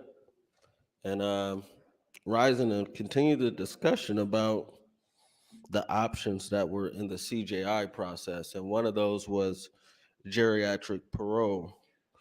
But I'm also glad to hear that Senator Geis, and this is not being sarcastic, honestly, I'm glad she's willing to have this discussion and willing to talk about how do we get to a solution so all sides are, in a better space. So I'm not being sarcastic. I'm really happy she stood up and at least she's saying where she's at on things, because I really appreciate it. But on geriatric parole, kind of give a backstory on this. So in 2015, 10% of Nebraska's prison population was made up of people 55 or older, an increase of 63.5% from just 5 years earlier. While Nebraska has a medical parole policy, the data shows that it has been underutilized in the last 5 years. As such, in 2015, Nebraska spent an average of $8,582 per incarcerated individual on prison health care, a 13% increase from 2010. Unlike many states across the nation, Nebraska does not have geriatric parole. Across studies, researchers have found age is one of the most significant predicators of criminality, and criminal behavior decreases as people get older.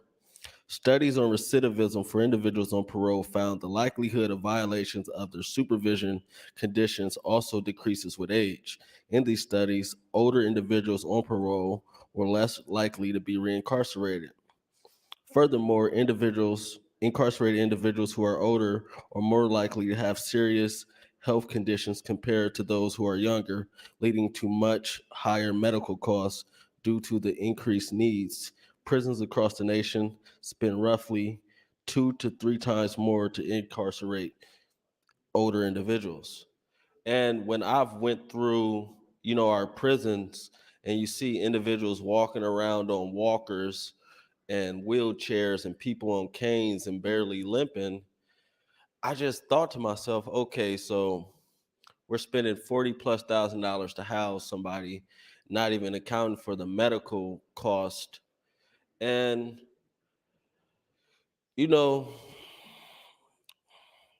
when you go sit with like the circle of concerned lifers, you see individuals that have been in for a long time. Even when I went to Tecumseh, I met a man, I think he went to prison in the 80s, and he's definitely have to be in his 60 plus. And he's one of the, role models inside of that facility. And we're still housing him. And that's why I think geriatric parole is needed. And we may disagree on at what age should an individual be able to go in front of the parole board, but I would just say whatever age you're eligible for Social Security, that's the age we should use, or something around there. I think it's a number we could get to. It's a non-consensus items, but during our task force meetings, it wasn't something where everybody just said no. I just don't think we actually had the time to really dig deep into this one for sure, because I think it's something that, we could get to some type of understanding and agreement on as far as a solution to put geriatric parole or keep geriatric 1 minute. parole into LB 920 because it's needed. There's no reason to have a senior home inside of a prison, pretty much. You literally have people walking around on walkers. I'll probably get up again, but I do appreciate the conversation around the options and the process and where other people feel on this, because I think at the end of the day, we all got to come to the table and talk, and we all might not get what we want, but I feel like we definitely need to talk. Thank you. Thank you, Senator McKinney. Senator Hunt, you're recognized. Thank you, Mr. President. Speaking to Nebraskans here, tomorrow is going to be a very historic day in our state for the people of Nebraska and for the history of our state here, because we will be taking the first substantive step toward a total abortion ban in Nebraska, with no exceptions, no immunity for physicians, and that's going to happen tomorrow. Senator Albright filed a poll motion on her bill, LB 933, which is a trigger ban, which says that if the case being heard before the Supreme Court, if they end up overturning Roe versus Wade, that Nebraska will then immediately move to a full abortion ban with no exceptions at all. The committee where that bill was heard, the Judiciary Committee, decided not to vote that bill out to the floor. And Senator Albright decided to subvert that committee process in a move that's becoming more and more common here in this legislature, where we don't legislate and pass policy through the wisdom of committees, but through really brute force by muscling bills out of the committee process, putting it on the floor where it only needs 25 votes to advance to general file, where we discuss it just like any other bill that came out of committee. This is very significant and historic. In my time here, of course, we've had many anti-reproductive rights, anti-woman, anti-abortion bills be passed here in the last 20 years. But in my time, it started with LB 209, I think was the number, which was another Albright bill, which put into statute that people who get medication abortions have to be told by their physicians that if they act within a certain amount of time, that their abortion can be reversed. And so what that bill did was it made physicians basically tell untrue information to their patients to put, a lie basically in statute that really doesn't do anything to keep patients safe. So that bill passed in 2019. A couple years ago, we had LB 814 from Senator Geist, which was a method ban. And it said, there's a certain method of abortion that is most common at the end of the first trimester and in parts of the second trimester that no longer can be done in Nebraska, even though that's sometimes, the best judgment of the physician and it's what's best for the patient, often to save the life of the patient. But that method can no longer be done in Nebraska. I lost my mind with both of those bills. I did everything I could to block the passage of those bills because I'm so against the government and politicians who are often religiously motivated, not motivated by science or what's best for patients, coming between patients and doctors and making medical decisions for them when they really don't know best. And that's something that I've been very consistent with, regardless of the issue. And many conversations that I had with colleagues during that debate, during both debates, but especially, for example, during the method ban debate, which was one of the most restrictive abortion laws that we've passed in this body. So many of you said to me, well, at least it's not a total ban. If it was a total ban, that would be out of line. That would be out of the question for me. Even, anti-abortion right-wing Catholics that I speak to understand that there are medical cases when, 1 minute. a miscarriage is going to happen. When there are reasons that a person needs to terminate a pregnancy. Even the most stringent anti-abortion people understand that there need to be cases. But what we are going to be debating tomorrow, colleagues, is not just a motion to subvert the committee process. It's to subvert the committee process, to undermine this institution, to pass a total abortion ban with no exceptions. And the balconies aren't full. The rotunda's not full of protesters. But Nebraska, that's what's coming down the chute for you tomorrow. So please reach out to your senators and unite, because I'm asking for help because we have to do something about this. Thank you, Mr. President. Thank you, Senator Hunt. Senator Friesen, you are recognized. Thank you, Mr. President. So I think I've been listening to some of Senator Geis talking about the judiciary and some of the issues that we're going to be dealing with down the road here. The chamber's getting kind of empty. We're right around dinner time and everybody's kind of relaxed and having a ball. Well, maybe not having a ball, but we all know we're going to stay here till about 10 o'clock tonight, so we might as well enjoy it.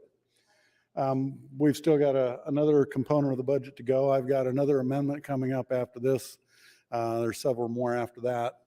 But again, when we're talking about what we're doing in the state and how we're spending money, some of the cash transfers that are happening in order to spend that money, our revenues have come in way above projections. We've got our cash reserve built up to where it's $1.8 billion, I believe, somewhere in that range.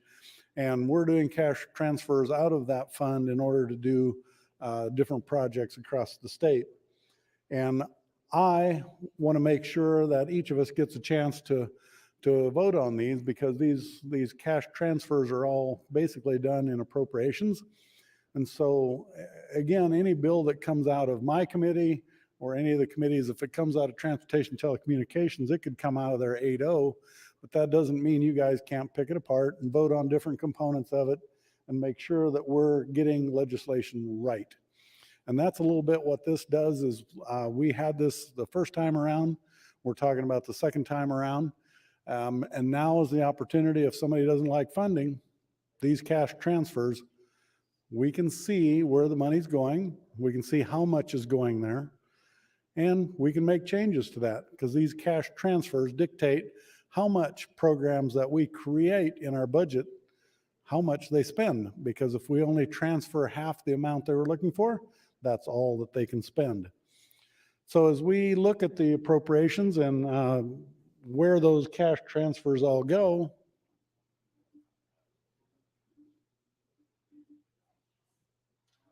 since we're in no big rush here, we can determine kind of the priorities, what I call the priorities of the body.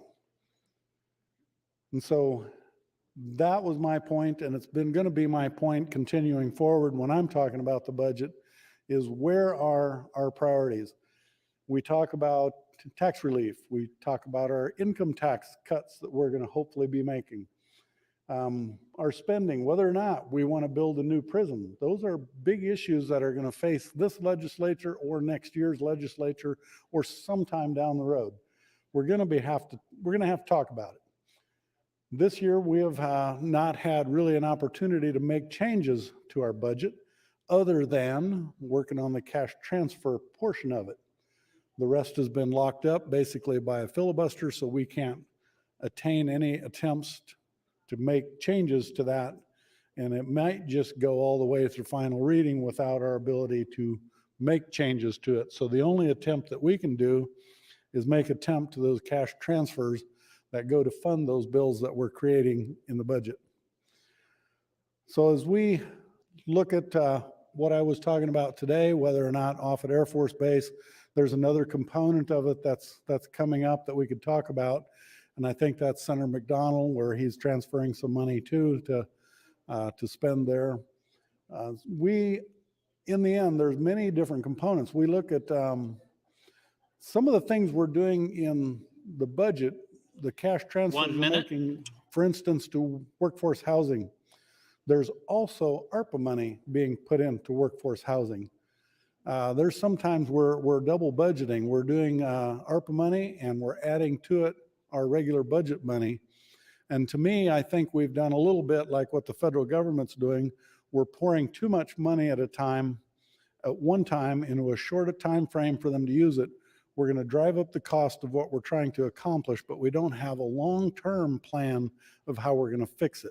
It's like telling the Department of Transportation they have $1 billion for roads, but they've only got 2 years to spend it.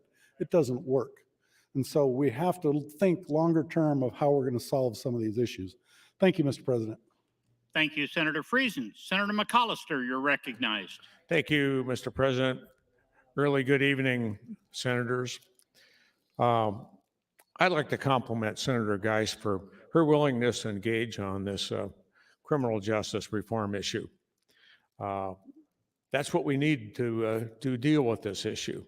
And generally, people of good faith can come to good solutions if they engage on a topic. The topic that I dealt with the other day was geriatric early release. And Senator Geist indicates that maybe we should make that age 75. And I would venture to say that cohort of people is probably 3 or 4. It was certainly not enough to even move the needle. And I think we need to lower that age. Maybe we could make that 60 years old and a certain number of years in prison. But we should, if anything, adopt the federal standard. That makes sense to me. Going back to my earlier comment today, the real question is how big to build a prison? And we haven't dealt with that issue. We're skirting that issue. Criminal justice reform begs that question. How big a prison do we need to build? If we really want to bend the curve, we need to look at sentencing reform, parole reform, and some of those other suggestions that we received in these reports.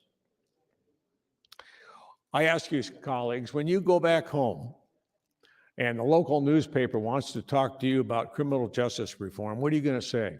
Do we kick the can down the road another year?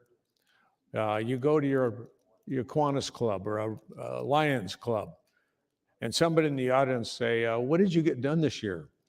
And then maybe somebody else asks, did you deal with prison reform? And you can truthfully say, we skirted the topic and didn't do much. Once again, I salute Senator Geist for her willingness to engage, and I yield the balance of my time to Senator Geist. Senator Geist, you're yielded 2 minutes 40. Oh, good. Thank you. Thank you, Senator. I appreciate the time. One of the questions that I asked in one of our hearings, and I ask it repeatedly because I think there's a point to it, and that is, so does reducing penalties reduce crime? I never really got a straight answer on that because I think the resounding answer is no. We're looking across the country at cities and states that have reduced penalties or don't even bother to lock people up sometimes. And what I've heard from my constituents, from my family, from people who aren't even my constituents, is a resounding no. They don't want that to be what happens. And I'm not even going to say that should we pass some of these, that will happen in Nebraska. But I will say that that's a bridge too far for me because I have seen the stories And I do have constituents and families that come to me and say, help. But think about this. Let's take Senator McKinney's neighborhood. What if we infuse his neighborhood with jobs, with opportunity, with support?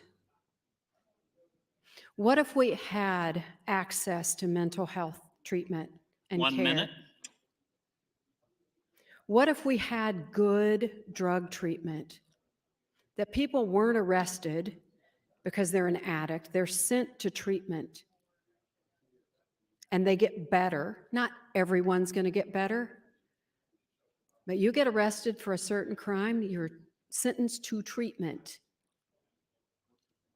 Do you know the results of forced drug treatment are almost as good as the results of willing, voluntary drug treatment? What if, dare I say, we have a new prison that people didn't have to live on top of each other, that's state of the art, that took fewer guards because of the technology, that there was room for classes, job training? What if we did that? Maybe the size of the prison that we have in our mind right now is enough. Time, Senator, but you are next in the queue, and this is your third opportunity. Thank you, Mr. President. What if we tried that? We've never tried it. We're always doing the easy thing. It's easy to tell Senator McKinney's people to go away. It's easy to ignore his neighborhood.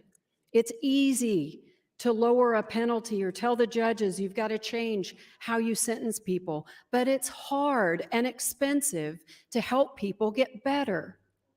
And that's what we need to do. We have money. For the first time in our state's history, we could afford to do this. But we all have to make a long-term commitment to our brothers and sisters around here in our state to help them get better. Pushing them off and saying, well, what you did's not so bad, is not the answer. You have kids. Did that work in your house? People are people. We all respond the same way. If you tell my kids, they're grown up now, so they're responsible for themselves. But if I told them when they were young, oh, that doesn't matter so much. And you know, that doesn't matter so much. And if I sit them in timeout forever, no, I never did that. But eventually, they push so hard and do something so wrong, they get in real trouble. But if you start early and you don't allow that behavior to begin with, or you have some sort of correction that they can depend on, we owe that to people. That is not being mean. That's loving. That's being a good citizen and teaching other people how to do that. Some people don't get that in their home. I totally understand that. Then as government, we need to take good principles in mind and utilize them, and then reward people for good behavior. Give them access to what they need. Help them get better. But it's expensive. And sometimes it's worth the cost. And I would say here, it's worth the cost. Thank you, Mr. President. Thank you, Senator. Senator McKinney, you're recognized. Thank you, Mr. President. So just to continue the conversation, the next option or non-consensus item, modified drug possession penalty. Research has found incarceration is not more effective at reducing recidivism than non-custodial sanctions such as probation, and that for certain type of offenses, including drug offenses and technical violations. It can result in higher rates of future criminal behavior as measured by both rearrest and reconvictions. In addition, psychological research has shown that many drug-involved individuals are not responsive to deterrence because of the seriousness of their addiction.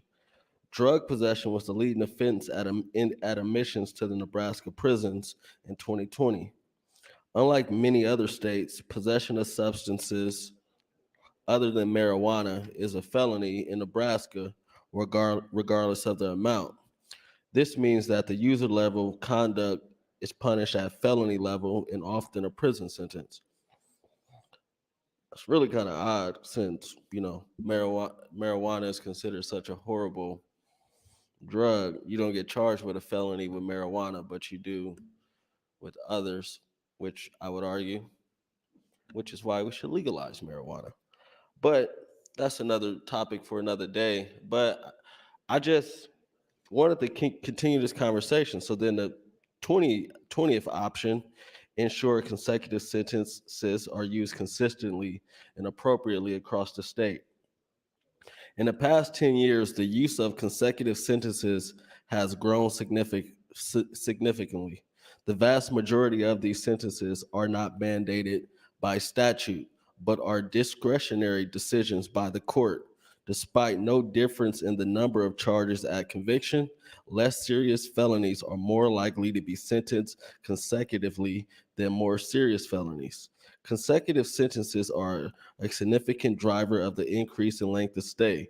Moreover, when the working group examined county breakdowns of the proportion of consecutive sentences, it saw them being disproportionately used across the state in counties that had few prison admissions and for offenses that were not more serious or violent, as consecutive sentences significantly increase the amount of time an individual spends in prison. They should be reserved for more serious and harmful offenses. Victims and survivors in Nebraska are in favor of increasing the guidance and education given to judges with regard to sentencing and implore decision makers in the system to incorporate victim and survivor perspectives and considerations in the development of guidance and educational materials for criminal justice officials at all stages. And I know a lot of times when I stand up and say we should do this or that, people might think that I don't care about victims or I'm not thinking about that perspective. But I do, because at my desk is a pen of my best friend who was a victim of violence that was killed. Also have other family and friends that were killed that were victims. So I think about the victim's perspective, but I think about the perspective of the criminal justice system from a holistic perspective. I don't try to be one-sided. But when I look at, the historical nature of our criminal justice system in our country and our state, there are some things that need to change. 1 minute. Because the route we've been on has not worked. My community has the highest incarceration rate and the highest disproportionate rate in the state. So something has to change.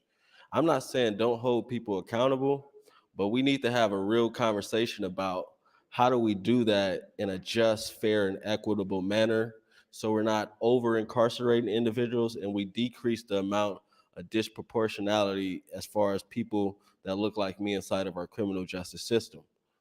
Thank you. Thank you, Senator McKinney. Senator Hunt, you are recognized.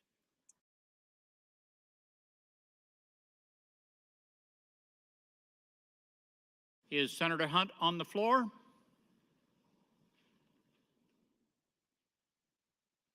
I do not see Senator Hunt. We will pass over. Senator Lathrop, you are recognized. Thank you, Mr. President and colleagues. Good evening. I want to start out, first of all, I too very much appreciate Senator Geist's involvement in this debate. I have served on the Judiciary Committee, I think 4 years together, 2 years together, and I very much appreciate Senator Geist's contribution to the work we've done on Judiciary Committee. I actually encouraged the governor to appoint her or have her participate in the CJI process. I have a lot of respect for Senator Geist. And as we've gone through the CJI process, there are those things that we generally call consensus items, which many of which Senator Geist just went through, that there isn't a lot of disagreement on. Pilot project for assistant probation officers, incentives for probationers, gift cards, breaking down burglary into degrees, tuition reimbursement for people that are care providers. Those are the things that I think universally in the group we all said, you know, that makes a lot of sense.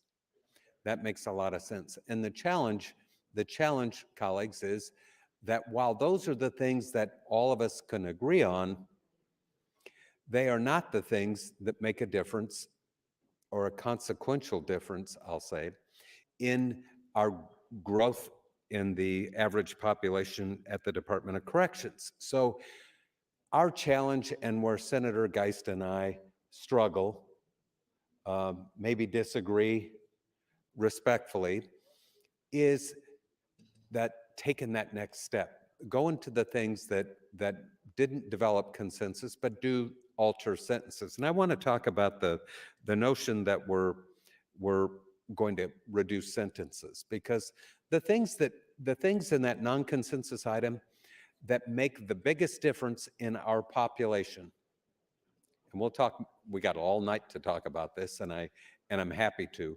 The things that make the biggest difference relate to how early does somebody have an opportunity for parole. So the number one difference maker is if you have an indeterminate sentence, that your lower number be half of your higher number. So if the judge wants to give you 50 years, your low number is going to be 25 years.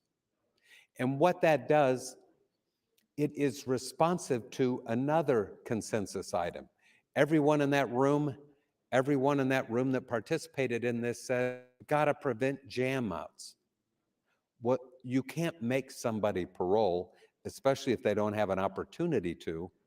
You have to incentivize them. To do that, you need a window of time between the date they're eligible for parole and the date they're going to get to their mandatory release date. If those dates are next to each other, then the inmate says, I'm not doing programming, I'm not going to be accountable to a parole officer, I'm just going to do my mandatory time and get out of here. That way I can go back to my old neighborhood, hang out with my old friends, and get in trouble again, and no one's going to be looking over my shoulder. And so when we talk about converting that consensus item, preventing jam outs, into policy, then it gets uncomfortable. It gets uncomfortable. But if we are going to solve the problem, we're going to have to get to a place where we're uncomfortable. When we talk about having an indeterminate sentence with a broader range of time, avoiding the 50 to 50 sentence or the 49 to 50 sentence, but making that 25 to 50, there is nothing in this bill that makes it that lowers the maximum a judge can give somebody. Now I'm going to say that again. There is nothing in this bill that lowers the maximum that a judge can give somebody in an indeterminate sentence. This just lowers the lower number, and understand that provides an opportunity. It's only eligibility, and that person's not going to be released unless the parole board thinks that they're suitable for release. And that's, by the way, you've heard me say this, the parole board are 5 individuals appointed by the governor, and 3 of them have to agree this person is a suitable candidate to be paroled. And then when they're paroled, they're accountable, and they get some help on their way out the door. Thank you. Thank you, Senator Lathrop. Senator McKinney, you're recognized, and this is your third opportunity. Thank you, Mr. President. And I'll continue on the last non-consensus item, which was option 21, to discourage the use of mandatory minimum sentences for nonviolent felonies and allow credit to be earned during a mandatory term toward the non-mandatory portion of a sentence. The use of mandatory minimums has more than doubled since 2011, while the length of mandatory minimum sentences is unchanged in its time. Time served for mandatory minimum sentences has increased 42%. Mandatory minimums in Nebraska apply not only to serious sex offenses, but also to all Class 1C and 1D felonies, regardless of whether the offenses are violent or sex offenses. In addition, the working group looked at a way in which credits apply to mandatory terms. The credit system authorizes sentencing credits to be afforded to those who are incarcerated at a day-for-day rate, facilitating parole eligibility halfway through someone's minimum sentence. However, credits cannot be earned during a mandatory sentence, and a person may only begin accumulating credits after they have served the entire mandatory minimum. This credit rule for mandatory minimum sentences means that in many circumstances, the actual mandatory term is longer than the stated mandatory minimums. And this was a part of the conversation because even when you talk to Director Frakes or if you talk to other incarcerated individuals, the issue is you have individuals that go inside that are serving a mandatory term, for example, of 5 years. And some individuals don't have the incentives to do the programming or anything because they know for 5 years, I'm literally stuck here for 5 years. So why should I do anything? Why should I listen to anybody? Why should I go to programming? Why should I try to better myself because I'm stuck here for 5 years? But after that 5 years passes, that's when people begin to get involved. And I would say, why don't we incentivize them to get involved sooner so they are model citizens, so we don't have the issues that we have when you talk about guards being assaulted and things like that, making sure people are completing programming. That's why this item was placed as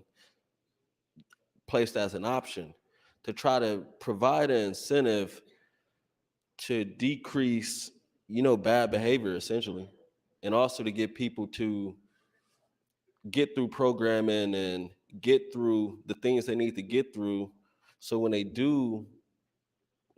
are released, they're set up for success. Currently, our system de-incentivizes anybody to do anything while they're serving a mandatory minimum.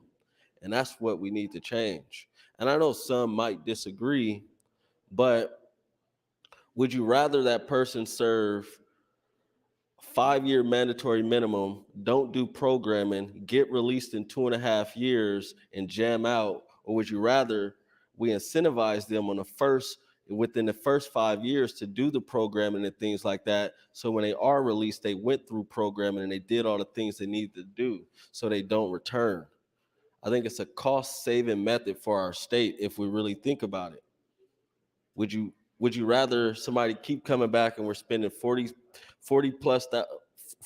thousand on them, or we have that one-time spend?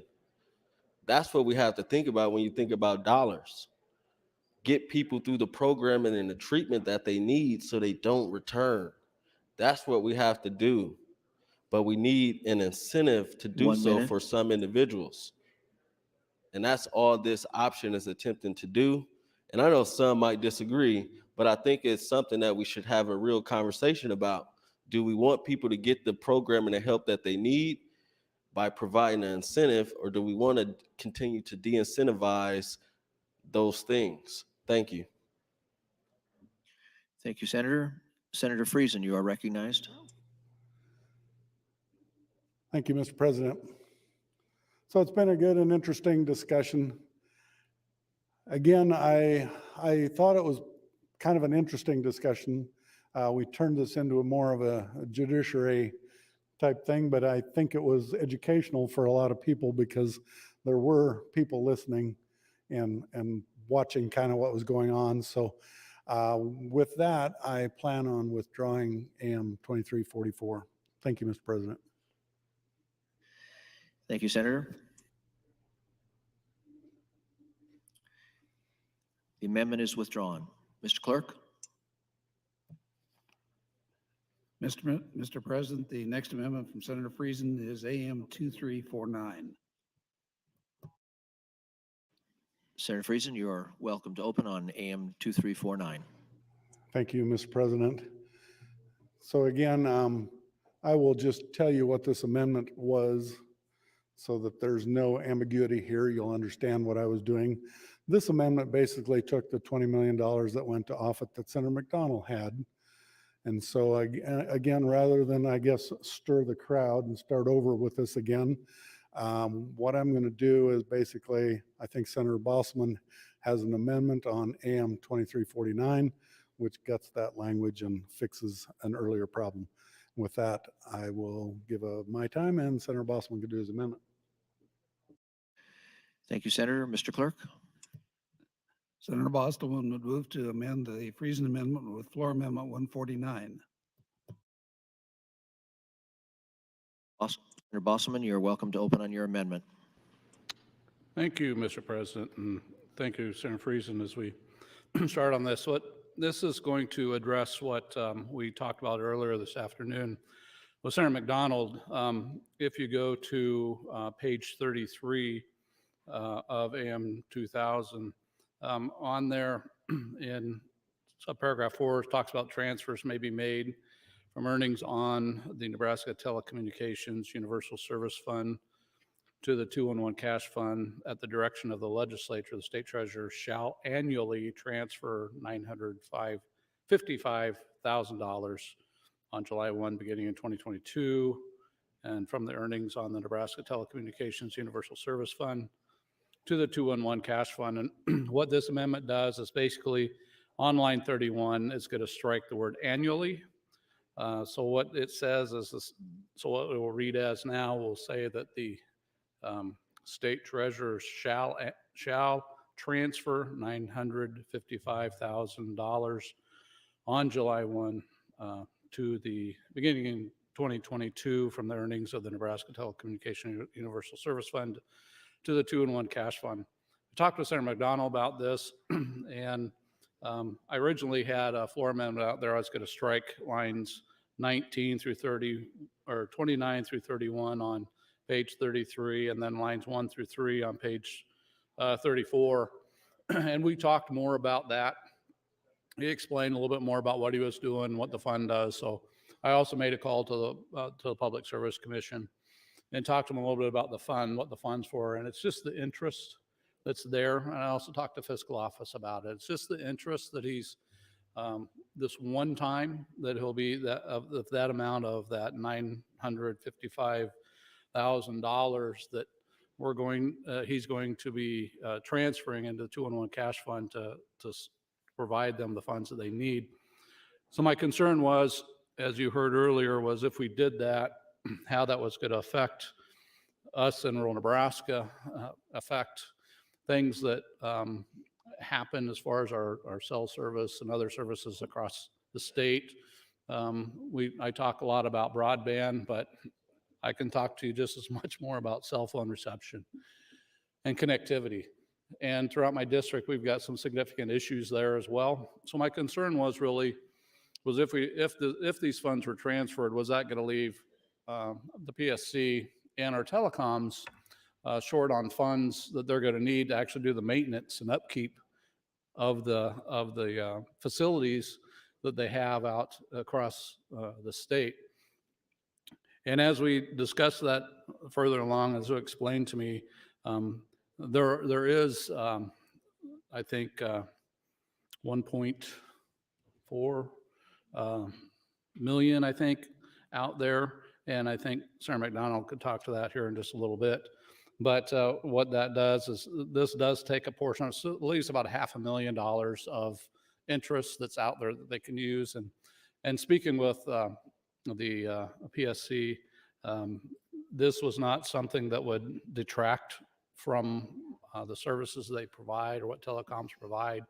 It will, in fact, do everything that they need at this time, so it does not, again, it doesn't hurt any of the providers that are out there, like any of the telecoms, to upgrade and update their services. So with that, I decided I would not do the strike to Senator McDonald's agreement. I would not would not strike that language out completely, but we are going to look at, and we agreed upon to take the word annually out, because I think that's one important, because this will be a one-time transfer, if you will, of those funds. And then next year, he'll look for funds to be taken from another a location.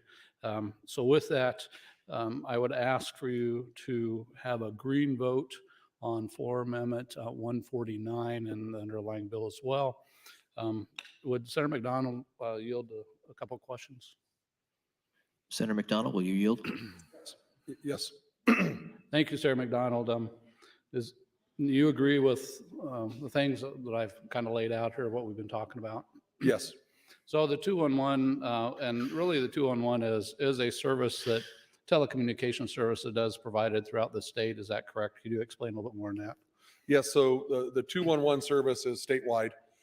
It's right now, it's a grant process that was awarded to the United Way of the Midlands to operate in the call center in Omaha, but it's for the whole state. So as I discussed, and I will here shortly, I'll go through some more of the numbers, but it's a statewide service number, 211. And the reason it's increased, we believe, based on 24 hours a day, 7 days a week, also the idea of educating people on calling for that kind of assistance to 211. Also, of course, when we had the flooding and then the pandemic.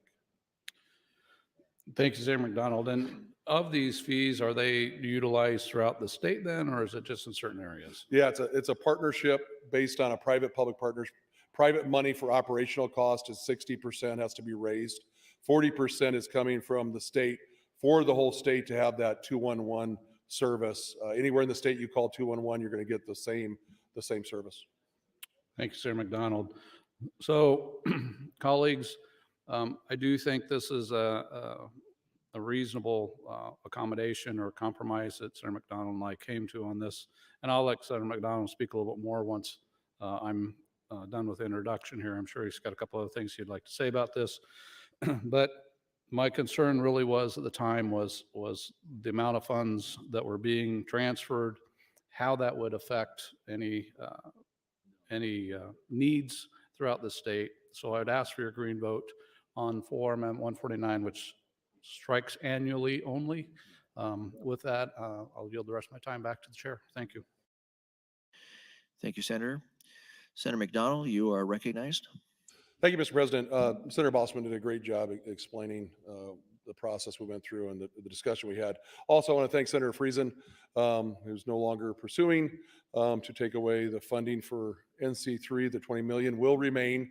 For some people that are going to possibly get a little confused with looking at the original amendment 2349, now that language no longer will exist. We'll have the white copy with floor amendment 149. So I appreciate working with, again, Senator Friesen and making sure that we did maintain that $20 million and the language for the next generation of nuclear command and nuclear protection for our country.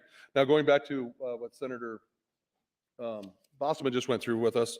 So making sure that everybody knows the Universal Health Service Fund is healthy. Currently, it is at $1.4 million, as we were taught, $104 million for. And right now, prior to that, in 2021, it was 93 million, but now it's at 104 million. So what we're doing is we're only talking about the interest, and the interest was about 1.5 million last year. So we did before, prior to that, we were taking the 300,000. So now it's the additional 655,000, which leaves more than 500,000 of just interest, but we're not touching the principal of the Universal Service Fund. And it's only for the next year. So it's only until for the grant process for the 211 until June 30th of 2023. I will be bringing legislation next year to look at general fund money or possibly another cash fund, but I'm not going to pursue this off the Universal Service Fund. I believe in the 211. I think the numbers that we have, and I know all of you at one time have seen this through emails, but the people that have called and utilized this and throughout our state, we have information, if anyone's interested, broke down by by legislative district. And if you look at what they're calling for, their greatest area of needs are 54% for housing, 21% for utility assistance, 5% for employment, 4% for healthcare, 3% for food assistance. But I have a list here to show every senator how many calls have come into their district. If we look at the number of calls on the calendar going back to 2018, there was total contacts, there was 85,000. 2019, we had the floods, went up to 92,000. 2020, we have COVID, it goes up to 176,000. 2021, it's 248,000. Again, based on educating people, also based on making sure that it was operational 24 hours a day, 7 days a week. And I think we all have been in that situation where possibly we needed help outside, of course, calling 911 for a medical emergency, a fire, someone breaking into your home. We just needed help. And a lot of times you have that ability to call a family member, a friend, a neighbor. Well, some people don't have that opportunity. And for those people that are really struggling, this 211 assistance line is really a lifeline for them and gives them the opportunity to be hooked up with millions and millions of dollars coming from the private sector that want to help them. And so for us to fund this, and again, working with Senator Bostman, I gave my word to Senator Friesen and Senator Bostman that I would only take this for one more year out of the universal service interest based on, but I do believe in the program. We know it's working statewide, and there's, you can't put just pain and suffering in one legislative district. It's all of our districts. We all know we have people, and as elected officials, sometimes you just can't give people an answer, and you want to help people, but at that moment in time, you can definitely lead them, say, please call 211, because there's someone going to answer that phone 24 hours a day, 365 days a year, and are there to try to help them 1 minute with their needs. Thank you, Mr. President. So I just want to please encourage people to vote for Floor Amendment 149. I will be bringing legislation next year, but this does fund our 40%. Rest of it, the 60% will come from the private sector, and get us through until June 30th of 2023. Thank you, Mr. President. Thank you, Senator. Senator Geist, you are recognized. Thank you, Mr. President. I've created a monster. No, I think this is the longest I've spoken since I had my priority bill 2 years ago. So anyway, one of the things that I do as I read articles, and I have hundreds and hundreds and hundreds, and I relate them to some of the things that we're either studying or something that I'm finding or a finding that I've come up on. And one of the things that gave me a really good idea about Nebraska and the way we do sentencing was this article, and this is only half the story because there's another story out there that gives all the data. But it says rates for criminals reoffending drops to a 25-year low in South Carolina. And I believe yes, the recidivism rate in South Carolina dropped to 21.9%, which is that's a huge low number. That doesn't make sense, but that's a great drop. And this talks about a story of a guy, Gary Sanders, who was 17 years old. He was sentenced to 9 years in South Carolina's Department of Corrections. And you think, wow, how heartless are they? Well, listen to this. I was in the Department of Juvenile Justice 3 different times and arrested 17 different times by my 17th birthday, said Sanders. Soon after my 17th birthday, I shot someone during an armed robbery. He said during his time inside, his mentality and his behavior changed due to the help he received. I remember a lot of years, I sat in my prison cell and looked out the window and couldn't see past the prison wire. Now, the inside program director for Jumpstart, that's this guy now. It's a faith-based rehabilitation program helping inmates reintegrate back into society. He says the help he received inside gave him the life skills he needed to succeed, changed my shift in my thinking, which shifted my behavior. According to the data from South Carolina Department of Corrections, the state's recidivism rate is one of the lowest in the country, and they attribute that to investing in prisoners helps keep prisoners from reoffending. They have ways to find them housing, job training, education. We have anger management. They're going to come back to a great cost to taxpayers. Remember, I said this is expensive. and a great societal cost because of the crime they committed, because this young man was arrested 17 times and ended up shooting someone. So there's a societal cost on that side as well. But if this individual comes back better, and now he's giving back to the community that he got better in to help others get better. One of the things the article talks about, the one I can't find, is in South Carolina is instead of giving good time to everyone who walks through the door, which I would contend should be just called time, because if it's not because you're good, it shouldn't be called good time. But we automatically cut everyone's sentences in half.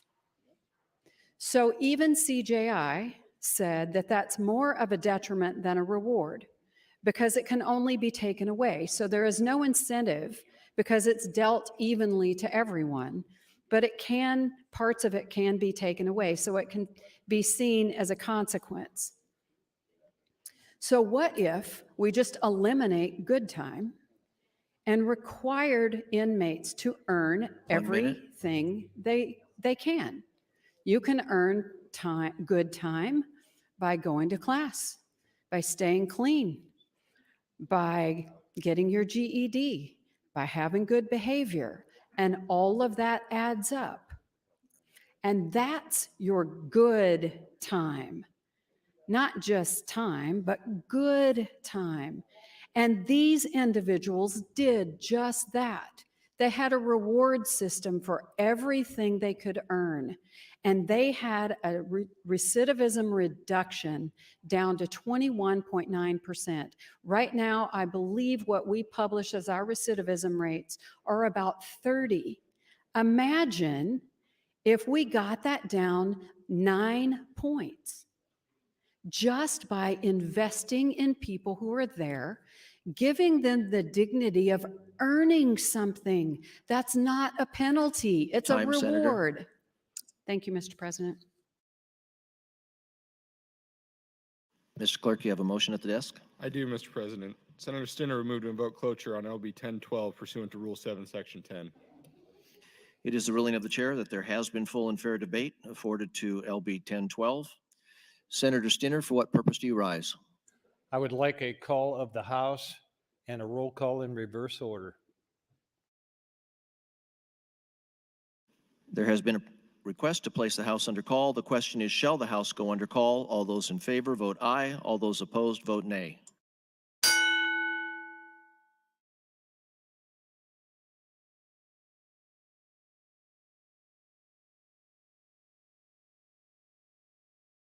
Record, Mr. Clerk. 24 ayes, 4 nays, place House under call. The House is under call. Senators, please record your presence. Those unexcused senators outside the chamber, please return to the chamber and record your presence. All unauthorized personnel, please leave the floor. The House is under call.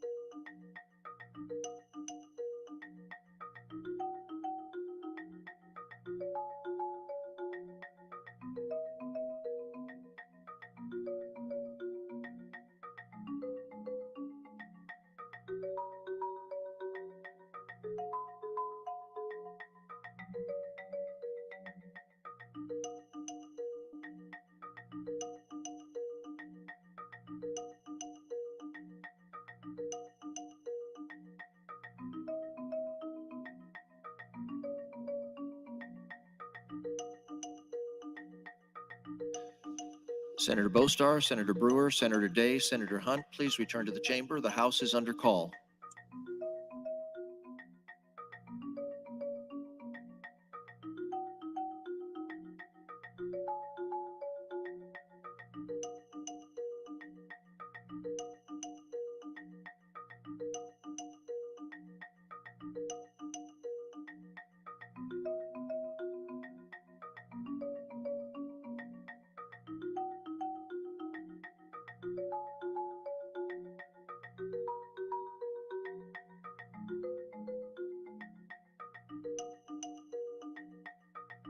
Senator Brewer.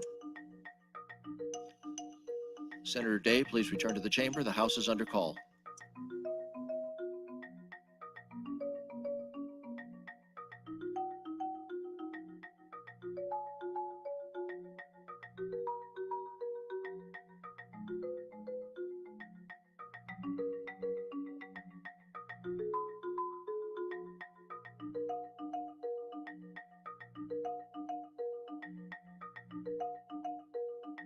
Senator Stinner, would you like to proceed without Senator Day?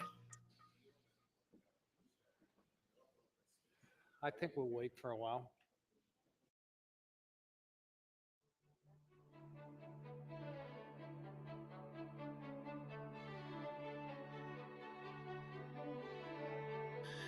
Senator Stinner, all members are present. A request for roll call in reverse order. Mr. Clerk. Senator Wishart, voting yes. Senator Williams, voting yes. Senator Wayne, Senator Walls, voting yes. Senator Vargas, voting yes. Senator Stinner, voting yes. Senator Slama, voting yes. Senator Sanders, voting yes. Senator Pansing Brooks, voting yes. Senator Pauls, Senator Merman, voting yes. Senator Mosier, voting yes. Senator Morfeld, voting yes. Senator McKinney, voting yes. Senator McDonald, voting yes. Senator McAllister, voting yes. Senator Lowe, voting yes. Senator Linehan, voting yes. Senator Lindstrom, Senator Lathrop, voting yes. Senator Coulterman, voting yes. Senator Jacobson, voting yes. Senator Hunt, voting yes. Senator Hughes, not voting. Senator Hilkeman, voting yes. Senator Hilgers, voting yes. Senator Matt Hansen, voting yes. Senator Ben Hansen, voting yes. Senator Holleran, voting yes. Senator Gregert, voting yes. Senator Geist, voting yes. Senator Friesen, voting no. Senator Flood, voting yes. Senator Erdman, voting no. Senator Dorn, voting yes. Senator DeBoer, voting yes. Senator Day, voting yes. Senator Clements, voting yes. Senator Michaela Kavanaugh, voting yes. Senator John Kavanaugh, voting yes. Senator Breezy, voting yes. Senator Brewer, voting yes. Senator Brandt, voting yes. Senator Bostelman, voting yes. Senator Bostar, voting yes. Senator Blood, voting yes. Senator Arch, voting yes. Senator Albright, voting yes. Senator Aguilar, voting yes. Vote is 43 ayes, 2 nays, 1 present not voting on the cloture vote, Mr. President. The motion to invoke cloture is adopted. Members, the next vote is on the adoption of FA 149 to AM 2349. I erase the call. Those in favor, vote aye. Opposed, nay.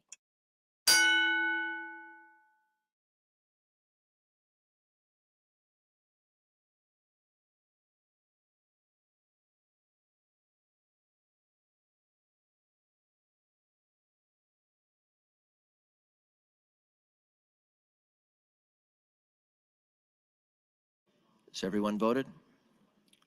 Mr. Clerk? 42 ayes, no nays on the adoption of the floor amendment. The floor amendment is adopted. Members, the next vote is on the adoption of AM 2349 to LB 1012. All those in favor vote aye. All those opposed vote nay.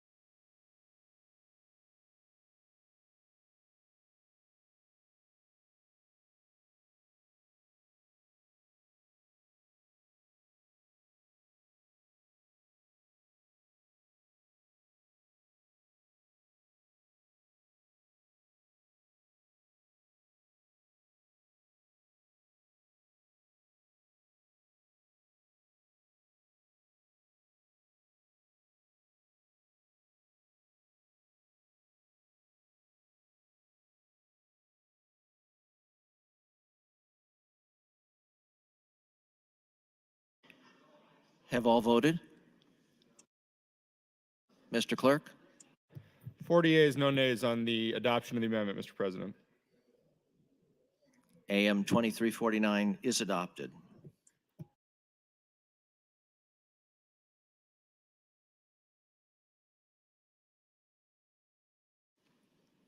Now is the advancement of LB 1012 for ENR for engrossing.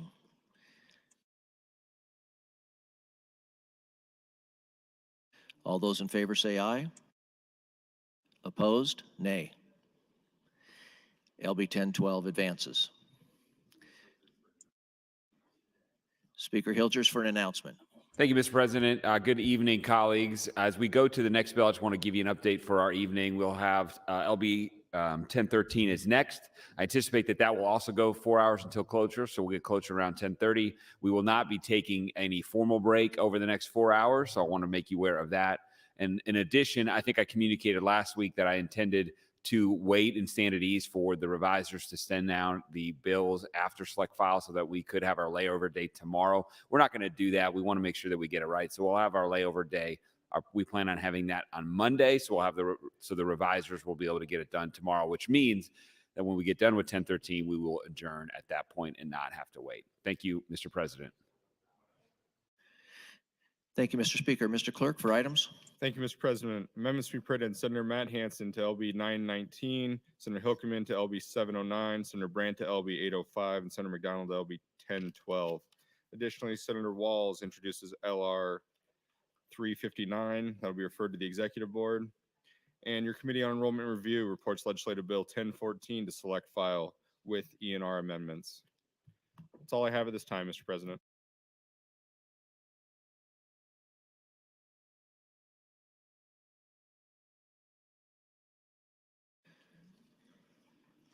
Mr. Clerk? Mr. President, with respect to 1013, there are no ENR amendments. The first amendment to the bill offered by Senator Lathrop is AM 2252. Senator Lathrop, you are welcome to open on your amendment. Thank you, Mr. President. Colleagues, good evening. I started to fade earlier today, and I got my second win, so I am ready for another 4 hours. I'm happy to report. I know you were all concerned. I thought that maybe as long as we're having a substantive conversation about 920, the work of CJI, that I could, or I would suggest, that we start talking about those things that are not consensus items and understand, and Senator Geist talked about a number of the consensus items, those things that most everybody or everyone in the CJI group agreed upon. The challenge, as I've said before, is that the consensus items are helpful, they're useful, they represent an investment in these men and women who have found themselves on the wrong side of the law, but they don't move the needle in terms of our population. And I want to talk to you, if you look at the sheet that we handed out, so everybody go back to your handout, those of you that are watching, and those of you watching at home, you can do this too. On the back, on this sheet, among the documents, is something called LB 920. And on that document, you will see we have working group consensus items, things we all agree on. Senator Geist and I would generally agree on those items. And for a variety of reasons, and I'm happy to talk about them as well. But I think maybe what we can do is spend a little time on the non-consensus items. And by non-consensus, we mean those items that all 15 people who were on the working group did not agree upon when we met. Senator McKinney made reference to this, and Senator Geist will surely remember this, that when the large group met to talk about the ideas coming out of the subgroups, it was the day of a horrendous win. We're in the basement of the governor's mansion. Our phones are going off because there's alerts. The sirens are going off, and the fireplace was shaking. It might even be a fake fireplace, but it was shaking. And it was quite an afternoon, and then we found ourselves short on time. Senator Geist remembers calling these items, putting them in the sandbox. I think the governor said putting them in the parking lot, but they were items we really didn't have a chance to spend a lot of time with. And so that was the end of the discussion, and they ended up into the non-consensus list. But nevertheless, things that are worthy of our consideration, and I'll add supported by data. And so the first thing on this list, if you're following along with me, is reduce jam outs by requiring minimum sentences. This would be indeterminate sentences to be no more than 70%. Actually, the amendment makes it 85% for sex crimes and no more than 50% for other crimes. You've heard me say this before, but as long as we're going through this list, and I'm going to do that tonight with the time we have and the time we'll spend together tonight, that jam outs, again, jam outs, bad idea, okay? I think everybody gets that, right? The idea that someone would be released directly from the Department of Corrections, accountable to no one, getting services from no one, just going back to their circumstance. And for some people that might work out.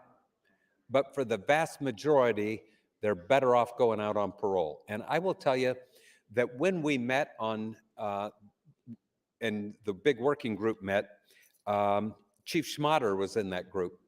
And I've been careful not to betray things that people say in the small groups when we're trying to be open and have a good conversation about policy, not to repeat things, for example, that Director Frakes said in our small groups. But this is one that Chief Schmatter, the chief police in Omaha, said, you know what? I don't like jam outs. I much prefer people getting out on parole. It is such an important principle to understand. 95% of these people get out. A third of them are jamming out, and only 65% of them or so are actually paroling out. And so when you parole, and this is why it is a consensus item to avoid jam outs, when you parole, you get services. So you may leave the Department of Corrections and they say, Inmate Moorfield, you are paroled, but you have some things you need to do while you're on parole. Moorfield, you're going to go to outpatient treatment, or you're going to maintain a job, or you're going to go to AA meetings.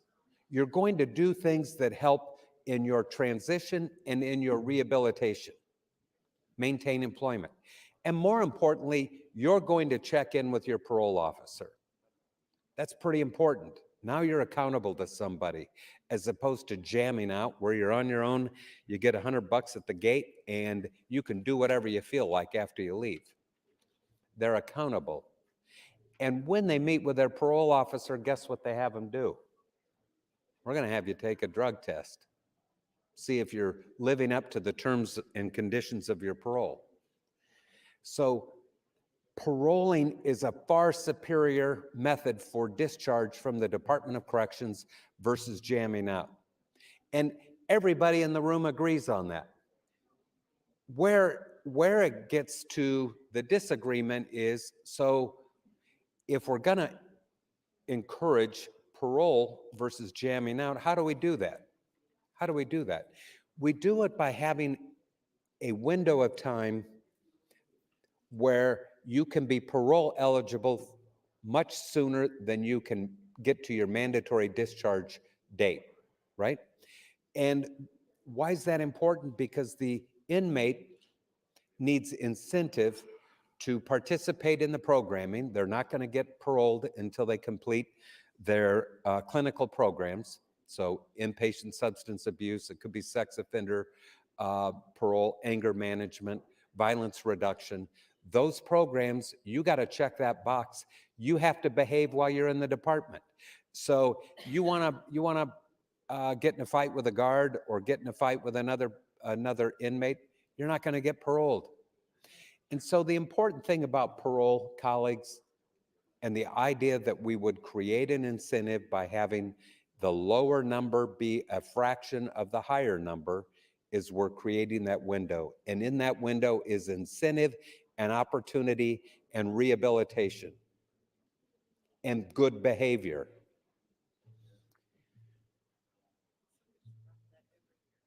I know, you did, Patty. This is not a new concept. We've talked about it on this floor, as Senator Pansy Brooks just reminded me. The reason it's important, though, the reason it's important, and you should understand, we're not touching the high number. So if a judge wants to whack you and give you 50, they can still give you 50. We're not saying you can't give them 50, you got to give them 40. We're saying go ahead and give them 50, but the low number needs to be 25. And then they will have their parole eligibility, they'll have that window. And when they reach parole eligibility at the risk of repeating myself over and over and over, that doesn't mean they get out. They got to behave, they got to complete their programming, and then they have to be a suitable candidate. So they do assessments. The victim has an opportunity to come in at the parole hearing and say, wait a minute, Moorfield should not be getting out now that he hasn't been in there long enough. And the parole board can take that into account. And Moorfield's going to need 3 votes out of 5 in order to get paroled. And that, colleagues, is what that is what the first non-consensus item is about.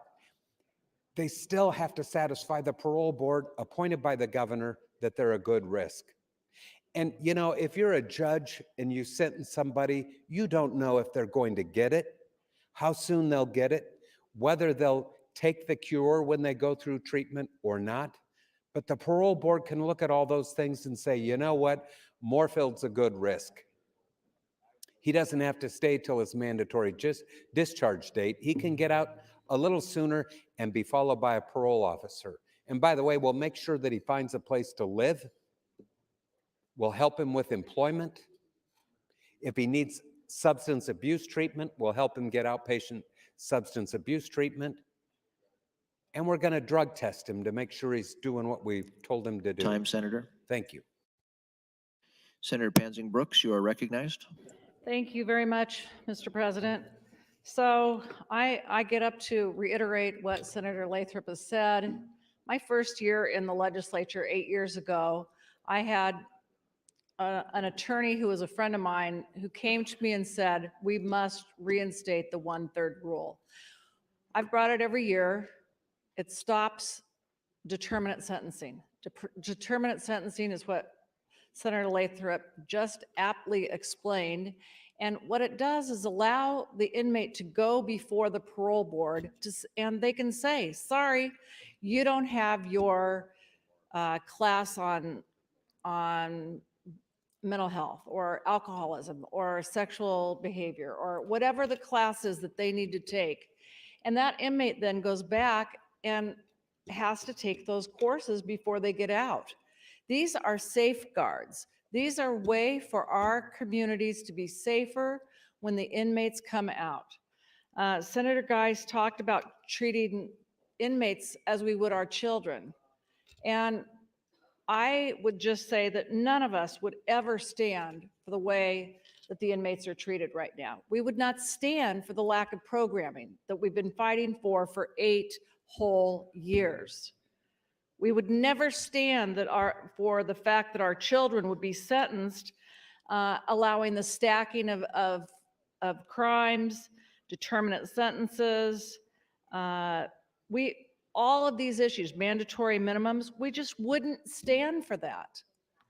And I've said time and again, I'll be all over a new prison to help with the overcrowding the minute that our programming is more robust, the minute that we have sentencing reform. These are the 2 things that have to go together to make it so that our prisons do not continue to be overcrowded, so that the inmates don't jam out, commit a crime, and recidivate, coming back in. Excuse me. So I just feel like I'm happy to look at it from that standpoint. We've talked for years about bringing in a new prison, and the whole time, Senator Seiler, who was the chair of the Judiciary Committee before, talked about programming. He was sent away, but people worked to not get him reelected. So I just think that, you know, if we continue to talk about this, we're going to be all talking past each other. Why is it that there cannot be a discussion about programming, about more robust programming for our inmates? Why is it that we cannot, we continue to argue about the fact that our sentencing needs to be reformed? And we just talk past each other and say, well, this is the only way we're going to be safe. This is the only way. If we're tough on crime, just like we're tough on our kids, you know, my kids, when I raised them, we had privileges for them. They were up on the refrigerator in our kitchen. And they knew that if they acted well, they received all of those privileges during the day. When they didn't act appropriately, I would take down dessert, or I would take down letting them hear their favorite tape at night. We Are Dinosaurs. I would take down the little privilege that they could watch their 1 hour of TV that day. So Senator Geist is saying, well, we should just build up in their privileges. My feeling is give them the privileges, and if they if they don't do what they're supposed to do, or they fight a guard, or whatever it is that they do wrong, then you take away the privileges as we have done. So again, we have two different variations on how we do this. My variation with my children was, and you know, they'd get to the point that they're like, I want to be able to have my dinosaur tape tonight, or I want to be able to watch my hour of TV tonight. And at that point, that helped them to get along and understand and behave. But again, programming, and sentencing reform, and I will jump all over helping on that prison. Thank you, Mr. President. Thank you, Senator. Senator John Kavanaugh, you are recognized. Thank you, Mr. President. Well, I again would. Excuse me, Senator Kavanaugh. The clerk has an amendment. Thank you, Mr. President. Senator Lathrop would move to amend AM 2252 with AM 2256. Senator Lathrop, you're welcome to open on AM 2256. President, I thought you forgot about me. So this is an amendment to the amendment, and allows us to continue further in our discussion. I do want to step back just for a second as we begin this discussion, and hopefully we have a lot of senators watching this on the television somewhere. I want to step back from going through the list of options provided by the working group and talk about one thing that I think is important. When CJI came to Nebraska, they provided us with data. Okay. Now, when we talk about data, they're not talking about one individual's story.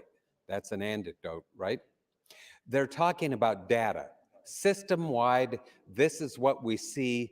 This is what we see happening. This is what we've seen over the last 10 years. And that process, colleagues, is data-driven. It's data-driven. So when we talk about why are these options available to us, or for here for our consideration, it's because the data directed us in that direction.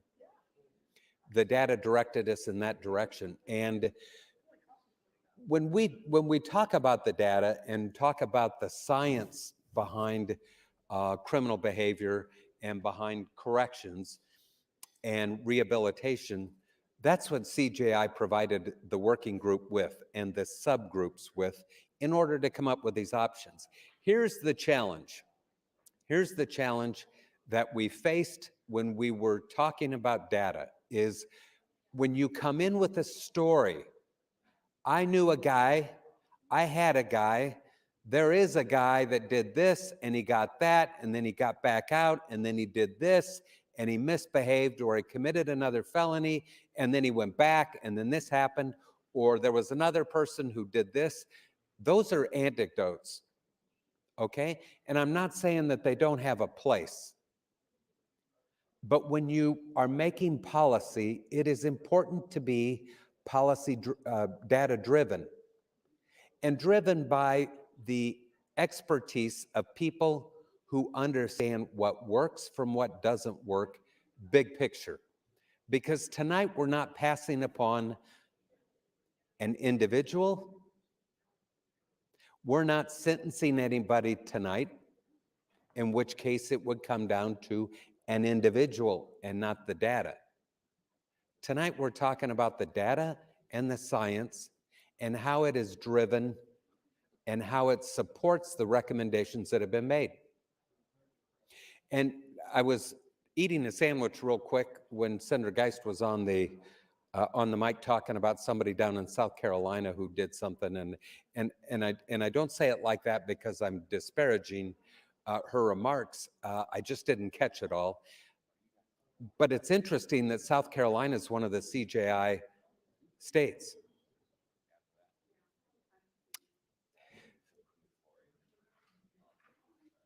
This discussion, as they are in HHS, as they are in education, as they are in transportation, as they are in revenue, as they are in appropriations, should be data-driven and supported by data.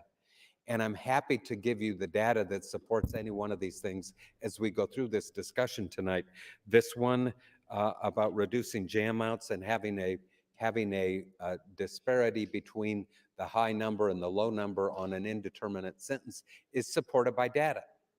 And the data shows that when people are properly incentivized, they'll participate in programming and prefer parole. And we are the beneficiaries of that incentive. We, public safety, benefits from the people who choose parole, choose the rehabilitation, choose to be monitored by a parole officer, hardworking parole officers, and I'm going to give a shout out to those guys. They're dealing with people who are facing the temptations coming out of the Department of Corrections. They are dealing with making judgment calls about when to pull them back into the department and when to give them a second chance. I appreciate what our parole officers do, but understand parole board makes the decision, and they're followed by parole officers who are professionals that make sure that if they are abiding by the rules, doing what they're supposed to, and transitioning into our communities, that we are safe and they are not taking unnecessary risk in the process. So I hope to have more conversation about the data behind each of these recommendations. I encourage you to ask questions.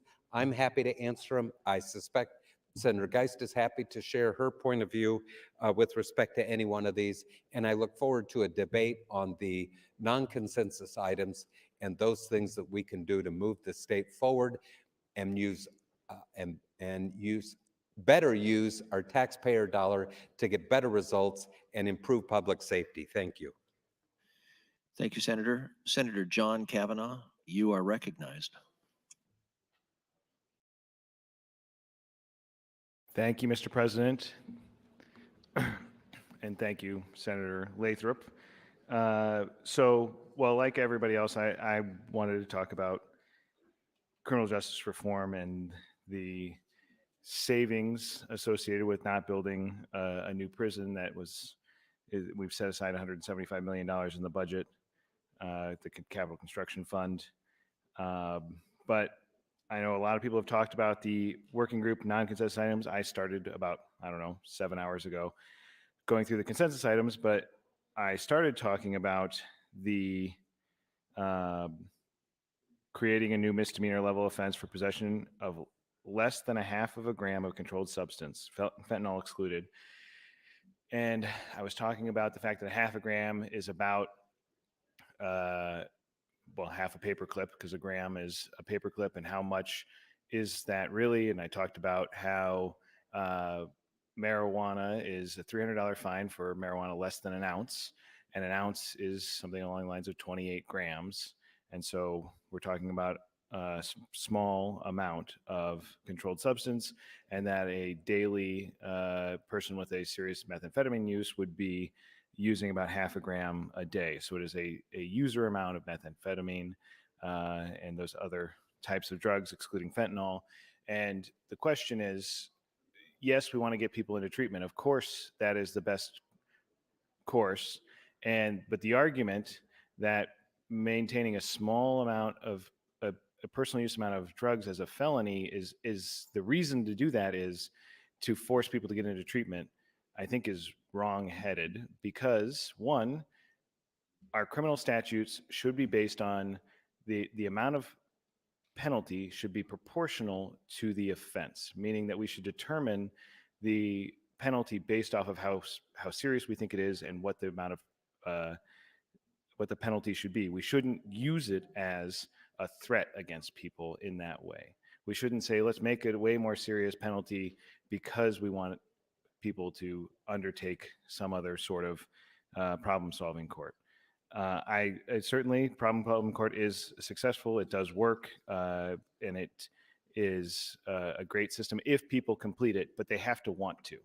And so forcing people into something is not necessarily going to be successful. And I have seen countless people attempt to get into problem-solving courts, trade a conviction, and they have, I guess, high expectations, high hopes, and they get into the problem-solving court. They plead guilty pre-admission. They get into the court and they wash out because they weren't committed to rehabilitation at that time, and they only got in because of that threat. And so we didn't. The state, though, resolves that case because the person's already pled guilty, and then they ultimately get sentenced, usually to a term of incarceration because they've been given an opportunity already, and we do not get the benefit of them getting the treatment and the corrective behavior, and we don't get that outcome we wanted because we forced somebody to undertake that problem-solving court that they weren't interested in. So that is not going to be the solution that some people might think it is just by forcing it. We need to make it more available because there are people who want to participate in it, and we need to make sure that we are giving people every opportunity to take the positive steps in their life that they are ready to take. And we're going to much more likely to get a benefit as a state when individuals are taking those steps. 1 minute. Thank you, Mr. President. And so keeping possession at less than a half a gram or less as a felony is not going to serve that purpose. We're still going to have things above that, which is there are a lot of those cases, as I listed, I think 3 of them earlier, where individuals had more than that. Those would still be that felony possession level. But there's also nothing that says somebody at less than half a gram couldn't undertake programming and problem-solving court. And so I guess I'll push my limit and run out of time here, but I will keep talking about this later. Thank you, Mr. President. Thank you, Senator. Senator McKinney, you are recognized. Thank you, Mr. President. I rise again to continue the discussion about criminal justice in our state and what we should do going forward. And I just will, if anybody's listening, is it smart to continue to invest? I don't even know if it's an investment, it's an expenditure, so it's not an investment. $280+ million into prisons in our state, or is it smarter to look at our system and see where we can make it better, more efficient, and not have to spend as much money on the Department of Corrections? We also have to really think about, do we need to build a prison in the first place? There's still studies that need to be completed. There's still data that's not available that we need. I never will support building a prison, especially because there's so many people in need across the state that could benefit from $500 million pretty much. And we have these options from the CJI working group for us here on the table. And I just think, and I would hope, every senator takes the time to read through the report and really evaluate the options from a non-biased perspective so you can really understand what is in the report and how it could be helpful. I think if we all take a step back and look at things from a non-biased lens, there will be a lot more understanding on why these things were options. Now, if you don't want to do that, then we're not getting we're not going to get anything done. 920 is not going to pass. We're also not going to, I don't know about the prison, hopefully not. But when we're making votes on things such as criminal justice reform or however you want to frame it, I think everyone should do their research, look at all sides of the research. Just don't take my opinion. Don't just take somebody else's opinion. Form your own conclusion. Um, and that's what we should do with everything is take all information in and form your own conclusion. And regardless if you agree with me or not, I can respect it if you took the time to take in all perspectives. That's how you're supposed to do things. It can't be so one-sided all the time because you never get to anything.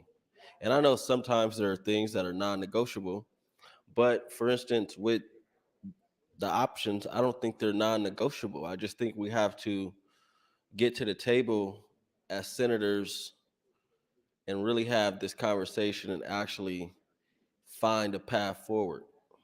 I believe there is a path forward. I'm optimistic. I think it can happen, but we just have to work together.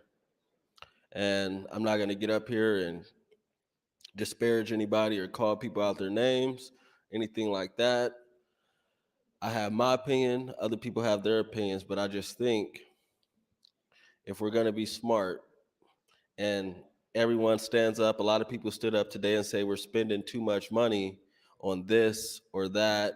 We need to be fiscally responsible. We need to think about the future with our budget and all these other things. Well, if that is true, then we really need to think about what we're doing as far as our criminal justice system and this proposal for 1 a minute. prison and whether it's fiscally responsible to continue to spend this much on a correction system that isn't working. So when you stand up and talk about we spending too much money on and we're not giving the property taxes, we need to help taxpayers.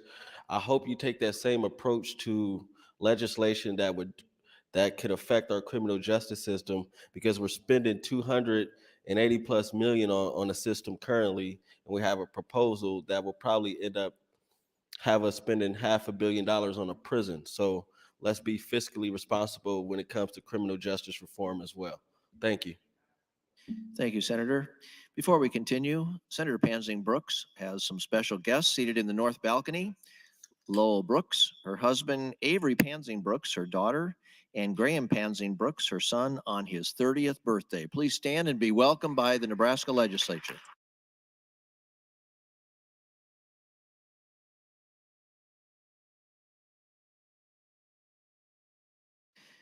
We will continue with debate. Senator Geist, you are recognized.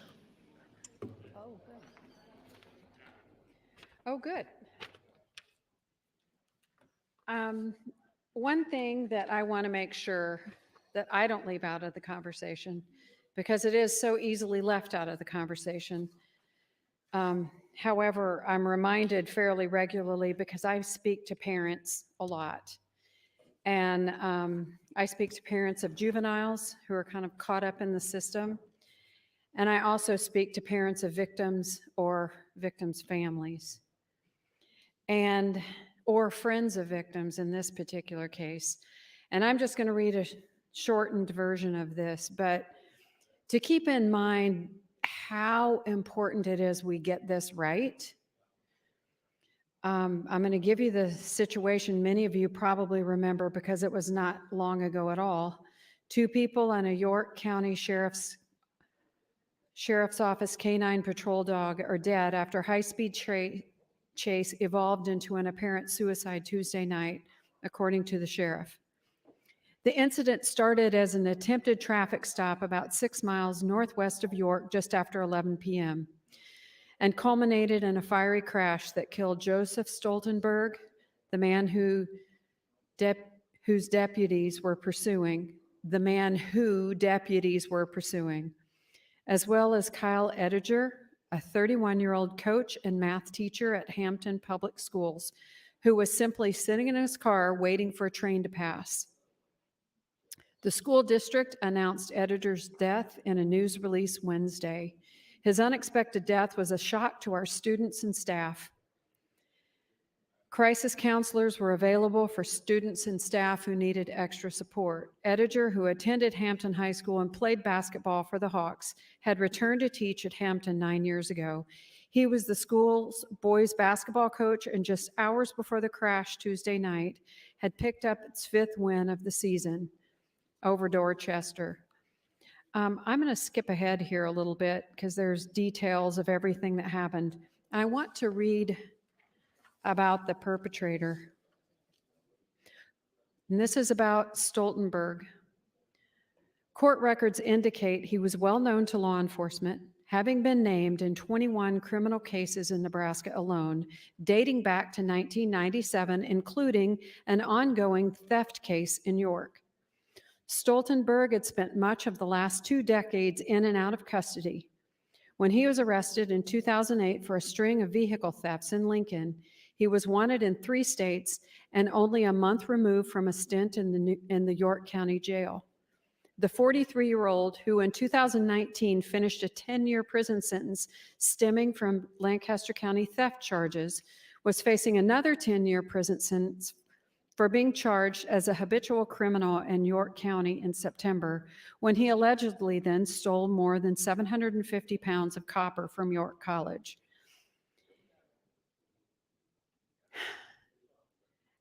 This incident had ripple effects all across the state. This was a habitual criminal.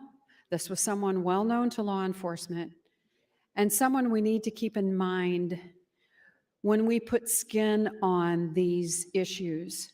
This is not just about sentencing on a paper. It's not just about changing this number to this. This affects people's lives. To the degree that we mess this up is our responsibility to society. Here's another one. A 40-year-old man. 1 minute. This had just happened this year. A 40-year-old man in Lincoln who was actively out trying to meet underage girls for sex less than 2 months after getting out of prison on a lengthy sentence for sexually assaulting a child got more prison time Thursday. "I think you're just plain dangerous," said the judge. She said that when he's out in the community ought to be afraid of him. Not only are they should be because of what you do. There are people like this. These aren't the whole of who we're talking about, but these are some of who we're talking about. There are real victims, real consequences, not just the criminal. Yes, we need to attend to the needs of the criminal, but number one, our obligation is to keep the people who are under our purview Senator. safe. Thank you, Mr. President. Senator Moorfield, you are recognized. Thank you, Mr. President, colleagues. I'm glad that Senator Geist gave some examples of people that, quite frankly, I think we can all agree should be in prison. Sexual predators should be in prison. People who commit violent crimes should be in prison. Nobody's gotten on the floor here today and said that people like that shouldn't be in prison. We can all agree upon those people.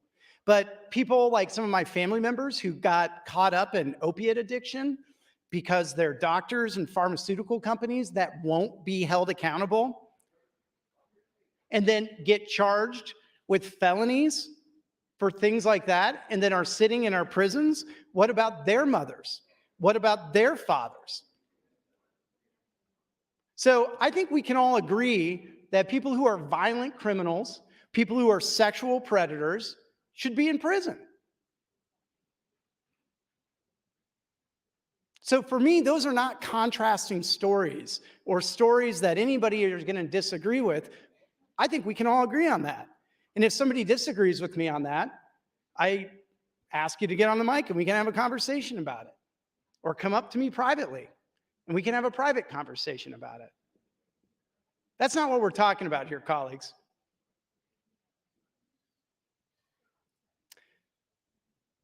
When we ended right before cloture on the first budget bill, I talked about addiction and substance abuse and folks that have committed nonviolent crimes who need, yes, accountability, but they also need treatment and they need services. And for the folks that are about to get out of prison and are about to get out of jail, we need to make sure that those individuals have services. That's what we're talking about here. We're talking about creating a foundation in which people who go into the system, and in many cases, rightfully so, like the people that Senator Geist brought up, that they come out better. And that we ensure that people who are nonviolent, unlike the people that Senator Geist brought up, the people who are nonviolent, who have substance abuse problems and other issues that need to be addressed with rehabilitation and treatment, those people are given accountability, but also allowed to get the help that they need and remain productive members of our community and our society. That's what LB 920 is about.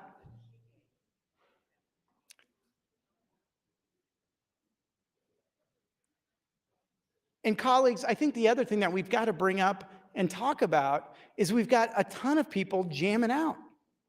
We got a ton of people going into the prison system that we may very well want in the prison system, but eventually 99 or so percent, I'll look up the exact percentage, it's above 90% though, they're going to be coming back out into our community.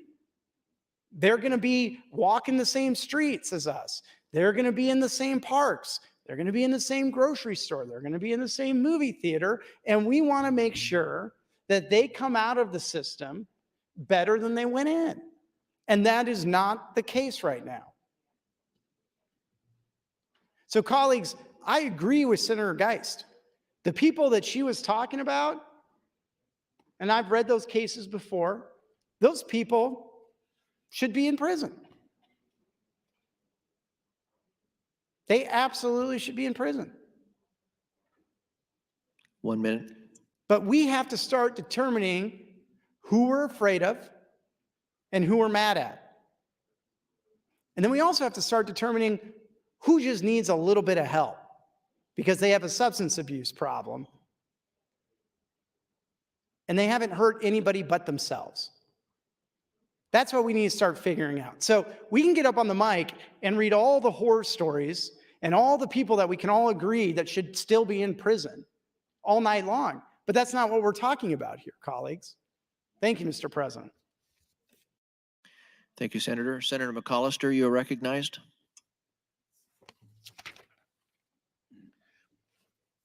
Thank you, Mr. President. Good evening, colleagues. Yes, Senator Geist is correct. We need to do the right thing when we decide LB 920. Well, what should guide our thinking? How should we make our decisions? What information should we look at? Should we look at anecdotal information or should we look at data? That's the question. And we don't have to look too far, actually. 35 states have been down this road. They've looked at criminal justice reform. They've looked at their state data. So I think we simply have to look at the CGI reports, embrace their recommendations, and move forward. And Senator Friesen is right. He's been talking about the budget all day, and he would talk about opportunity cost. And what is opportunity cost? Opportunity cost is when you decide to do something and spend money a certain way, that precludes spending the money in some other way. You only have a finite amount of money, and so if you go one way with that money, it's gone. So you have no opportunity to spend the money in some other more productive way. And that's what we're doing here this evening, deciding how we want to spend the state's money. Do we want to spend $270 million for a prison, or should we be spending over $500 million for a prison twice the size? Who knows what size to build this prison? We need to take that question on before we do too much more. Well, some of the issues that we brought up today, work release. Work release, when I was in business, we would allow people that are on work release to come work in our barrel reconditioning factory. Kind of a pleasant, crummy job, dirty job, hot. But those people on work release, they were on time. They would go clear through the day, and they would receive full pay. And I suppose they were making restitution for some people. Sentencing reform. The answer seems obvious to me. If you're going to prevent jam outs, you've got to give people incentives to not jam out. And with good sentencing reform, I think we can do that. Some other statistics that I find interesting.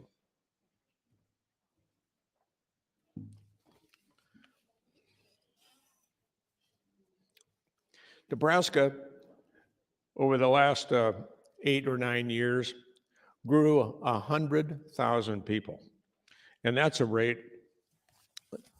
fairly significant rate, kind of mid-range in the country.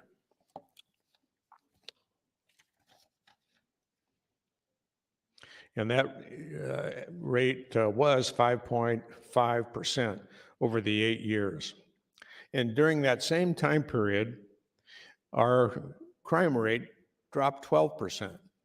That should tell us something. I keep going back to 1980 when the prison population was 1,400 people, and now we have over 5,500 people. That should give us another message. We're doing something wrong, particularly when the rest of the country is able to close prisons and reduce their prison population.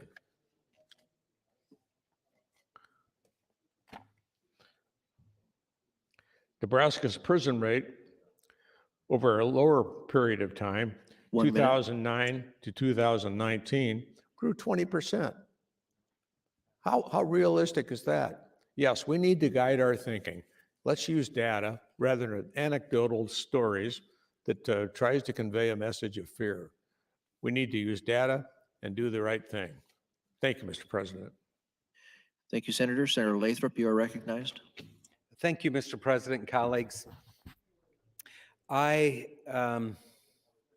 knew we were going to hear stories tonight because they have been a part of this process. And tonight we heard two. And I got a couple observations to make about that.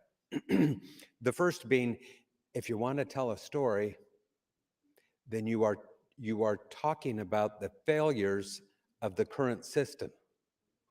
The things that have happened that we heard about are how things are right now.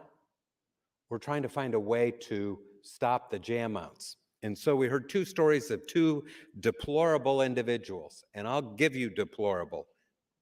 The first one, Warren Singh, was convicted and sentenced to prison and got out and apparently tried to engage somebody in sex or was chasing or trying to entice somebody.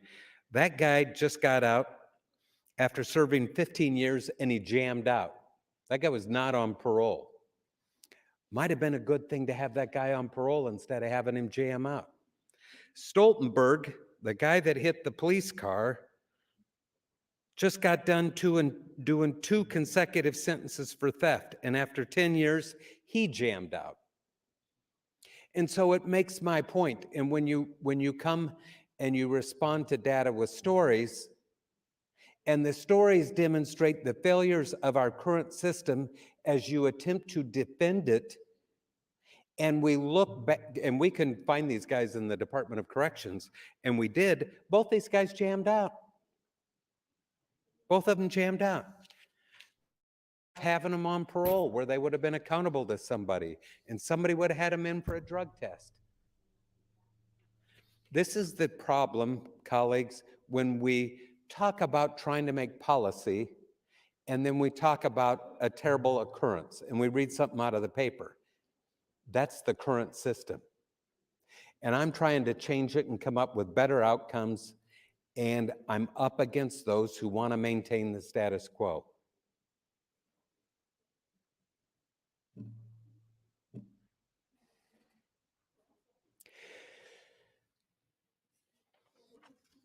As we try to make policy, and if we are to be driven by stories, then we would inevitably be led to this place.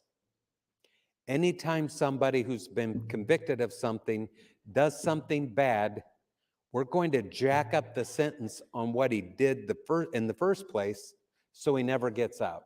And now everybody convicted of the same thing will do a lot more time because one guy did something really bad.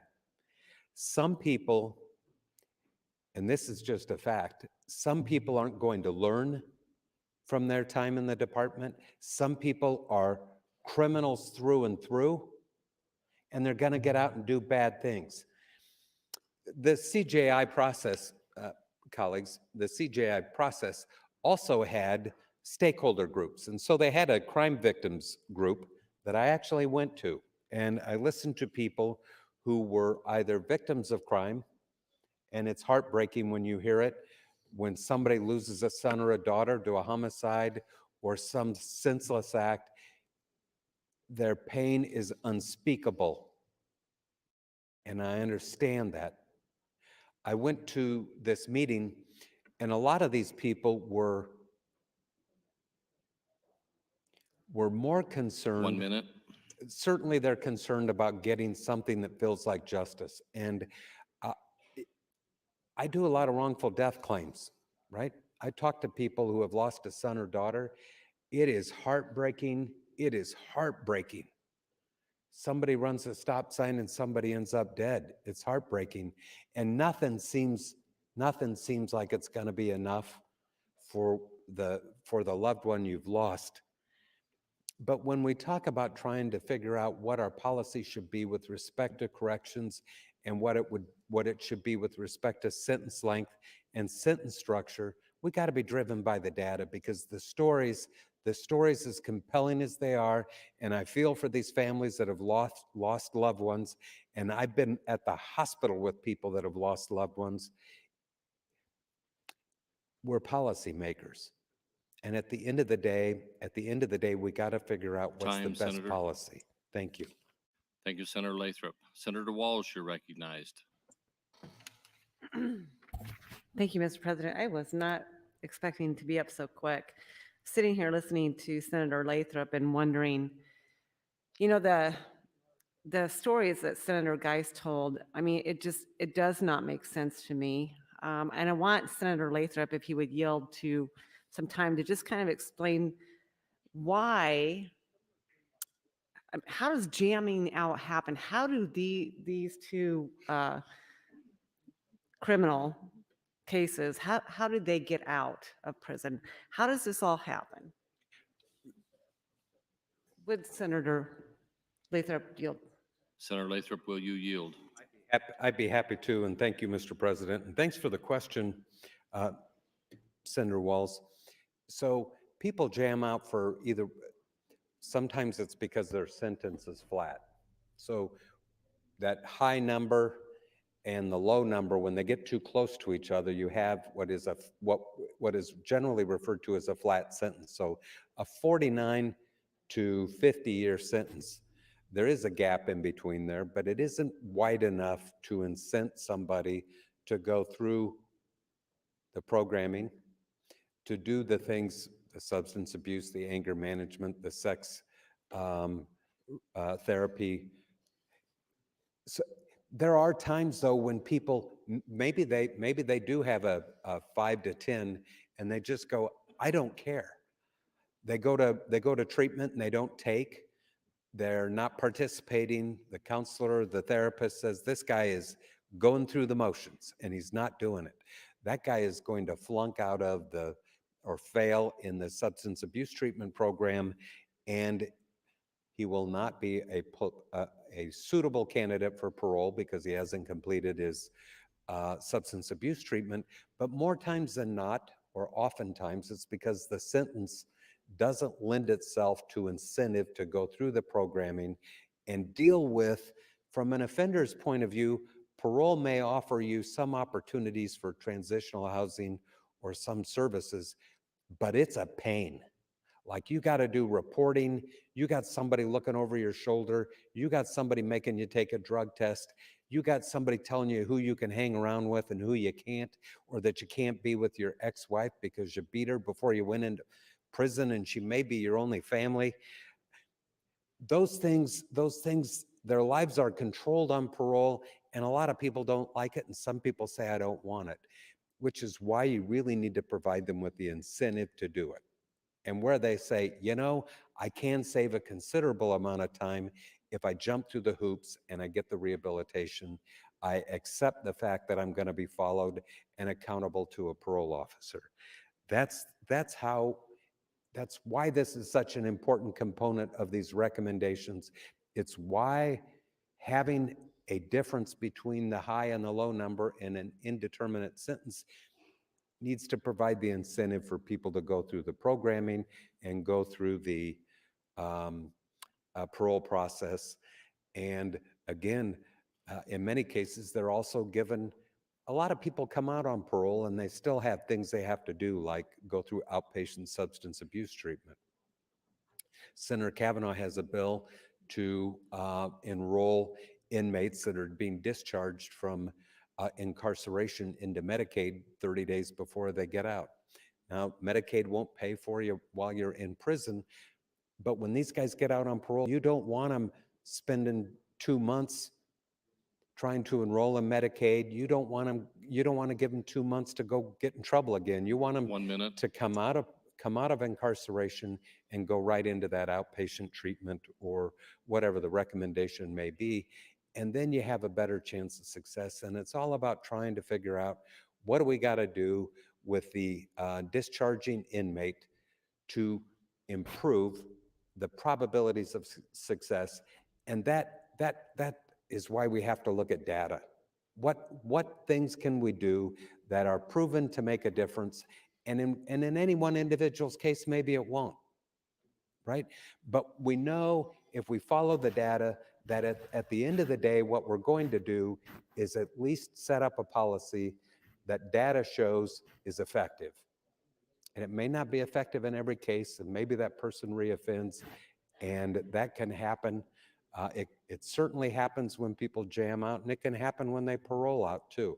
Time, But Senator. ultimately, it's policy. Thank you. Thank you, Senator Lathrop and Senator Walls. Senator John Kavanaugh, you're recognized. Thank you, Mr. President. Well, it's a good segue from Senator Lathrop and talking about the bill that I brought about Medicaid access for individuals that they were coming out, and Senator Lathrop did a nice job of explaining it there. And the idea is we get people signed up while we know where they are, while we have a connection with them, and we help them make sure that they actually fill out the form correctly. At the hearing on that bill, HHS came, and I think Department of Corrections sent a letter, and the HHS said that it is difficult to fill out, that they do get rejected. They do reject people's applications. Currently, the department gives people a piece of paper and says, you may be eligible for Medicaid, fill it out. What we're saying is we need to make sure that we walk people through. Either they can do it on the phone, or they can have a person in person if that's something that, say, NSP is releasing enough people on a daily or monthly basis to have somebody there to do that. But they can help fill out this form, facilitate filling out the form, make sure that, and they do it before they get released, so that they know walking out, they have their approval for Medicaid. They know then they can get, in some cases, they'll be able to get a next place set up because they know they're going to be Medicaid eligible. They know they're going to have those services. And that will allow people to get more of the programming that we want them to get.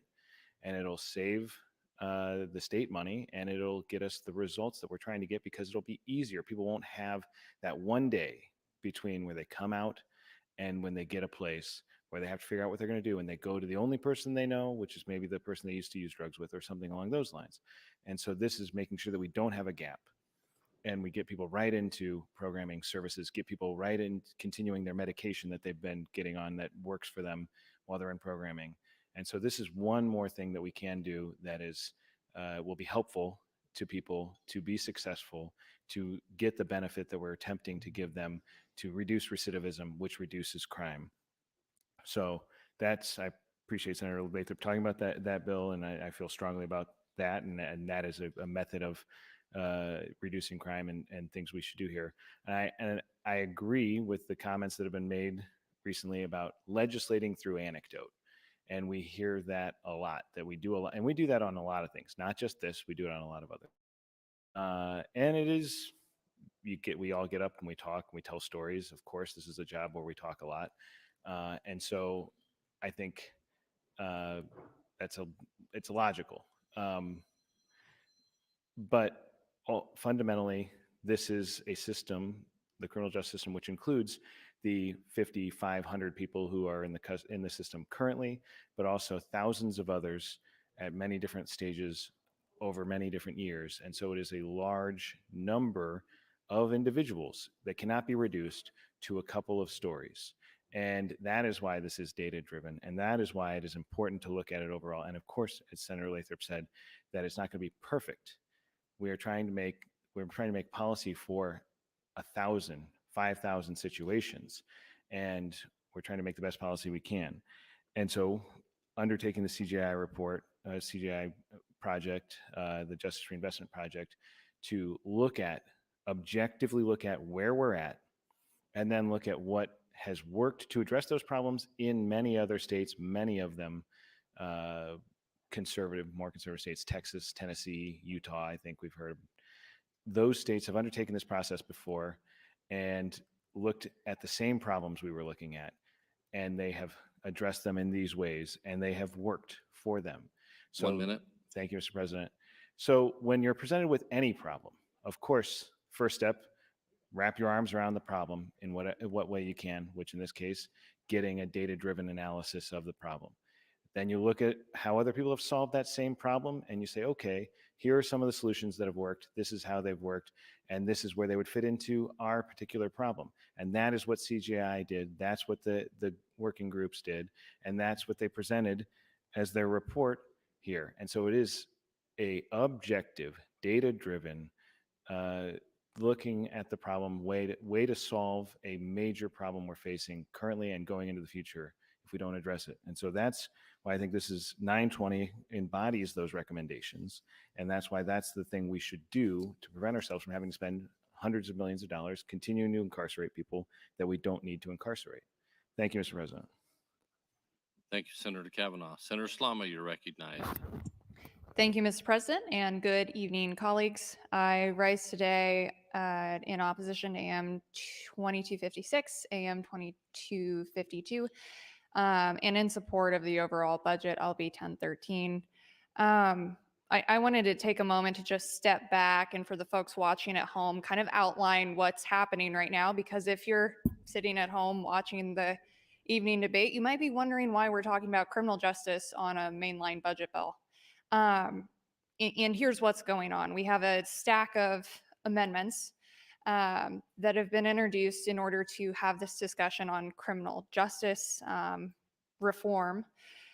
And we can't actually introduce substantive amendments that will make changes to the issues that we're talking about because we have this stack of filler amendments that are blocking any changes to the budget from getting attached. So while we're talking about all the needs and all the changes we need to make when it comes to mental health treatment, substance abuse, all of these issues that we could be investing in on the front end, whether it's education or any other kinds of interventions, we can't debate those issues on the mainline budget because we have this stack of amendments, and that's by design. This is intended, I think, by those who have brought the amendments as pushing the discussion so that we cannot make any changes to the budget. And that's, I guess, their right to do procedurally. But I've been on Judiciary Committee for 4 years, and I think I can provide a little bit of insight here. I've been around the block a few times. There's been some criticism leveled at a few of the stories that Senator Geist has raised on the floor this evening, and there's been criticism of you can't legislate by anecdote, which is hilarious because that is what most of the arguments are most of the time on these issues. And that's because every single one of the stories that's been brought up and will be brought up over this evening, trust me, we have more stories. That's a life. That is a life that has been negatively impacted by crime in our state. And yes, these are horrible things that have happened in this system, but there are situations that will be made worse if we adopt an unamended version of LB 920. When you're looking at the different arguments that have been raised in favor of LB 920, it's, well, we can solve our prison overcrowding crisis because of this. We can get people out of prison and into the community. Let me translate that for you. That means that we are letting felons out of prison earlier to see if that eases our prison overcrowding crisis. The data doesn't lie. We've seen in states like Oklahoma, where that's happened, that violent crime rates spike. Nebraska already has a very, very flexible structure when it comes to sentencing, when it comes to whether or not somebody's going to go to prison or get probation. We already have a very lenient structure in place.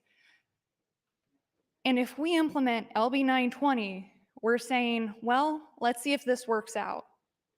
And I don't want to be in a position, and I've got a stack of stories. I'll be on the mic a few times because I don't want to be in the position a few years from now where we're talking about the stories of someone who got out earlier than they should have because of LB 920, and we're telling the story of a family that's been negatively impacted by violent crime that could have been prevented by adopting an amended version of LB 920, which is the bill that we're discussing, even though that we're on the mainline budget bill, with the consensus items that the CJI committee recommended unanimously. And these are all data-driven solutions that Senator Geist has outlined so many times.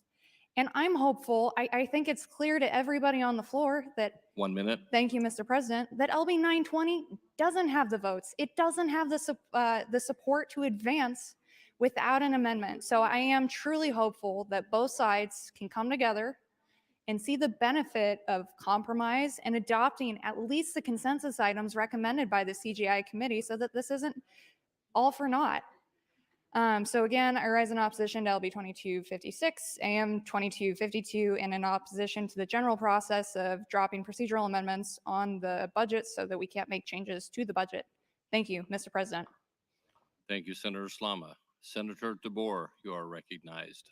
Thank you, Mr. President. Good evening, colleagues. I want to start by saying I don't think that anyone doesn't think every day about the victims of crimes when they're working on these issues. I know I think every day about the consequences of our sentencing structure. To be very, very clear, I do not want more victims. My primary concern is always about having less crime in our society. I take some offense at any kind of implication that somebody wants to coddle criminals. We want to protect our lawful citizens, and the way to do that, I think, is making sure that no one is jamming out. Because the most dangerous person is the person who has been in prison, didn't get reformed, didn't get programming, or didn't take programming because their sentence left them with a parole eligibility date too close to their jam out date. That's the most dangerous person I can think of.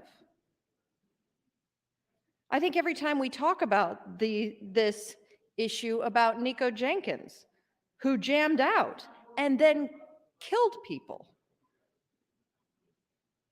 Now, I don't know as much about that story as some others do, but I know enough to know he jammed out and then killed people, and I think about that. Could we have prevented that with a different sentencing structure? I don't know. Will there be another one of those if we fail to do this, will we have failed to prevent that crime? Senator Geist asked earlier whether longer sentences means less crimes. And so I've been doing some research. I don't know if she's in here right now. And so far what I've discovered is it's not entirely clear, which is maybe why you might not have gotten a clear answer. So I've been reading a lot of studies and conglomerations over the last few hours, and I will continue to do so. And so these conglomerations that compile all these studies together, and what I've seen so far is that age at release might be a greater predictor of lower recidivism than length of sentence. And in some cases, particularly those with shorter sentences, so for the short sentences to begin with, longer short sentences have sometimes been found to create higher levels of recidivism.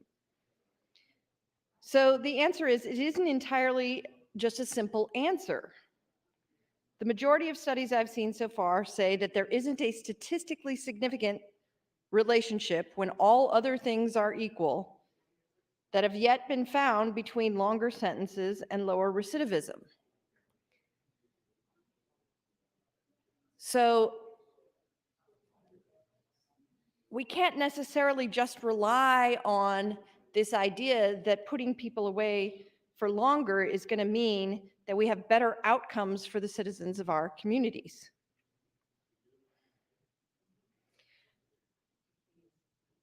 We want to have sentencing reform to prevent crime. See, the reason we're all here advocating for sentencing reform is because we want fewer jam outs. We want fewer people going out into the community without being reformed by the prison system. 1 minute. We want fewer people going out in the community without supervision after they get out.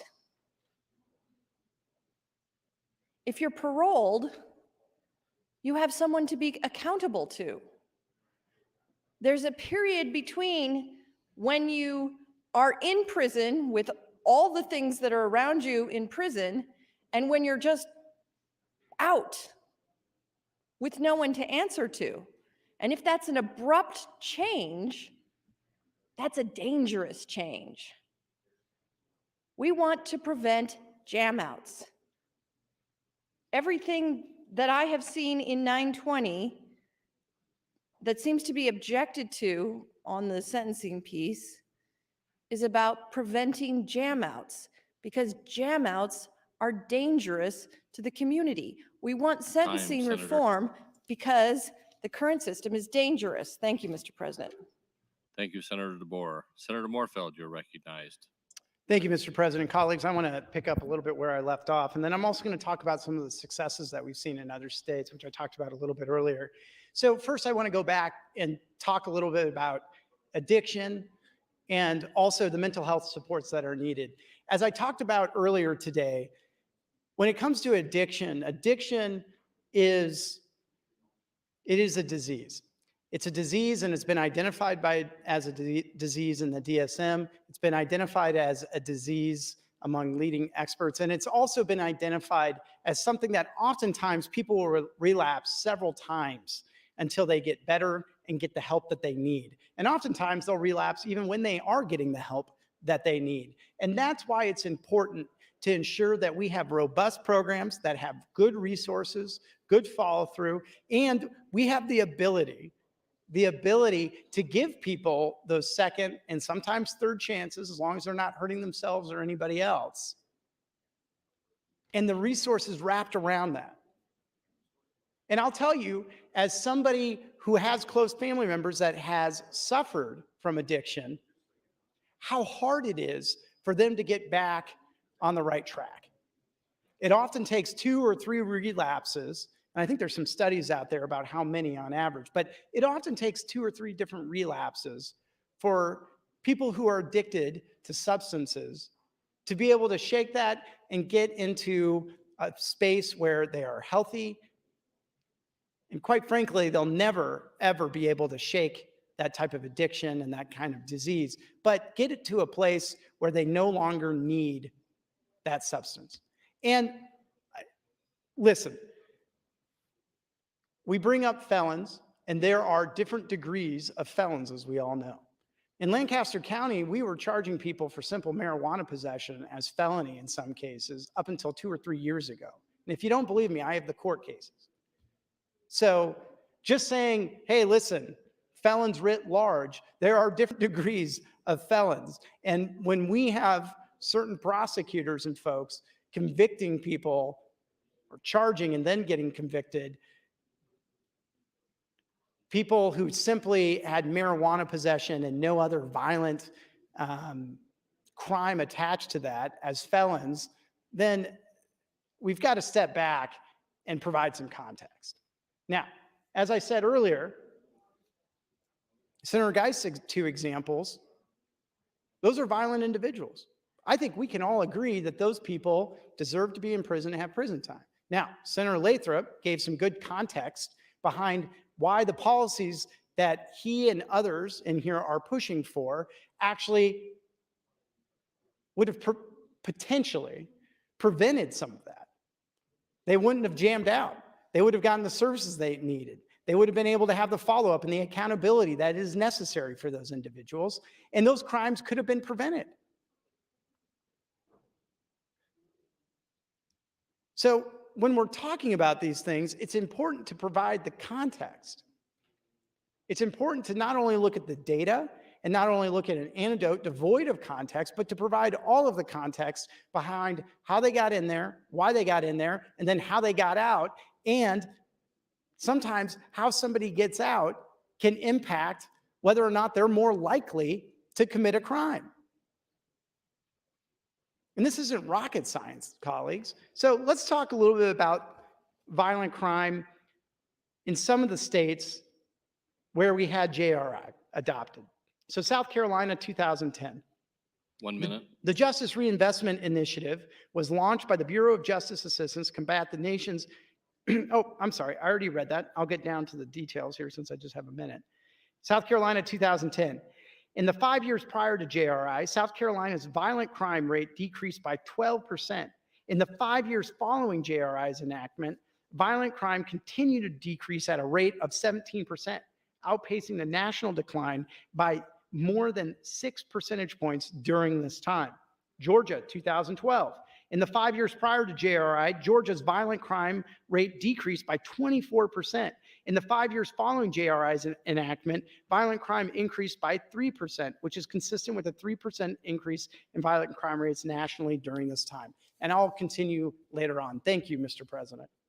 Thank you, Senator Moorfeld. Senator Lathrop, you're recognized. Thank you, Mr. President and colleagues. Good afternoon or evening once again.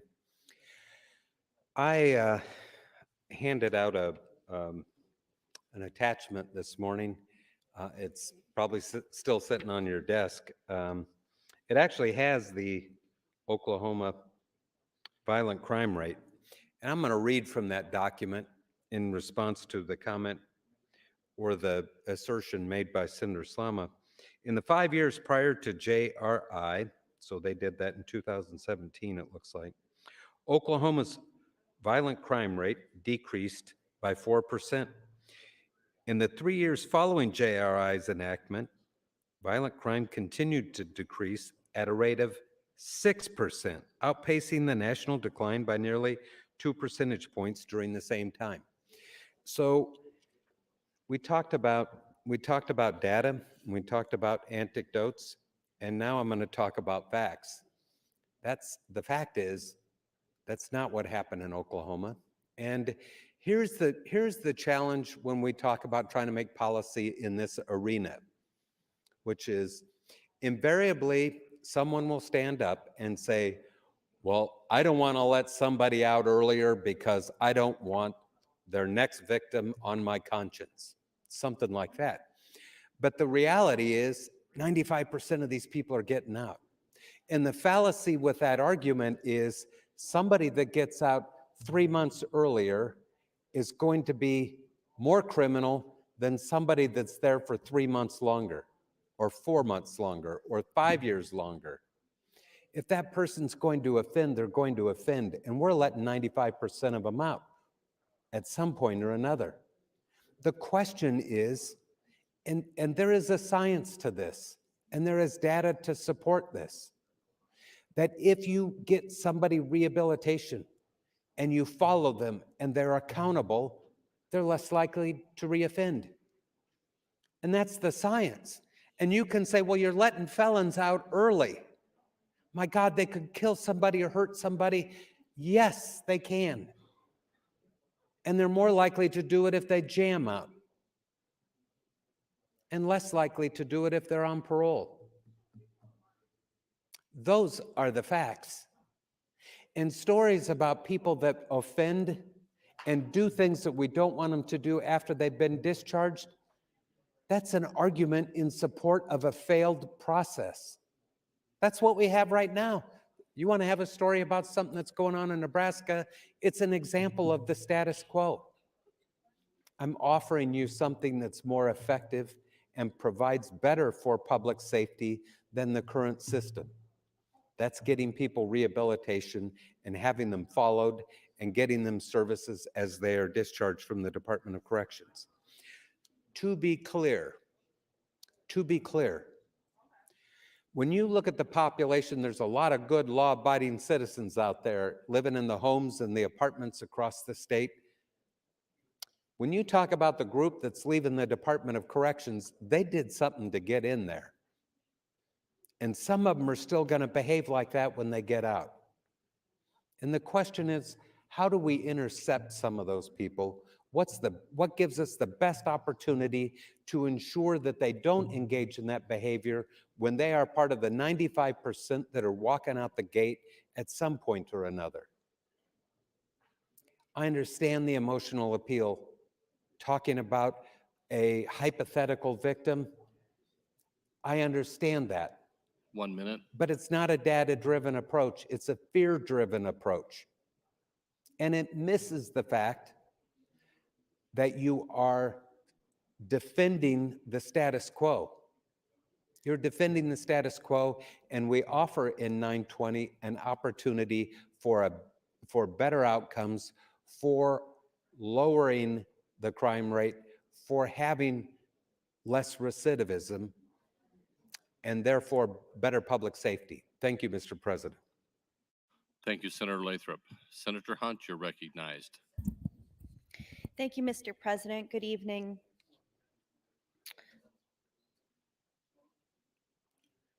These conversations continue to contribute to the disillusionment, and it's so crazy making the things that we do in politics, isn't it? Because what we're actually doing isn't what's best for people.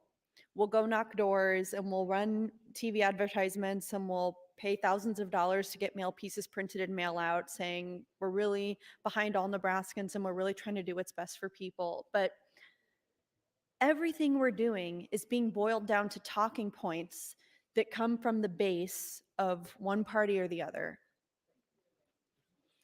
And in Nebraska, of all places, this should be the place where we can hold things in our minds true at the same time. Just like I said, it can be true that we need to be tough on crime, that we need to do things to make sure that people don't recidivate, whatever. And it can also be true that we need to do things to reform our criminal justice system that aren't going to have a negative impact on public health.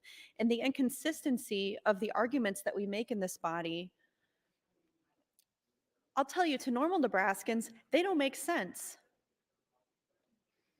It doesn't make sense to talk about how dangerous felons are, and just kind of this dog whistle-y use of the word felons. Like, felons always means murderer and child abuser and all of the worst possible things.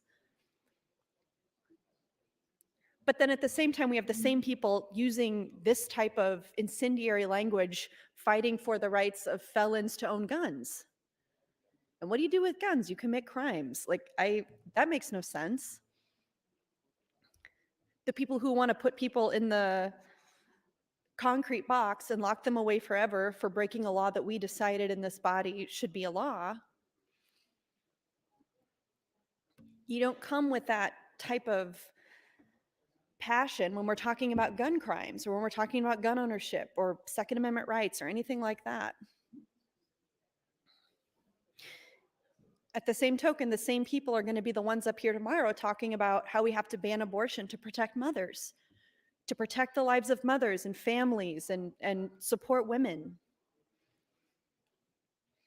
When if you actually look at most of the policies that we advance regarding gender and women and motherhood and parenting in this body, they're very regressive. They're very conservative to the point where a lot of young professionals who are mothers or hoping to become parents, they don't see Nebraska as a place where they want to move and live. Ask anybody who works at the university, anyone at UNL or UNO or UNK, any young professional working in any kind of serious way. Like, they all have colleagues and friends who say, I can never see myself living in Nebraska because of the regressive policies that you have there. So think about the rest of the session that we have here. It's March 24th. It's the 47th day. We're really running out of days here. At the end of today, we will have about 100 hours left of floor debate. At the end of this day, those of you who are term limited, you've all got about 100 hours left. We're going to spend however many hours it takes on the abortion poll motion tomorrow, right? We're going to spend 8 hours on the first round of the abortion debate. We'll spend 4 hours on the next one, and we'll spend 2 hours on the last one. 1 minute. That's at least 15 or 16 hours just spent on abortion out of the 100 hours that we have left. And that's on a bill that wasn't even voted out of committee. Colleagues, think about the rest of the bills that we need to pass before this session is over. Senator Breezy has a bill to regulate casinos. We're going to be having casinos opening up in Nebraska in the next year, and we're not going to have the regulation on them that we need because we couldn't advance Senator Breezy's bill. Senator Blood has a great priority bill. Senator Day has a great priority bill. Those bills are still on general file. What about the gun bill? What about the canal in the lake? Are you going to give up all of those things for abortion? I think you will. I think you will. Thank you, Mr. President. Thank you, Senator Hunt. Senator Walls, you're recognized. Thank you, Mr. President. Last night, Senator McKinney and Senator Wayne and I were having a conversation about some really great programs out there for people who are incarcerated or on parole. And I just wanted to yield some time to Senator McKinney and have him talk a little bit about the programs that he was explaining to me. So, Senator McKinney, can I yield you some time? Senator McKinney, you are yielded 4:30.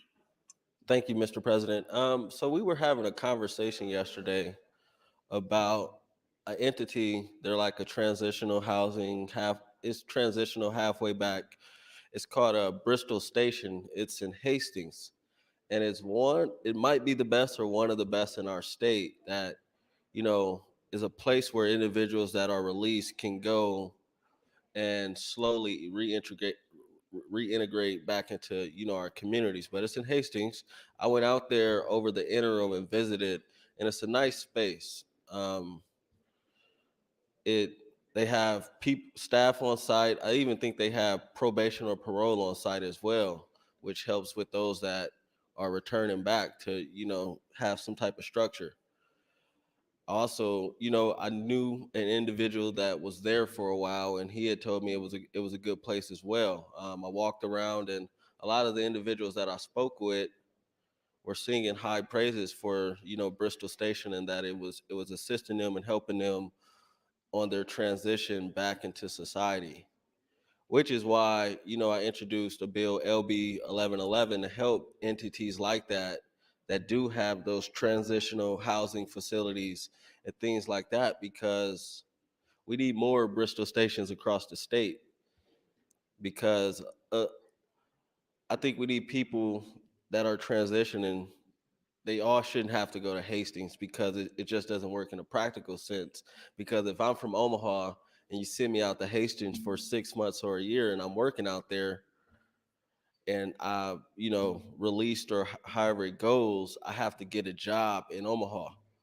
So I think, facilities like that should be spread across the state, because we begin to address our recidivism rate and making sure that those that are returning are provided the tools for success in a structured environment.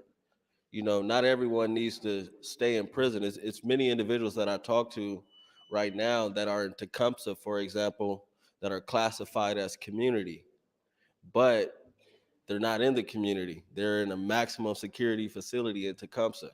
And that's the issue that I think we need to address. And I think the way we address that is provide more access to facilities like this and allocating dollars to facilities like Bristol Station, so more individuals that are classified as community can be inside the community in a transitional place that is also close to where they live. Because although Bristol Station is amazing, it's in Hastings, and if you're from Nebraska, I mean not Nebraska, but Omaha, it's kind of difficult. It's about a 3-hour drive, 3.5, 2.5, something like that. So if I get a job out there, and then I get released, I have to find another job in Omaha. But Bristol Station is a nice place. If you haven't heard about it or know anything about it, I would advise you to Google search Bristol Station. It's in Hastings. It's a nice facility. Thank you. 1 minute. Thank you, Senator McKinney. Senator Michaela Cavanaugh, you're recognized. Thank you, Mr. President. Good evening, colleagues. Okay, so this bill is the third bill in the train of our budget bills. So this morning we moved 1011, which was the mainline budget bill. Then we moved 1012, which is creating the cash funds in a lot of important language as far as the cash funds are concerned. And this last one is allowing for the transfer from the treasurer, from the state treasurer to those cash funds. So each piece has its part to play. And this particular one, if people are wondering why we would use this one to talk about the prison, it's because on page 1 of Amendment 2001 to LB 1013, the amendment that we moved last time, on page 1, line 25 is where we start to talk about the state treasurer shall transfer $215,580,000 from the cash reserve fund to the Nebraska Capital Construction Fund. And that right there is where the money is that is building the prison. Now, not that entire amount is going to the prison. There are other projects within the Nebraska Capital Construction Fund, but that is when we're talking about where that money is, it is in that fund. And this bill, this is the last step in moving those funds. So I think it is very pertinent to talk about the prison when we're talking about this, because we have to make a decision if that's what we want to do. I know it's a set aside. It's not even like you can't access it, but it still is that next step in saying that we're willing to set that money aside. So just wanted to explain that a little bit. When groups come to like train citizen advocates, and they always ask questions about like how best to lobby your state senator and things like that. And the two things I always say is, well, your personal story is important because it brings to life the data. Facts matter, data matters. Stories are important, but they are still anecdotal. And they make it more interesting to tell the story of whatever the data is, but that the underlying thing that should move us in voting is the data. Is this a good public policy? Does this make sense? We hire consultants to do different reports for us. So how does the data match up and to what we're trying to do? That's how good public policy is made. But the stories are important, but they're still anecdotal. And when I stand up here and I tell stories, it's still anecdotal. I mean, Of course, I believe in the stories that I'm sharing are important to share. Otherwise, I wouldn't be sharing them. But they're still anecdotal. And so I just wanted to say that for people who are watching at home, because I know that's a question people have a lot, is about how best to advocate. And that's kind of why when you see, like in our committee hearings, advocacy organizations, they might come and have like their policy person testify, but they will also have somebody who has personal experience in the situation that the bill is about testifying as well. And that's bringing those two pieces together, interweaving them, so that, because we are citizen legislators, we are not experts in every single field possible. We are oftentimes learning on the job. So having those two things together. 1 minute. Thank you. Helps different learners learn. I really like data a lot. And stories, I like to hear people's stories, but when I look at the information behind the policy, that helps me the most. Even though I like stories and I like to hear from the people, what helps me the most is the information. And so I appreciate the committee that worked on this report. I appreciate every report that we've had a committee. In transportation, we had a broadband task force. There's a reason that we do those things, because we get some deep expertise beyond the anecdotes to figure out how we can move forward to solutions. Thank you, Mr. President. Thank you, Senator Kavanaugh. Senator McCollister, you're recognized. Thank you, Mr. President. Good evening, colleagues. I want you to know that I'm a door-knocking professional. Door-knocking professional. Why do I say that? When I was first elected in 2014, I knocked on 11,000 doors. When I was in the campaign again in 2018, I knocked on easily 5,000 doors. In fact, even on some of the years in between, I would knock on doors just to get a sense of what people are thinking. And that is really the best way to find out what your constituents are thinking. And during those 20,000 doors, I would talk about prison issues, prison overcrowding, prison reform with a great many people. And I can tell you, there wasn't a single person that kept telling me, build, build, build more prisons. We talk about what constitutes prison reform, sentencing reform, probation reform, parole reform, geriatric reform. And it made sense to everybody I talked to. And that's one of the reasons I'm so interested in this topic and so interested in what happens to LB 920, because I think it's one of the preeminent issues of my 2 terms in the legislature. When we look at what happened with LB 605, that measure just went halfway. And what happened when we only go halfway? Well, we are the most overcrowded prison system in the entire country, and that's no way to go. And so as we look for the 21 different alternatives that we're looking at with considering in LB 920, we need to seriously consider the 4 that weren't considered by the consensus. And we need to debate those thoroughly. And what I really hope is that we can reach some consensus on that. I figure so far, we've debated this issue at least 30 hours. 30 hours. And are people listening? Are people watching the television thinking we're making any sense? Are my colleagues listening? I wonder. I guess we will find out when 920 comes up shortly. One of the things we need to remember is that 95% of the people leave prison. And how they leave prison is something we need to look at. Do they jam out and risk the idea of them coming back? Or can we incentivize those people to get the programming they need and enter probation and do that on some kind of willing basis and get the training they need? So we need to give incentives for people to do that. 920 is coming, and I hope we make some good decisions then, because we really need to. Thank you, Mr. President. Thank you, Senator McCollister. Senator Blood, you're recognized. Thank you, Mr. President. Fellow senators, friends all, I stand in support of Senator Lathrop's cause tonight and in support of the underlying bill, LB 1013. With that, I would ask if Senator Lathrop would be willing to yield to a dialogue. Senator Lathrop, would you yield? I would be most happy to.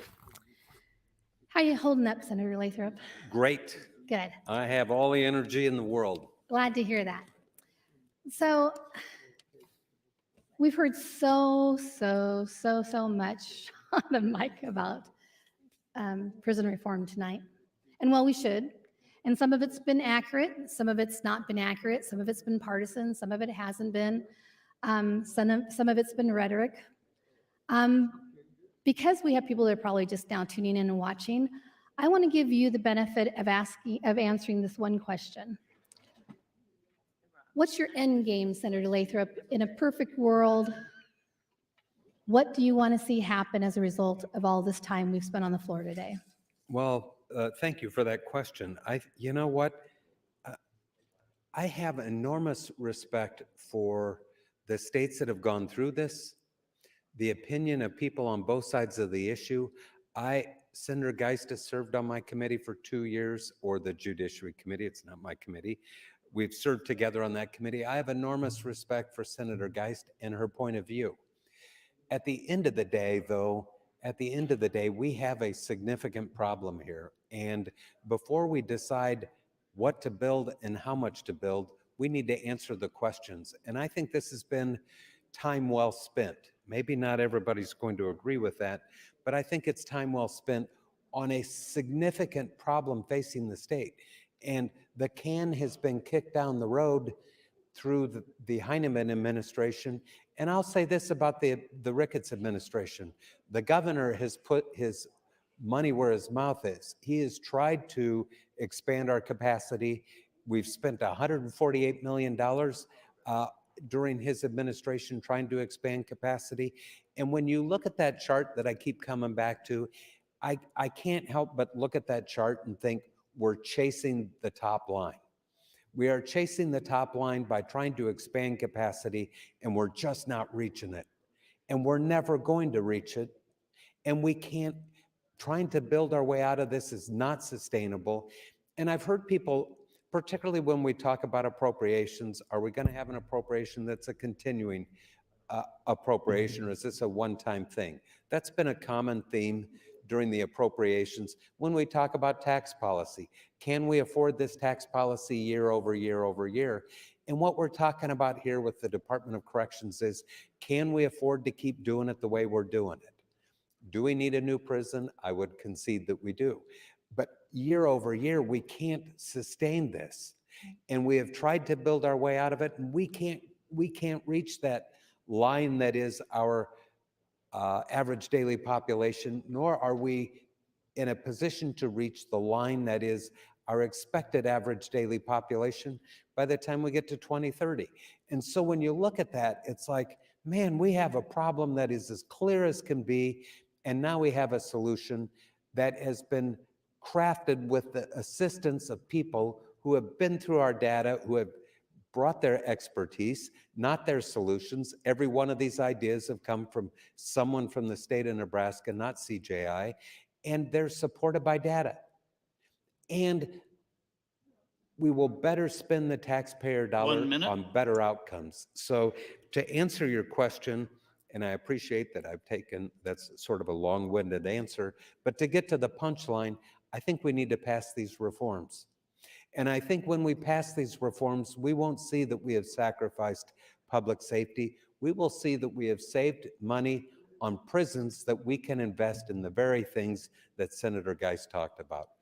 Substance abuse treatment, mental health treatment, those things that really are at the core of why people get in the kind of trouble that lands them in the penitentiary in the first place. So thank you very much for the question. Thank you, Senator Lathrop. Thank you, Mr. President. Thank you, Senator Blood and Senator Lathrop. Senator Friesen, you're recognized. Thank you, Mr. President. Well, I'm going to change direction here just a little bit. I'm going to talk about the bill. LB 1013 is again a cash transfer bill, and I'm just going to read a few of the amounts and where the transfers are going. This is the bill that's actually being filibustered right now, but it to do with the conversation we're having, so I'll just start there. The first thing on the amendment reads here is $215,580,000 to the cash reserved, from the cash reserve to the capital construction project, and I think that's to finish out our construction projects here at the Capitol. The next one is the state treasurer shall transfer $53,500,000 from the cash reserve to the Perkins County Canal project. The next one, the state treasurer shall transfer $30 million. Yeah, that was 55 million. This is $30 million from the cash reserve fund to the military base development support fund. The state treasurer shall transfer $8,300,000 from the cash reserve to the trail development and maintenance fund.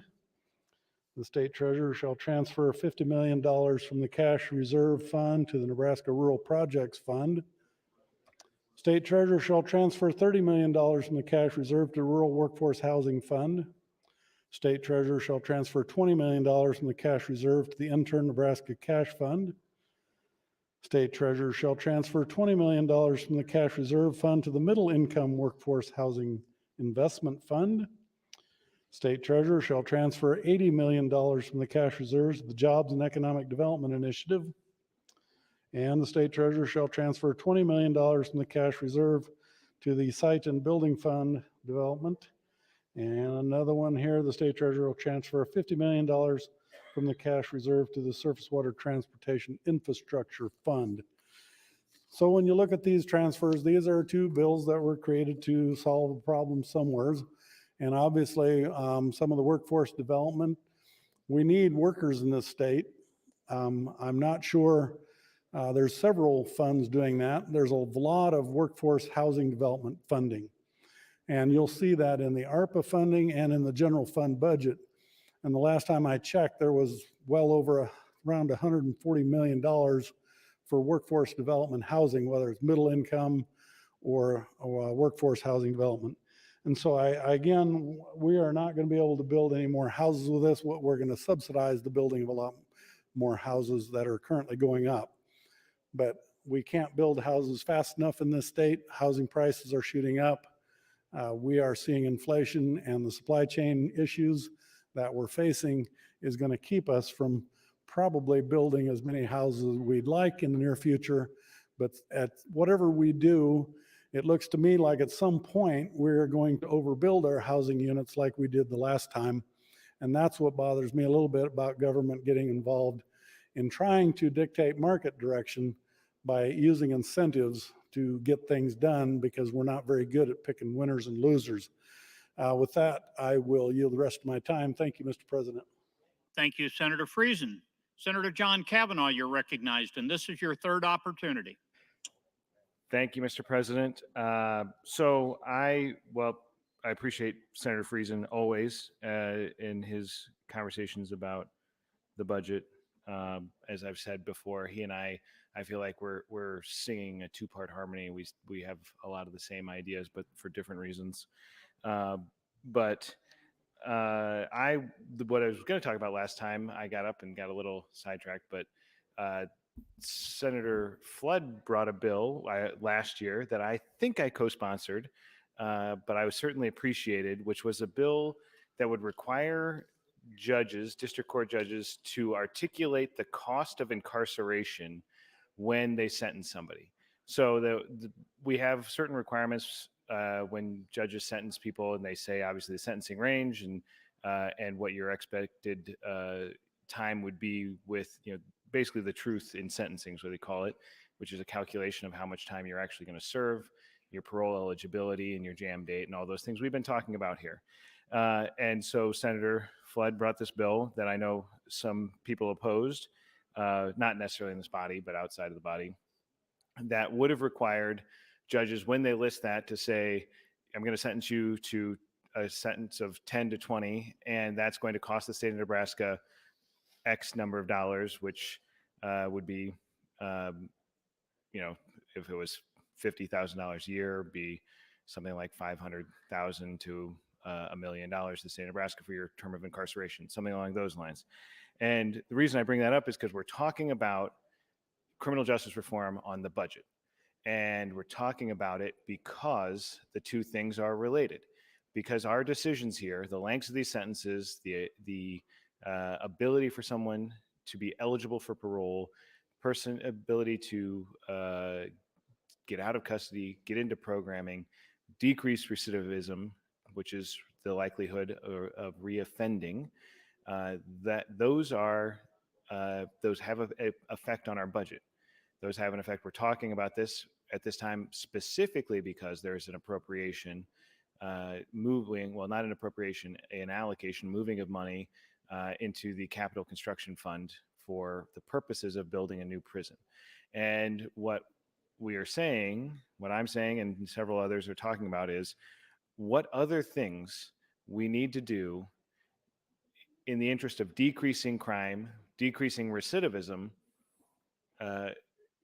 to avoid having to make these sorts of continued costs, spending this kind of money going in the future for the state of Nebraska forever. Because if we continue down the path we are going now, which is the current approach to criminal justice, this amount of money is not going to be enough, and the next amount of money will not be enough. We're going to have to continue to come back every 10 years or so and build another facility, a bigger facility, add on to the facilities, hire more guards, pay more higher salaries to get them. And we will not be any better off. We will not get any better outcomes than we are currently getting. We will not achieve the objective that we set out to achieve, which is less crime. Less crime is the thing we all agree on. We all talk about how we want fewer people to be victims of crime. We want less property damage, less things stolen, less people injured, less people killed. We want all of those things. And we achieve those things by decreasing crime. And when we decrease crime, fewer people are, thank you, Mr. President, fewer people are incarcerated. And so the question is, how do you decrease crime? And we've learned that locking people up does not accomplish that. And locking them up for longer does not accomplish that.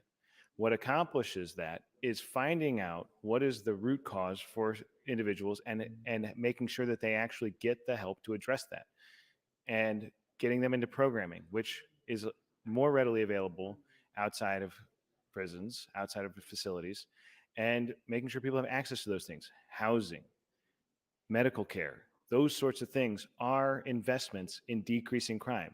And that is the type of thing that we need to be focusing on, not attempting to appear tough on crime, because harsher sentences does not accomplish the outcome of less crime. Our goal is less crime, and that's what we should be working towards. Thank you, Mr. President. Thank you, Senator Kavanaugh. Senator Day, you're recognized. Thank you, Mr. President, and good evening, colleagues. I wasn't planning to stand up and talk on this tonight, but I did want to hop in and just mention that I greatly appreciate the work that Senator Lathrop has done on 920. And I wanted to contribute a little bit to the conversation as we were discussing the sharing of some of the stories earlier. And I appreciate the intent of those stories, but to me, when we share the stories are just examples, as Senator Lathrop said, of how the current system is not working. We have overcrowded prisons. The rate of incarceration in the United States is trending down, while in Nebraska it's trending up. And we still have a pile of stories that we can share on the mic. To me, it's an example of why what we're currently doing is not working. So if we want to continue to have a pile of stories to share, then we can keep doing the same things that we're doing. If we don't want to continue to have a pile of stories to share, then we have to change how we approach criminal justice. And I think that that's what Senator Lathrop is attempting to do with 920. And I think a piece of that, from my perspective, that's really important, we're in a sea of attorneys in here, and I am not one. I am not on the Judiciary Committee. But one of the things that I spend a lot of time talking about is mental illness, substance abuse. Senator Moorfeld had mentioned it a little bit on the mic tonight. We had a conversation the other day on the mic about incarceration rates and its connection to literacy levels and education. And I had mentioned on the mic the issue of adverse childhood experiences. Again, we have overcrowded prisons, places where people are coming into the system, not getting the appropriate treatment, rehabilitation, programming. They're leaving. This, as Senator Kavanaugh just mentioned, does not decrease crime. The whole purpose of imprisonment is essentially to be a deterrent to decrease crime, which it doesn't do. What we do know works is getting people the appropriate rehabilitation and treatment when they need it. And as that relates to addiction, I found this body of research several years ago, and it changed my life in terms of how I looked at addiction and substance abuse treatment. And it comes from Dr. Daniel Sumrock. He's the director of the Center of Addiction Sciences at the University of Tennessee Health Science Center's College of Medicine. The center is the first to receive the Center of Excellence designation from the Addiction Medicine Foundation, a national organization that accredits physician training in addiction medicine. Sumrock is also one of the first 106 physicians in the U.S. to become board certified in addiction medicine by the American Board of Medical Specialties. And he says addiction shouldn't be called addiction. It should be called ritualized compulsive comfort seeking.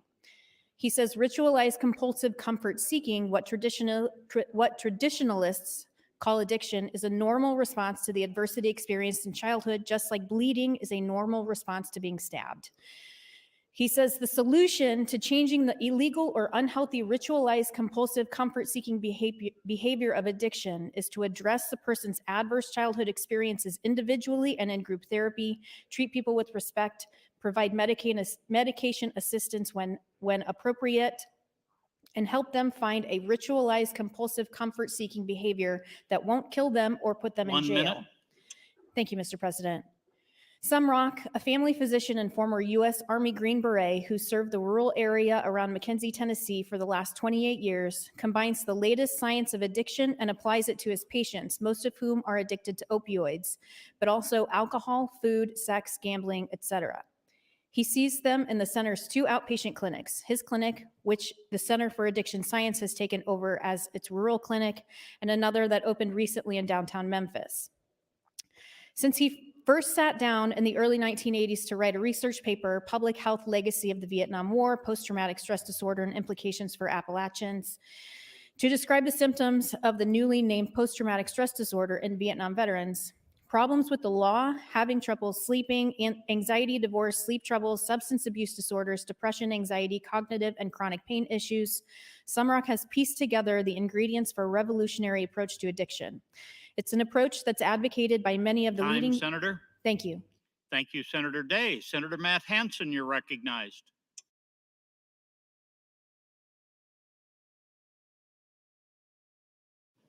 Matt Hansen is not on the floor. We'll pass over him. Senator Moorfeld, you recognized, and this is your 3rd opportunity.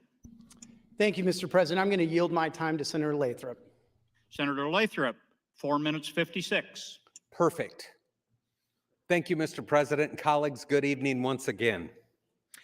I thought I would continue through the list of the non-consensus items, and that would bring me to create geriatric parole eligibility.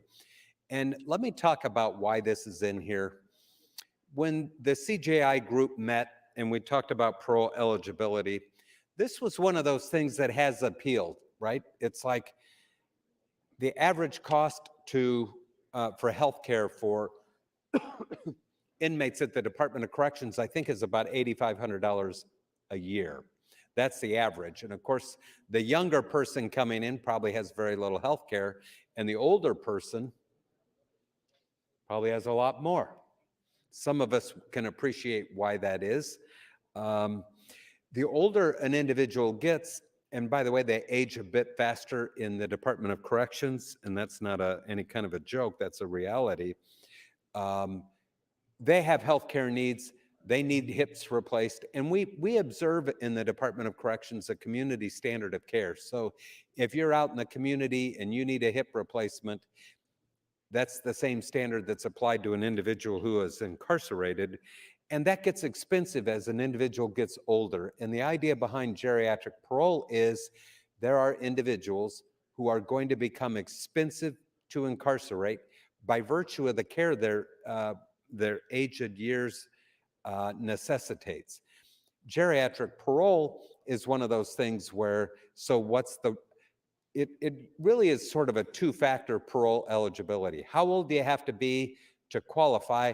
How long do you have to serve in order to qualify? So those two things, you can adjust those as you try to come up with the sweet spot on geriatric parole. When we first started talking about this, I think the first proposal, if you will, was like age 65 and 10 years in prison. And we looked around the room and maybe people were looking at me, hopefully they were at that point, and thought, that guy could still get in trouble. So the age that we started to look at got a little bit higher because 65 seems like an age, I like to think, where an individual can still get in some trouble or may not be done with criminal behavior. And how long do they have to serve? I think our amendment says 75 and 10 years. 15 years. Pardon me. There's a lot in that amendment. 75 and 15 years worth of incarceration. This is one of those things that while it is a consensus or a non-consensus item, it's mostly a non-consensus because we did not arrive during that afternoon meeting on what those two numbers should look like. The amendment reflects 75 and 15 years, making it probably a full-on consensus item, but it doesn't move the needle that much. Not all non-consensus or proposals that touch on sentencing are going to move the needle that much, only because that individual still has to get by the parole board. And if they're in there doing something like a life sentence, they're not going to be eligible. If they're in there doing a long time and they've only done 15 of 50 years, maybe the parole board looks at them and says, I think the guy needs to do more time, and I'm sorry that you're old and you're starting to develop health issues. But this is one where it makes sense. An individual who is on geriatric parole then would be qualified for Medicaid, and the expense would not be of those knee replacements or hip replacements or cancer treatment or you name it, the things that happen to individuals as they get older and that are expensive to treat. That wouldn't be an expense of the Department of Corrections. It would be covered by Medicaid. And of course, the reimbursement rate's lower and better. And so that's the logic behind the geriatric parole. The next time I get on the mic, I'll talk about the next non-consensus item on the list, which is creating a misdemeanor level of offense for possession of less than 0.5 gram of controlled substance. And that controlled substance does not include two things, marijuana, and it does not include fentanyl. Marijuana because it's... Time, Senator. Thank you, Senator Lathrop and Senator Morfeld. Senator Hunt, you're recognized. Thank you, Mr. President. Between now and the last time I spoke on the mic, I've been looking up on the worksheet the different bills that we still have to debate. Many priorities, but then some bills that we have already begun that are certainly controversial that we still have to get through.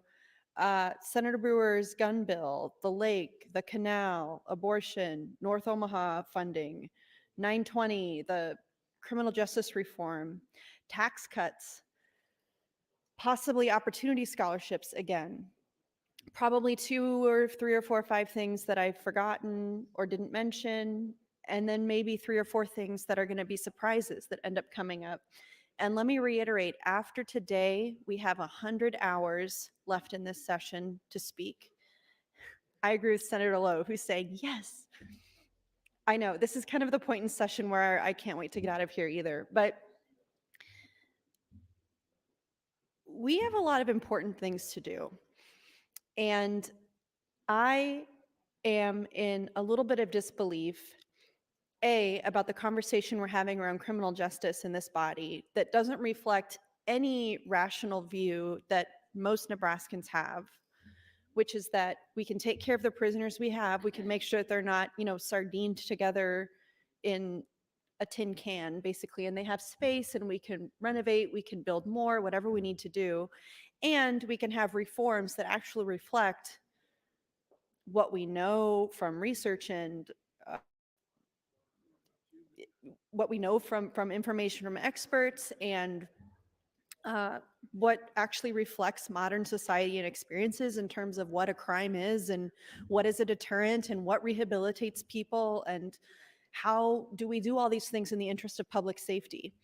Being tough on crime and doing things in the interest of public safety doesn't just mean locking people up. And it also doesn't mean like going through this incredibly bureaucratic process of getting people justice and getting people treatment.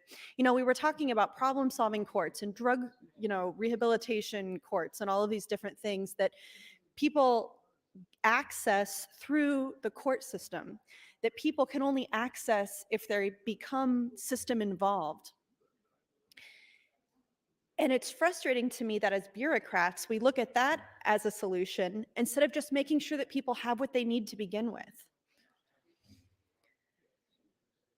Is going through the court system, going through the judicial system to access drug treatment for addiction, not also some form of welfare?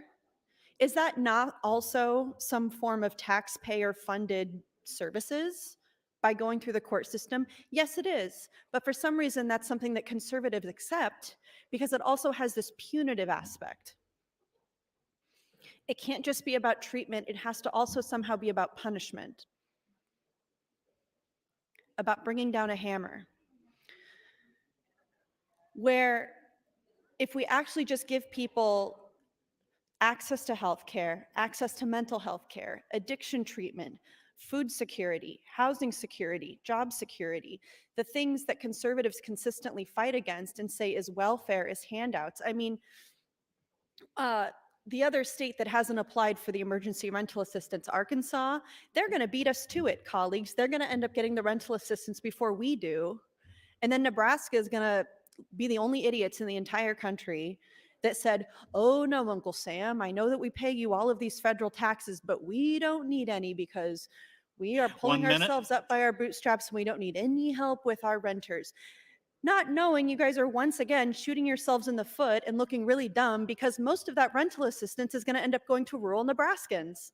And it goes straight to landlords. So in a way, this is also homeowner relief. It's relief for people who own buildings that are renting them out to other people. Those renters like me, we don't take the rental assistance and put it in our pocket. We take it and we give it immediately to the landlord, just like we do with our paycheck normally every single month. And Nebraska is going to be the only people that don't take advantage of that because that's welfare.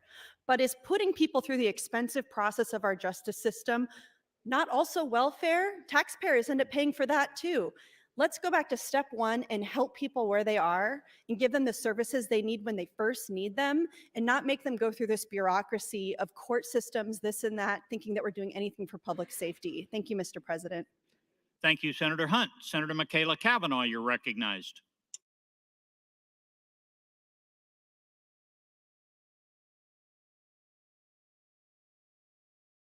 Thank you. Thank you. Thank you, Mr. President.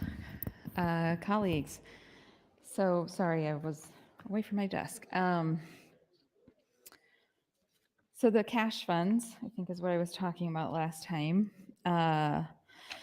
This bill has authorizing language for, let's see, I think if I go by the subsections, I can figure out how many cash fund transfers we're doing. 8, 9, 10, 16. Looks like we're doing authorizing 16 different cash funds in this appropriations bill. I apologize, Senator Lathrop, I haven't looked at your amendment. I suppose I should do that before I have to vote on it. So our wonderful fiscal office gives senators the Appropriations Committee budget proposal, which is sort of like the narrative to the actual bill, which is extremely helpful because the bill can kind of be a scavenger hunt in figuring out what you're looking at. So I'm trying to find, I think this is it, starting on page 9, Appropriation Committee proposal. So delete U.S. Spacecom fund transfer, then from Governor's Emergency Cash Fund to NCCF Corrections Facilities, and that's the part that we've been talking about. The governor had included funding in the new multi-custody level correctional facility with capacity to house approximately 1,512 inmates. This $270 million project was proposed to be financed by transfers from the Cash Reserve Fund to the Nebraska Capital Construction Fund, or NCCF. That's $175 million. Unappropriated funds remaining in the NCCF, $66 million. And funds from the Prison Overcrowding Contingency Fund, which is $15 million. After the transfers to NCCF, the governor's recommendation then included a $240 million NCCF appropriation to authorize the expenditure of those funds. And that's kind of the key thing here, is to authorize the expenditure. The committee's recommendation includes $175 million from the Cash Reserve Fund to the Nebraska Capital Construction Fund. I'm going to stop saying the NCCF, sorry. Coupled with the $63 million from funds transferred to NCCF in 2021, and unappropriated provides a total of $241 million. However, the committee proposal does not include the appropriation authority to expend those funds at this time. That's on page 8 for any of my colleagues who want to look at that in the Appropriations Committee budget proposal. Mr. President, how much time do I have? 1:30? And do I have another turn? Yes, you do. Okay, thank you. Okay, so then after the corrections facilities, the next is the Perkins County Canal Fund, which I'm not sure how that it landed on the name Perkins County Canal. We've probably discussed it on the floor sometimes in the last 500 hours, and I just don't remember. But that is the canal in Colorado that the governor talked about at the start of session. Then there's the Jobs and Thank you, an Economic Development Initiative Fund, which was previously Star Wars and is now abbreviated JEDI. And that's all of the water funds water recreational funds across the state. And I think a few other things. Then there's the University Agricultural Innovation Facility, the Nebraska Rural Projects, the YRTC Kearney Project. And I have to say, I am very interested in this one. That campus really did need some new construction, new housing for the youth there. And I think it'll be really wonderful to update the facilities. They weren't in the disrepair that the Geneva facilities were, but they just were very, very old and kind of had a very severe feeling. I think somebody described the architecture of the downtown library in Omaha as brutalism. That might be appropriate for the YRTC Kearney's architecture. It's architecture brutalism. So Time, Senator. Thank you. Thank you, Senator Kavanaugh. Senator McKinney, you're recognized. Thank you, Mr. President. I rise again to, continue the conversation about reforms in our state. And I was thinking about the $175 million that's set aside for the prison that's not being expended. And I have some rough division that if we broke it down for every senator in the body, that's about $3.5 million that we all could use. I'm sure each of our districts could use $3.5 million for something. I'm sure I could find a project. Senator Williams, Senator Dorn, Senator Hunt, Senator Aguilar, Senator Lowe, Senator Day, Senator Blood, everybody could find a project with the $175 million, because as you remember, only one person in the maybe are willing to even entertain a conversation about having a prison in their district. And there is still yet to be a senator from Lincoln or Omaha or in between that stood up and said that they would like a prison in their district. So if we don't have anywhere to build a prison, we might as well use the money. And if we broke it down with every senator, I'm sure we could find a project in each of our districts that make somebody happy and improve the lives of our constituents with $3.5 million. Since we're not building a prison, we should use the money. You know, we're not out of the pandemic. You know, it's still a thing. There's a war over in Europe. The future is uncertain. So why not use it? Next year, we might not be able to because of some economic things that happen. So why not get resources to people in need now, so when something bad does happen in the future, we're better prepared to address those issues? It's just an idea, but again, I repeat, there's $175 million set aside, not being expended for a prison that nobody wants, at least not between Omaha and Lincoln. And if it's not between Omaha and Lincoln, we're going to have another situation like Tecumseh, where you can't get people to go out there. So why not use the money for good and invest in the people in Nebraska and the taxpayers? We could even, Senator Friesen, put some money into the property tax relief fund if, we need to help people with property taxes. We could also use $175 million. I haven't done the math, but we could break it down and give every Nebraskan a gas card since gas is going up. There's so many possibilities that we could use $175 million for. It's just a thought. We're having a conversation about criminal justice reform and what do we do about our state and the budget. And I just don't think we take the time to really think outside the box and really innovate our state. We cannot be stuck in the 80s, 70s, 60s, and 50s. The world has changed. And I'm not saying we have to eliminate all our supposed Nebraskan values, but I do think we have to evolve as a state to ensure that we retain the individuals that we have in our state, and we could be an attractive state for others that might want to come and raise their families. And thinking outside the box does that. We all don't have to agree on things, but that's what this is for us to have dialogue. But again, there's $175 million set aside that's not going to be used.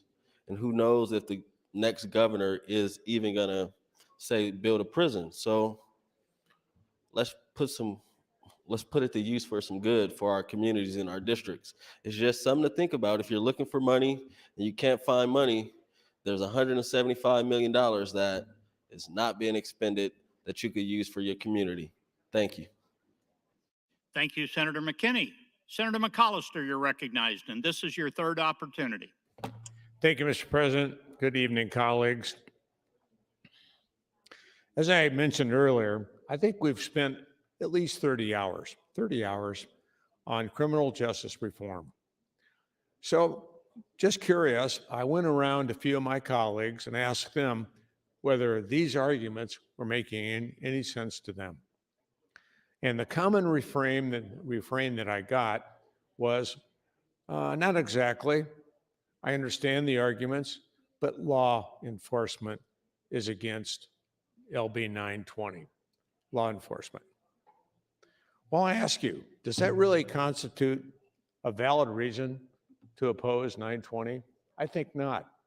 It is this body and the executive branch that makes up the budget. We use our wisdom and judgment to determine what are the priorities of the places we spend money.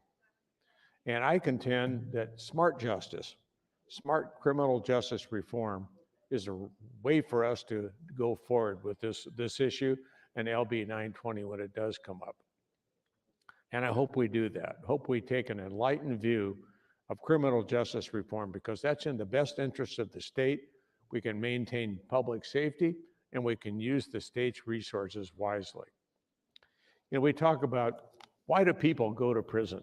I'll read this out of the CFA Institute booklet.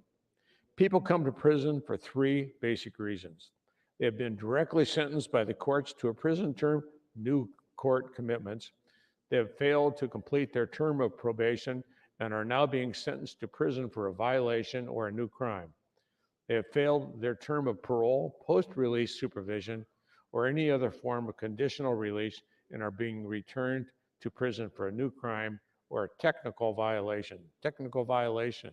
A lot of states have looked at technical violations as a way to reform. Almost 2/3 of persons who are admitted to prison in the United States are those who have failed to complete probation or parole. A projection model thus should have a feedback loop that captures the relative rate of probation and parole failures. There's so many smart ways to deal with prison reform, and we should be utilizing those. Other states have used those very same techniques and saved money, reduced prison populations, and maintained public safety. I yield the balance of my time to Senator Lathrop. Thank you, Senator McCollister. Senator Lathrop, you're yielded 210. Thank you. Thank you. And Senator McCollister, thank you. And you bring up a great point. But before I continue, I just want to say this about my friends in law enforcement. And I call them friends because they have been friends of mine and I have been supporters for as long as I've been down here. And many of the prosecutors across the state are also friends of mine. I count them among my friends. I appreciate what those men and women do every day. I appreciate what law enforcement does every day. I could never do their job. Going down a dark alley at night would terrify me. And what they do to keep our community safe, and the commitment of lawyers across this state who take up the cause of prosecution. I just want to not get off of this topic tonight without extending my deepest gratitude for the work that they do. That said, these individuals who are in law enforcement and who are the prosecutors across the state, dedicated public servants, to be sure. Dedicated public servants, to be sure. They are, like everyone else, a little concerned about change. We're all concerned about change. And here's the challenge, though.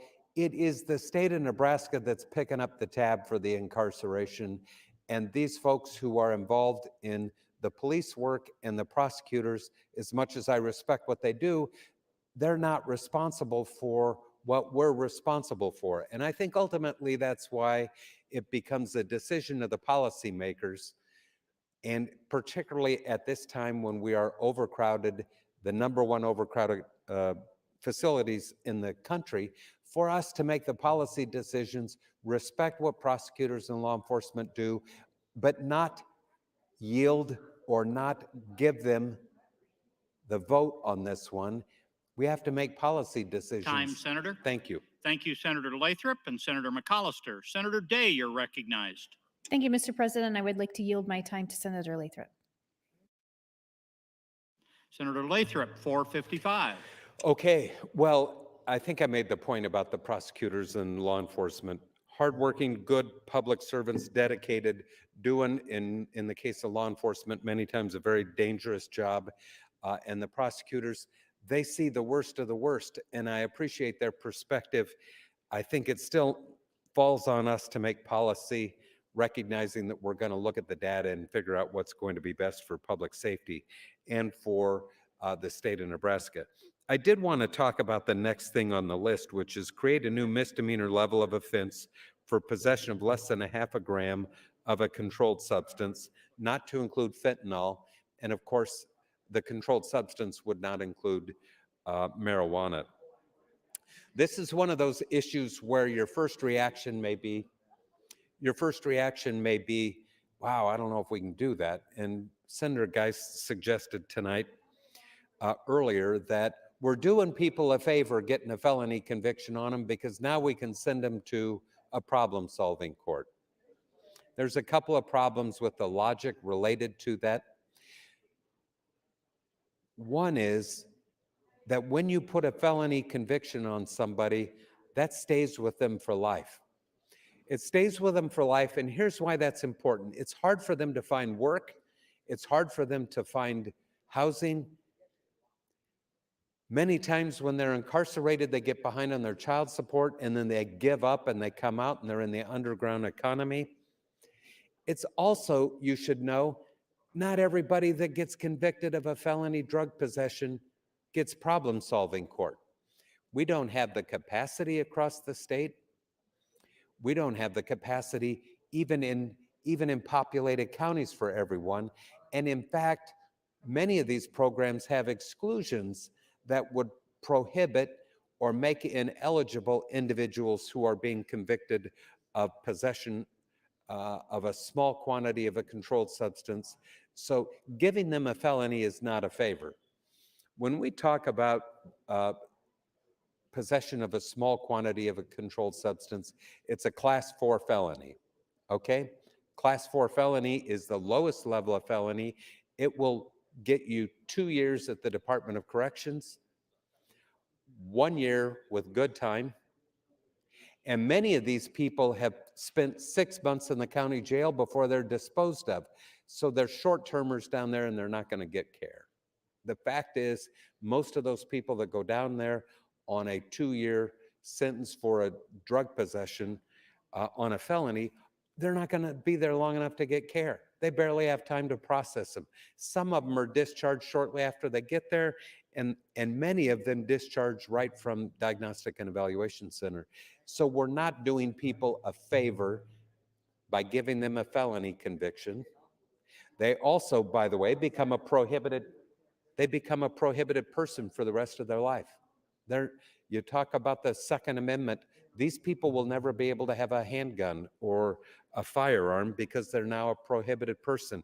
Regardless of how they can take the cure, they can buy into the substance abuse treatment and still never be permitted to have a firearm. So we're not doing these people a favor.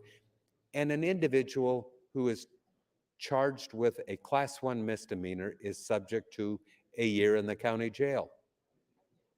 So if you need incentive to go through treatment, to go through diversion, to go through 1 some minute. type of probation, there's plenty of incentive at a class 1 misdemeanor. And if getting them into a problem-solving court is the issue, then we should have those problem-solving courts available to individuals with drug problems at the level of a class 1 misdemeanor, and not hang a felony on them that will follow them for the rest of their lives and make them ineligible for to be able to carry a firearm or to find adequate housing or employment. The amendment to 920 would exclude fentanyl. And when this bill was introduced, we had a number of individuals that came in from law enforcement and Don Klein from the Douglas County Prosecutor's Office and said, this fentanyl stuff is in a class by itself, colleagues. It is a incredibly dangerous controlled substance. Thank you. Senator Walls, you are recognized, and this is your third opportunity. Thank you, Mr. President. I had just read this article, or this, I guess, news release. It's a publication from the Holy Family Ministries. I had talked to Senator Lathrop about it last week, and I just got another volume from March 2022. And reading through a couple of these articles, one was equal access for all long-term health care in our prison system. And the other article that I started to read was under LB 980, an offender serving a life sentence who has certain medical illnesses could be eligible for parole. And I've asked Senator Lathrop a couple times, I hope he didn't leave. Is Senator Lathrop still here? Senator Lathrop, are you on the floor? Will you yield to a question? Oh, okay. Thank you. Sorry, Senator Lathrop. I was talking about some articles that I was reading, and it reminded me that I really wanted to ask you a question about the working group non-consensus items. One of those is creating geriatric parole eligibility. Have you talked about that yet? Yes, Okay. I'd be happy to. Please, thank you. I appreciate that. So geriatric parole, we talked about that a little bit ago, but I'm happy to kind of put a little shine on that conversation and that debate. Geriatric parole is the notion that someone who has reached 75 and has already done 75, because some of us in the group thought 65 was old enough to still get in trouble. So the amendment put it at 75. And for those of you approaching 75 and think you can still get in trouble, these people would be 75 and having done 15 years of time at the department. Class 1 and Class 2, I think, or two classes higher level felonies or life sentences would not be eligible. And those individuals, if they've served 15 years and they otherwise qualify, so the Department of Corrections is going to send them over to the parole board. The parole board would then have to go through the list of considerations for parole and determine whether they're suitable candidates. The rationale behind, and I'm glad you asked this question, the rationale behind geriatric parole is these are the individuals that are getting expensive to incarcerate. And by expensive, the state of Nebraska has to observe a community standard of care. So if somebody needs a hip replaced, they don't just sit in their cell with a bad hip. They get a hip replacement or a knee replacement, or if they have all manner of health problems, they're all addressed at the community standard of care.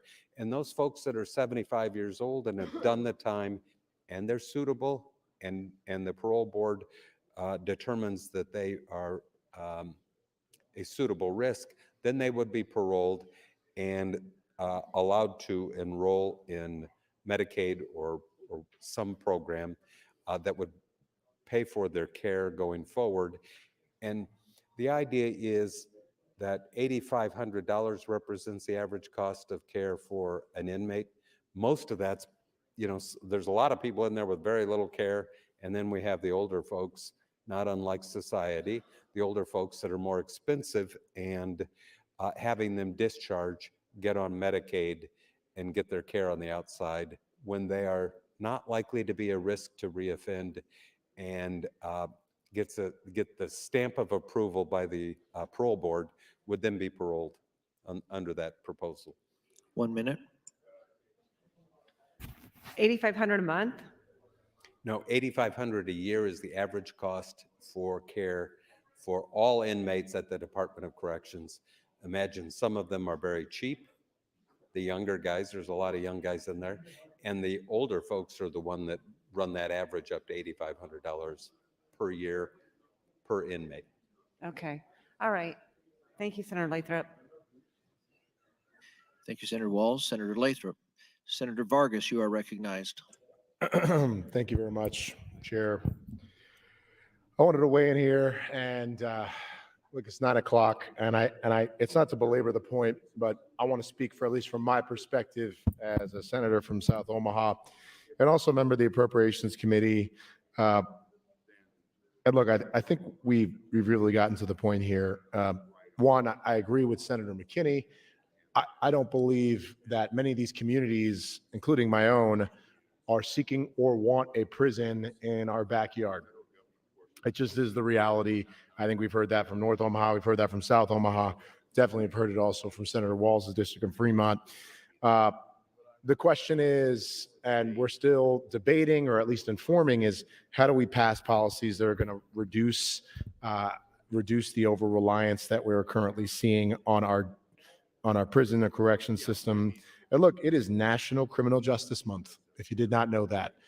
Part of the reason that this National Criminal Justice Month exists is to better inform lawmakers and better inform the public that criminal justice reform is not something that is just a day. It is something that this month is meant to both recognize and elevate common sense policies that try to actually improve criminal justice reform. In my time on the legislature, I've introduced bills to judiciary, and I've seen many of these and read through these reports that we brought forward bills to try to reduce, either provide sentencing reform or to invest in the behavioral health, drug courts, or any of these other types of problem-solving courts that are going to reduce the number of people getting in our system. But this is, at this point, just simple math for the public. If we don't change something with sentencing reform or the entry points from juvenile justice to the number of sentencing years and the different types of charges, if we don't change this trajectory, it's not going to matter if we build a prison. It's not going to matter if we build high and medium security beds, because the overwhelming majority of the people that are currently in correction system are offenders that have a high percentage of behavioral and mental health needs, and have substance abuse needs, and may not, and likely are not going to be using the high security beds even built with this facility. The question is, how do we look at the correction system? If we're really thinking about creating one that's going to meet the needs in the future, it has to be both community corrections and thinking about actual differentiation with both reducing the people coming into the system and changing how people are moving down and in a better state, so that when they actually eventually do get to release and get to our community, and that's the hope, that they are fully engaged individuals, educated, provided every source of opportunity so that they can come back and be fully contributing members of society. That is the goal. The data, I can't speak to it any more than Senator Lathrop or any other members have spoken on this, but I do just want to talk about just the expensive price tag on this. I belabor the point, but the amount of funds, people talk about the University of Nebraska system, which we've invested in over the years, our education system in terms of the pie of funding, but our correction system is one of the 3-4 highest sort of bars of things in terms of what we spend from the general fund. And the reason is because of the costs of both people and operations. And this cost is only going to increase when we build a new prison. It's not a question, it is going to be the cost. So if we truly want to be fiscally responsible when we're talking about how we're spending our resources, and look, we have people on the floor constantly talking about property tax relief or making sure we're reducing our spending, which again, by the way, appropriations has had record reduction and slowed growth beyond any appropriations committee we've seen in the last 20 years. It's just a fact. And then we're going to make sure that we're not growing the budget by this much in this next biennium. It's absolutely going to happen if we do something this way. We have to do meaningful criminal justice reform. We have to find ways to provide sentencing reform. It is a pragmatic way to address this part of the problem of this issue that we're currently having. And if we don't get it, this chart that every projected population for the replacement prison is never going to be addressed. So for the public, is just a reminder, these are very clear numbers and cents with Senator. what we're projecting. Thank you.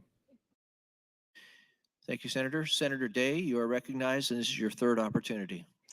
Thank you, Mr. President. I just wanted to go back to what we were talking about earlier when I had mentioned the conversation we had had previously on the floor about incarceration rates and adverse childhood experiences, and the body of research that has come out in the last several years in terms of brain health and addiction, and how they are related, mental illness, substance abuse disorders, and how they are related to adverse childhood experiences. And I was discussing research from Dr. Daniel Sumrock, Director of Center of Addiction Services at the University of Tennessee Health Science Centers College of Medicine.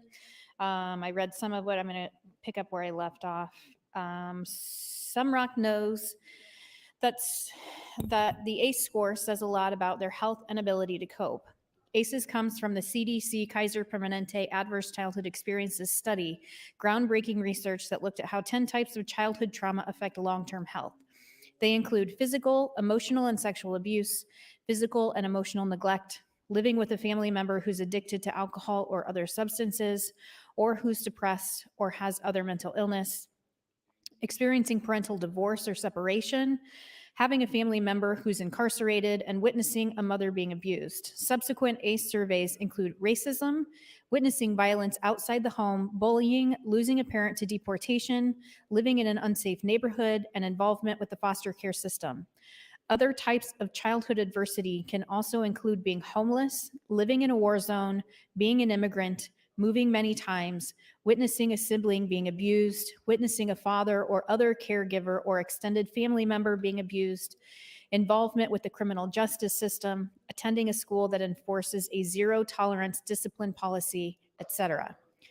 The ACE study is one of 5 parts of ACE science, which also includes how toxic stress from ACEs damage children's developing brains, how toxic stress from ACEs affects health, and how it can affect our genes and be passed from one generation to another, or epigenetics, and resilience research, which shows the brain is plastic and the body wants to heal. Resilience research focuses on what happens when individuals, organizations, and systems integrate trauma-informed and resilience-building practices, for example, in education and in the family court system. The ACE study found that the higher someone's ACE score, the more types of childhood adversity a person experienced, the higher their risk for chronic disease, mental illness, violence, being a victim of violence, and a bunch of other consequences. The study found that most people, 64%, have at least one ACE. 12% of the population has an ACE score of 4. Having an ACE score of 4 nearly doubles the risk of heart disease and cancer. It increases the likelihood of becoming an alcoholic by 700% and the risk of attempted suicide by 1,200%. High ACE scores also relate to addiction. Compared with people who have 0 ACEs, people with ACE scores are 2 to 4 times more likely to use alcohol or other drugs and to start using drugs at an earlier age. People with an ACE score of 5 or higher are 7 to 10 times more likely to use illegal drugs and report addiction and to inject illegal drugs. The ACE study also found that it didn't matter what the types of ACEs were. An ACE score of 4 that includes divorce, physical abuse, an incarcerated family member, and a depressed family member has the same statistical health consequences as an ACE score of 4 that includes living with an alcoholic, verbal abuse, emotional neglect, and physical neglect. Subsequent research on the link between childhood adversity and addiction corroborates the findings from the ACE study, including studies that have found, thank you, Mr. President, including studies that have found that people who've experienced childhood trauma have more chronic pain and use more prescription drugs. People who experience 5 or more traumatic events are 3 times more likely to misuse prescription pain medications. ACEs just don't predict substance abuse disorders, says Sumrock. All of our major chronic diseases link to substance abuse, so this is too big to ignore. Whether you're talking about obesity, addiction to cigarettes, alcohol, or opioids, the cause is the same, he says. It's the trauma of childhood that causes neurobiological changes. And the symptoms he saw 40 years ago in soldiers returning from Vietnam are the same in the people he sees today who are addicted to opioids or other substances or behaviors that help them cope with anxiety, depression, hopelessness, fear, anger, and or frustration that continues to be generated from the trauma they experienced as children. Learning about ACEs helped him understand that the original definition of PTSD, which many people still cling to. Thank you. Thank you, Senator. Senator Hunt, you are recognized. This is your 3rd opportunity. Thank you, Mr. President. My process for when I decide to speak on something is like unpredictable to me. I don't have a very consistent process. It is mostly me talking to my staff and kind of spilling all my thoughts out and just kind of word vomiting all of the thoughts I have about a certain topic. It's a rant, and the folks who feels like we live here, but who work around me here have heard a couple rants now and then too. And that has to somehow get turned into a good point. And I always have these articles. I have this article that I've had on my desk since like 3 p.m. that I keep meaning to read, and I haven't read this article because I start getting on a topic and then I just get carried away with kind of whatever ends up coming into my mind.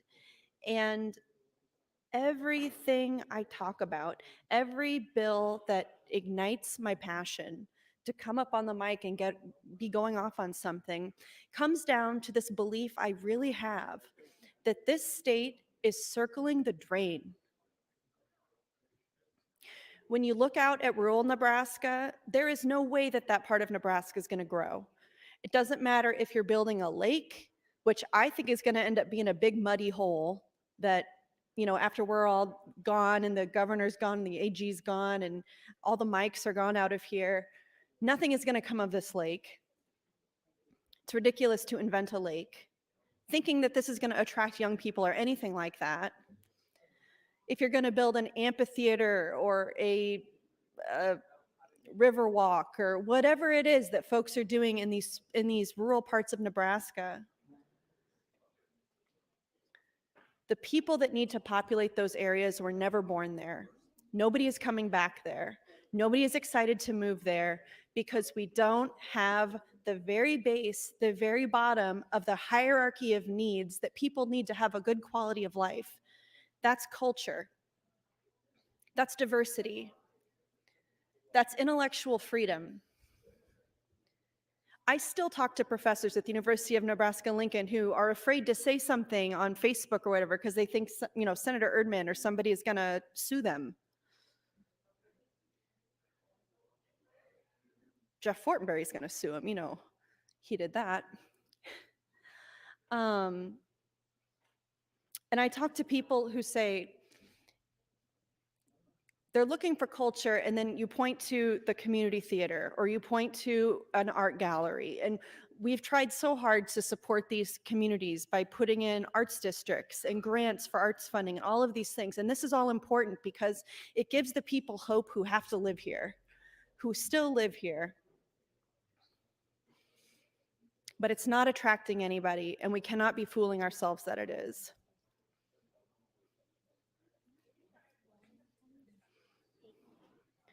A lake is not going to attract anybody. New prisons, terrible, not going to attract anybody. It's going to do nothing for public health, public safety. And then on top of all of that, an abortion ban.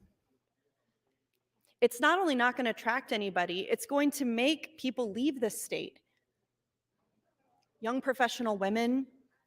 I've spoken to half a dozen OBGYNs in Nebraska, most of them in rural Nebraska where we need more healthcare providers, who have said, if this abortion ban passes, I'm not going to do the OB stuff anymore. 1 minute.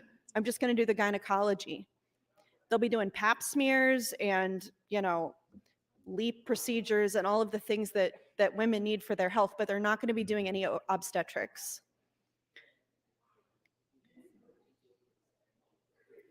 Because they don't have an affirmative defense if somebody says they caused an abortion. This is the dark ages, colleagues. And for the people who say they can't wait to get out, I totally understand. I don't blame them, and I hope they do. But I'll be here, you know, trying to do something about this base level of the hierarchy of needs. And it's frustrating to feel like you're the only one sometimes. Thank you, Mr. President. Thank you, Senator. Senator DeBoer, you are recognized. Thank you, Mr. President. I don't know if everyone caught this